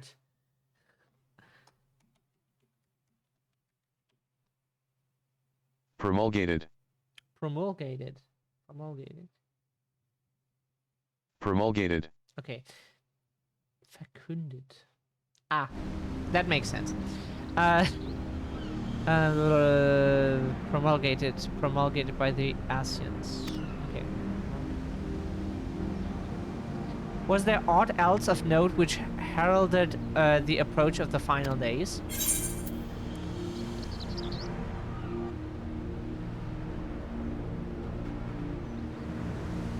They say it began with a keening sound from the land itself. Ah, yes. The Amarantines spoke of it, didn't they? We never did hear the sound ourselves, of course, thrust as we were into the midst of the madness. But it seems that each and every one of the catastrophes was preceded by this ominous noise. Eventually, it resounded all across the star, and not even Amaranth was spared. So the ground was crying out, you say? To be considered the harbinger of doom, it must have been quite distinctive, and probably quite loud. I'll have to speak with one of the Numenon's mammoths, and ask after any book which make mention of such a sound. Last but not least, would you describe how the ancients sought to quell this unprecedented calamity? What definitive action did they take? They summoned Zodiark. Oh, you go get ready for bed. Have a good night. Then, when you do, rest well. Much love, Dipsy. And hope we can hear you sing sometime again, if you like, and want to stream it again. You have a beautiful voice, and yeah, maybe sometime. Yes, with Elidibus serving as his heart, so many gave themselves in sacrifice to bring him into being. We do not know exactly how Zodiac brought salvation to the Tsar, only that by his godlike will were the laws of nature set aright. Then, once the balance was redressed, the ancients offered up a further sacrifice to heal the ravages of the final days. Life sprouted anew, and it was these fledgling souls they intended to render unto Zodiark, a trait that would have allowed them to resurrect the shades of loved ones absorbed by the primal. Or might have, had Venet and her fellows not manifested their opposition in the form of Hydaelyn. Thank you, both of you, for the detailed review. I feel much more confident now in my understanding of events. With all that freshly in mind, it does make me wonder what the Telophoroi truly mean when they speak of bringing back the final days. We've seen what they're doing with those towers of theirs. Is forcing people to summon primals a kind of catalyst? Are they attempting to mirror the conditions caused by unstable creation magics?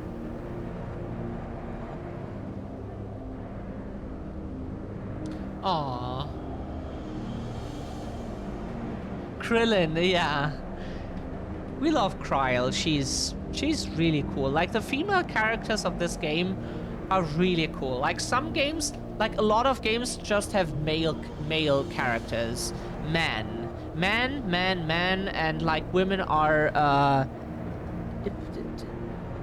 nice to look at in maybe a few moments or so. And that's what most games like treat characters like. But this game is really cool, and you like, even though we're gender fluid, we feel at home more on the, at least on the female side, even though we are sometimes agender, a woman, or like something else, they here and there, and it's at least there most of the time we feel more comfortable in that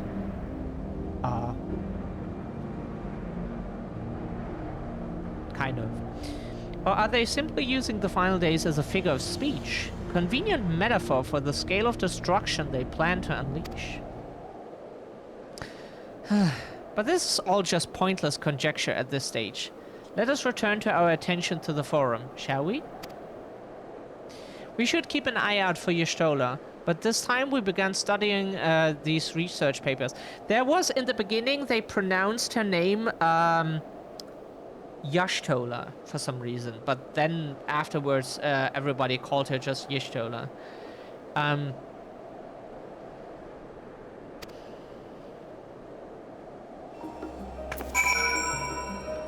But like, ARR had a different voice cast than like the later expansions. Like after ARR, they changed the, at least for the English one, they changed the whole cast.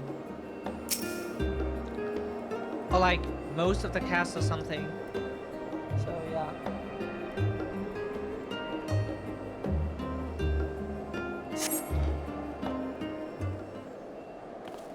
So for anyone who starts the game, just don't worry, be aware that the voices will change very much after the first part of the game. I'm the last, am I? Well, my extended search of the Archon stacks produced one or two possibly useful books. But I wouldn't get your hopes up. If you recall, Urion Jail learned of the source's reflections from the Garen oracles. For its potential to cause panic and confusion, that tome was deemed apocrypha and sealed away in the Great Google Library.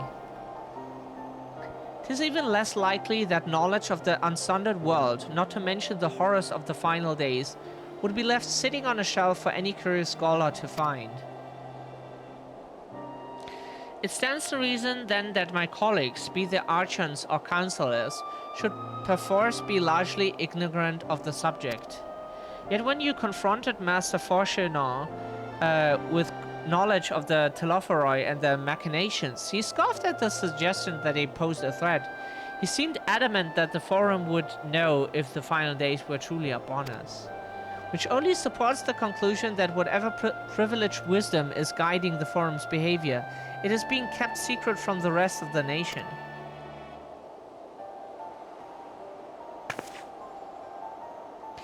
Not that I mean to excuse myself from reading duty. Whether they contain mention of the final days or no, these books could yet hold something of value. You weren't thinking of leaving, were you? There's plenty of work for everyone.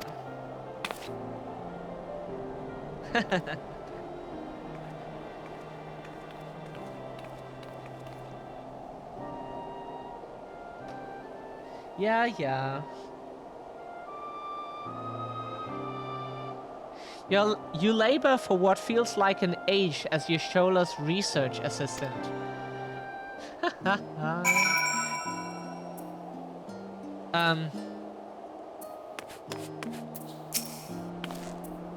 Oh dear, you look exhausted, but what about your studies? Were you able to find any books on the subjects I mentioned? The day was well spent. Should you wish to read them again, a mammoth at the reference desk will point you in the right direction. For the moment, though, I suggest you take a well-deserved rest. We might be occupied with our research for quite some time.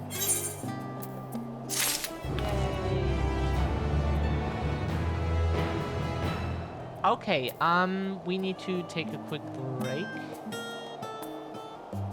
You have to drink so much water. When you're sweating so much because summer. And no, Europeans don't know what air conditioning is, unfortunately. And houses are not built for that.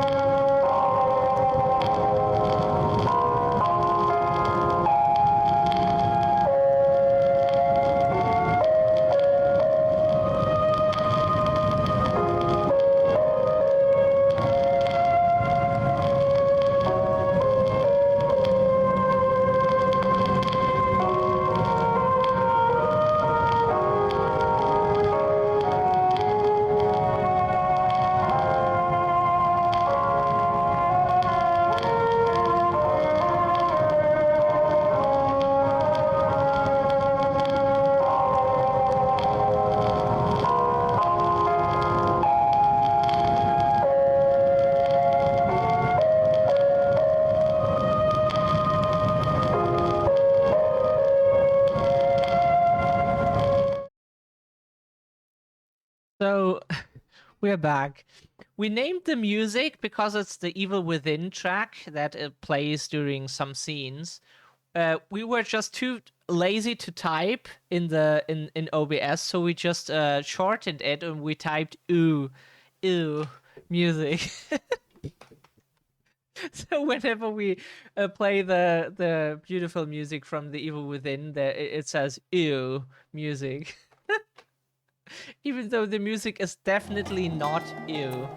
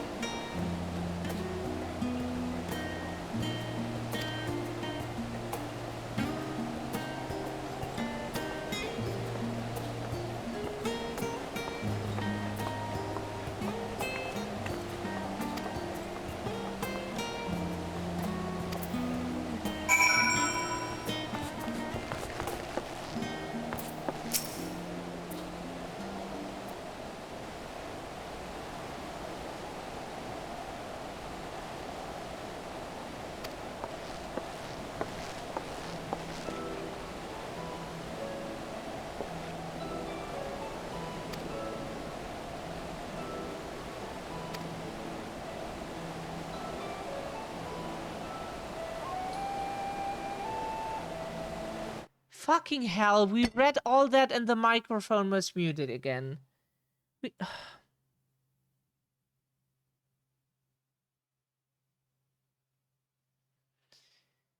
We need a stream deck so we don't have to press buttons that...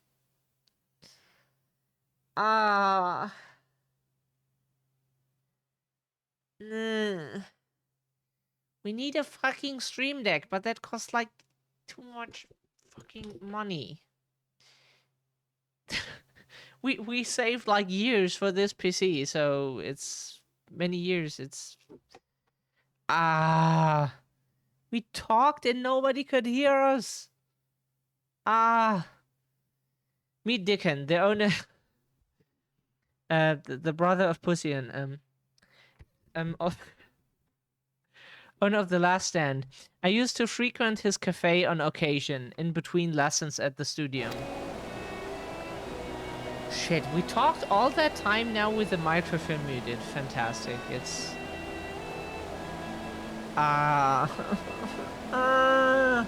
why?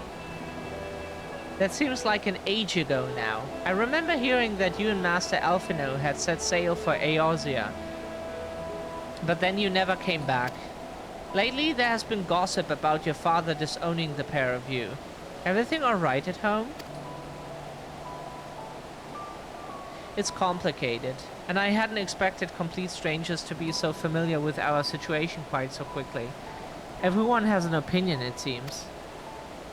Well, it is House Leveilleur. No matter how discreet Master Fortunato may have been, news of your family's doings never stay secret for long. Things being what they are, what brings you back to the city now, of all times? We have questions, and only Sharlayan has the answers. Tell me, Master Dickon, have you ever heard anything about an apocalypse called the Final Days? What? Like the end of the world? Nothing like that, I'm afraid. And that's what you're here to... Like, you cannot put in the chat words like butthole. But they name a character Dickon.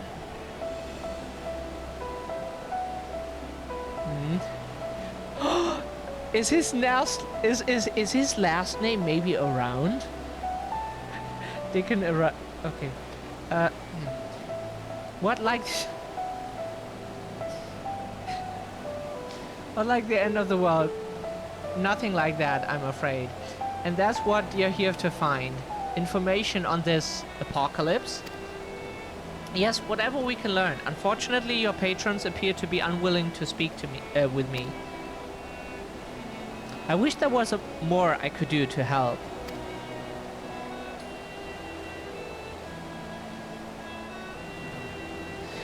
But maybe there is. You're a visitor to Sharlayan, aren't you?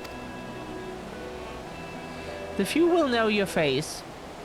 Then few will know your face. We should be able to pass you off as a server with none the wiser. We just finished preparing a few orders. Strike up some friendly conversation while you're setting down the food, and you might just get the answers you're looking for. Not a bad idea. I hate to ask, but what do you think? Sorry.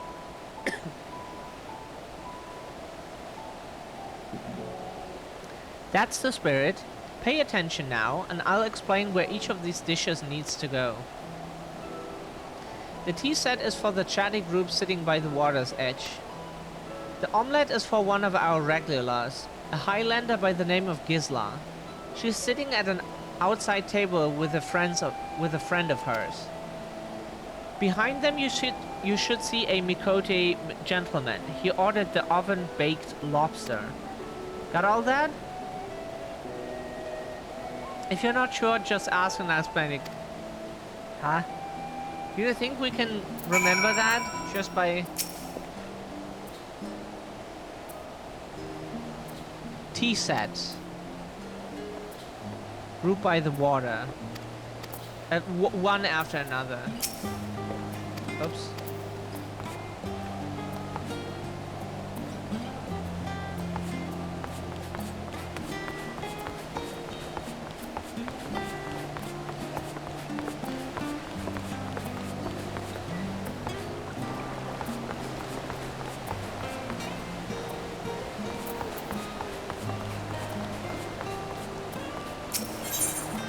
the tea set, right? Oh, my tea set. Lovely, thank you. The Telofa who? I'm sorry, I've never heard of them or their final days. My friends and I are somewhat uninformed when it comes to current events. Now, if you wanted to hear about ritual arcane practices of the 6th astral era, common or esoteric, then I'd be happy to talk your ear off.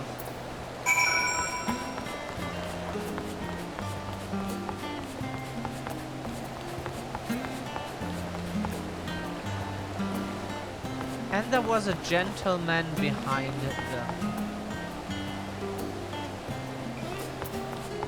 We have to... Like, the medication is really fucking with us right now. It's not great. Any troubles? Remember the tea... Yeah? The omelette is for Gisla, the Highlander woman sitting outside with her friend. Omelette for High Woman. Lobster Mikote.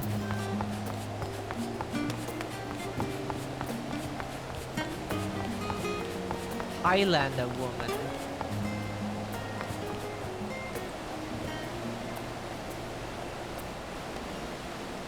She seems quite tall. Oh, finally! 2468. Let's dig in. No time to waste. Omelette sounds nice. That was one of the dishes the nice little Japanese restaurant had near us. What, the Telophoroi? Ah, yes. I remember seeing the name in the latest Gazette. That and some grand claim about the end of days. Same old senseless warmongering. When will these fools grow tired of spilling each other's blood? Best stay out of it, I say. The Forum made the right choice, and I fully support our decision to remain neutral.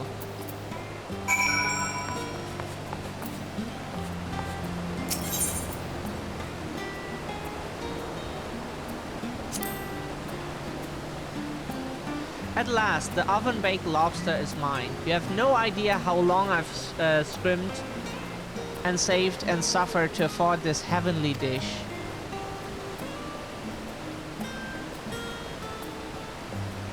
The final days, this is the first I've heard of. Although that would explain why my friend has been rushed off his feet. It must be a busy time to be a gleaner. You don't know what a gleaner is? No, we don't speak English that well. They're collectors of a sort.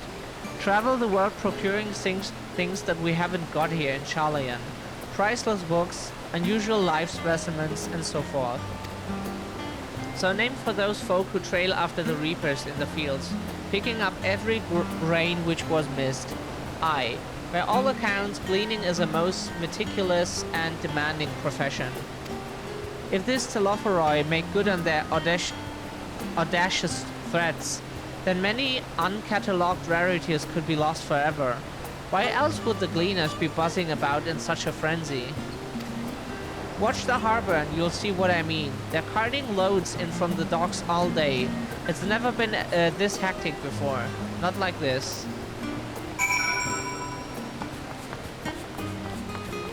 You know, you could help prevent that from happening, so those cooks might not get lost.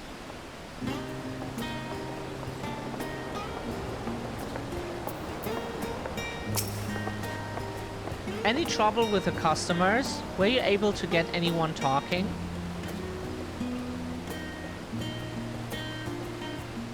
Interesting. They seem unaware of the final days, aside from whatever vague news the gazettes are printing. Even Dickon had nothing to offer, and he's the best source of gossip in the city. If the Forum does have secret knowledge, then they've done an impressive job of ensuring no one whispers in the wrong ear. In any case, thank you for your for playing the part so well. Here, that cup of coffee I promised.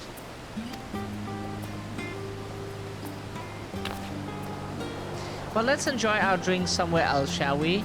Maybe behind the Hairstyle? Away from the gossips and their wagging tongues.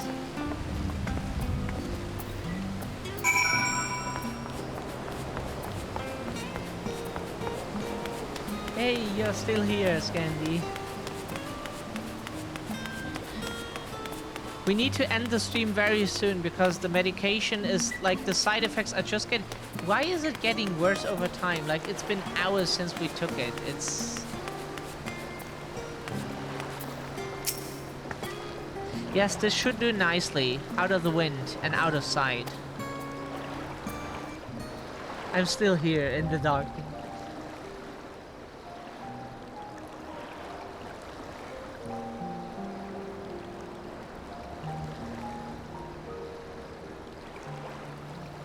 When our father disowned us, I couldn't believe what I was hearing. It wasn't until much later that his words began to sink in, that I began to feel the weight of what it meant. Aw, both of your legs are hurting because of the walk you took? Did? English. It wasn't until... okay. Do you remember when the decision was made to come to Charlian?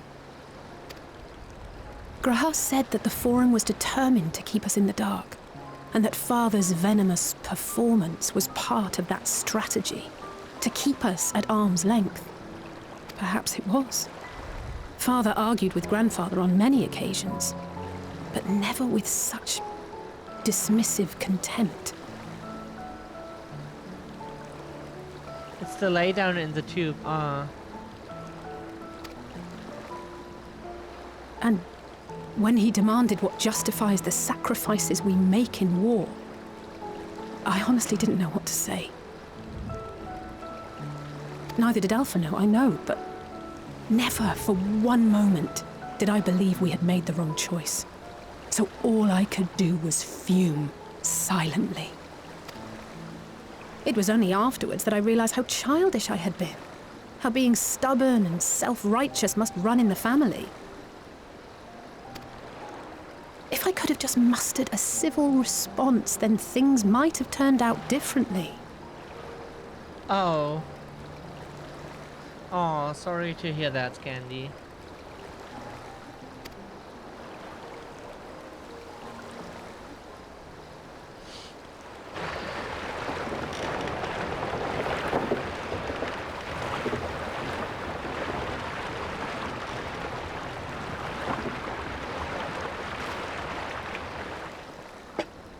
They must be ferrying goods to Labyrinthos.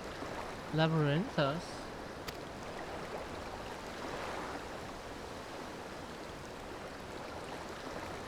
A vast complex beneath the island.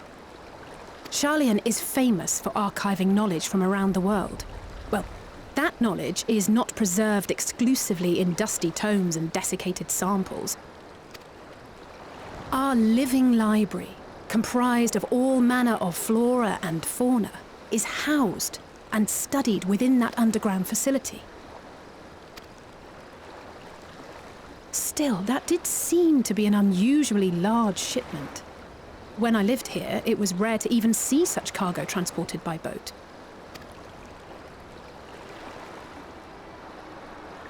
Wait, didn't you hear something in the last stand about the gleaners coming and going more than usual? Well, I think they're the ones we saw manning those boats. And gleaners answer to the Forum.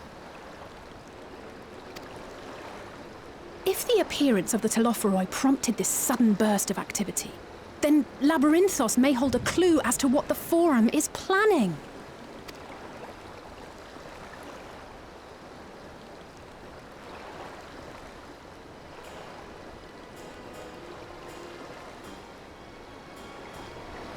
Yeah, clearly,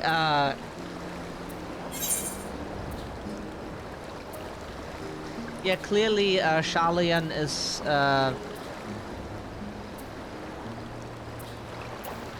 we think it is based on ancient Greece, like with democracy. They had that with like people coming together. Now they have like a government they elect. Kind of the architecture a bit. and everything. Like the knowledge, like ancient Greece still had like soldiers and stuff, but it's not like made one like exactly like stuff in real life, but like you see like influence on things at least.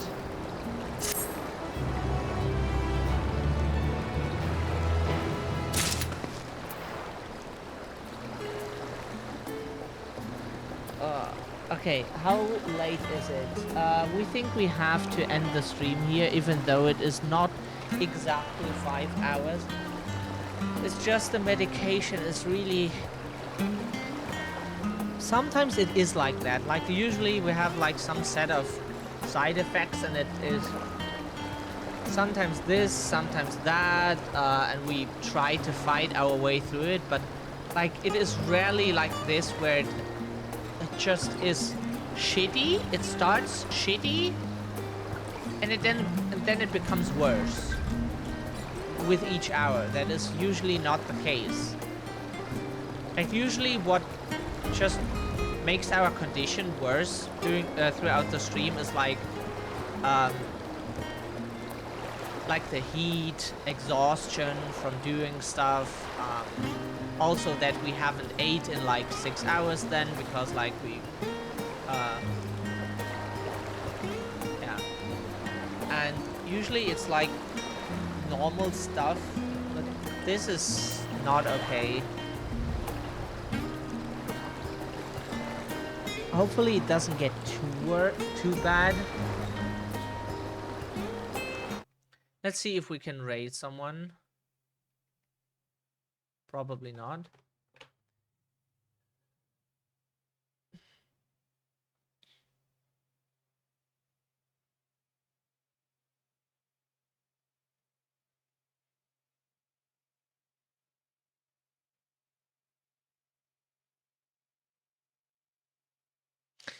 We don't raid someone. The problem is just we would like to, but then we feel so bad right now, and we just want to rest and get into a better condition. And the problem then is like if you raid someone and you have to leave like 30 seconds after because you just feel so poopy, that is it feels weird, you know. If you can stay for at least a few minutes and say hello, and so it feels a bit poopy. Yeah, hope you enjoyed it. Thank you, Scandy. Thank you everyone for being here today. It is always a pleasure to have you guys around. And even if you're just lurking and enjoying the show, you want to be a ghost like we often do in streams, that's fine. That's what we often do too, and just don't say anything, enjoy the show. And maybe we're just not feeling well, or we don't know what to say. That is quite often the case. Just don't know what to say. And yeah, so have a great rest of your day. We might be streaming tomorrow, like or Sunday. It always depends, because like when we have time to stream, we might do so. Because we do have time on the weekend, but we also want to push other things when we have the time for that. So again, have a great rest of your day. Stay safe, stay well, and see you at least on Monday if we don't find the time to stream on the weekend. Bye-bye.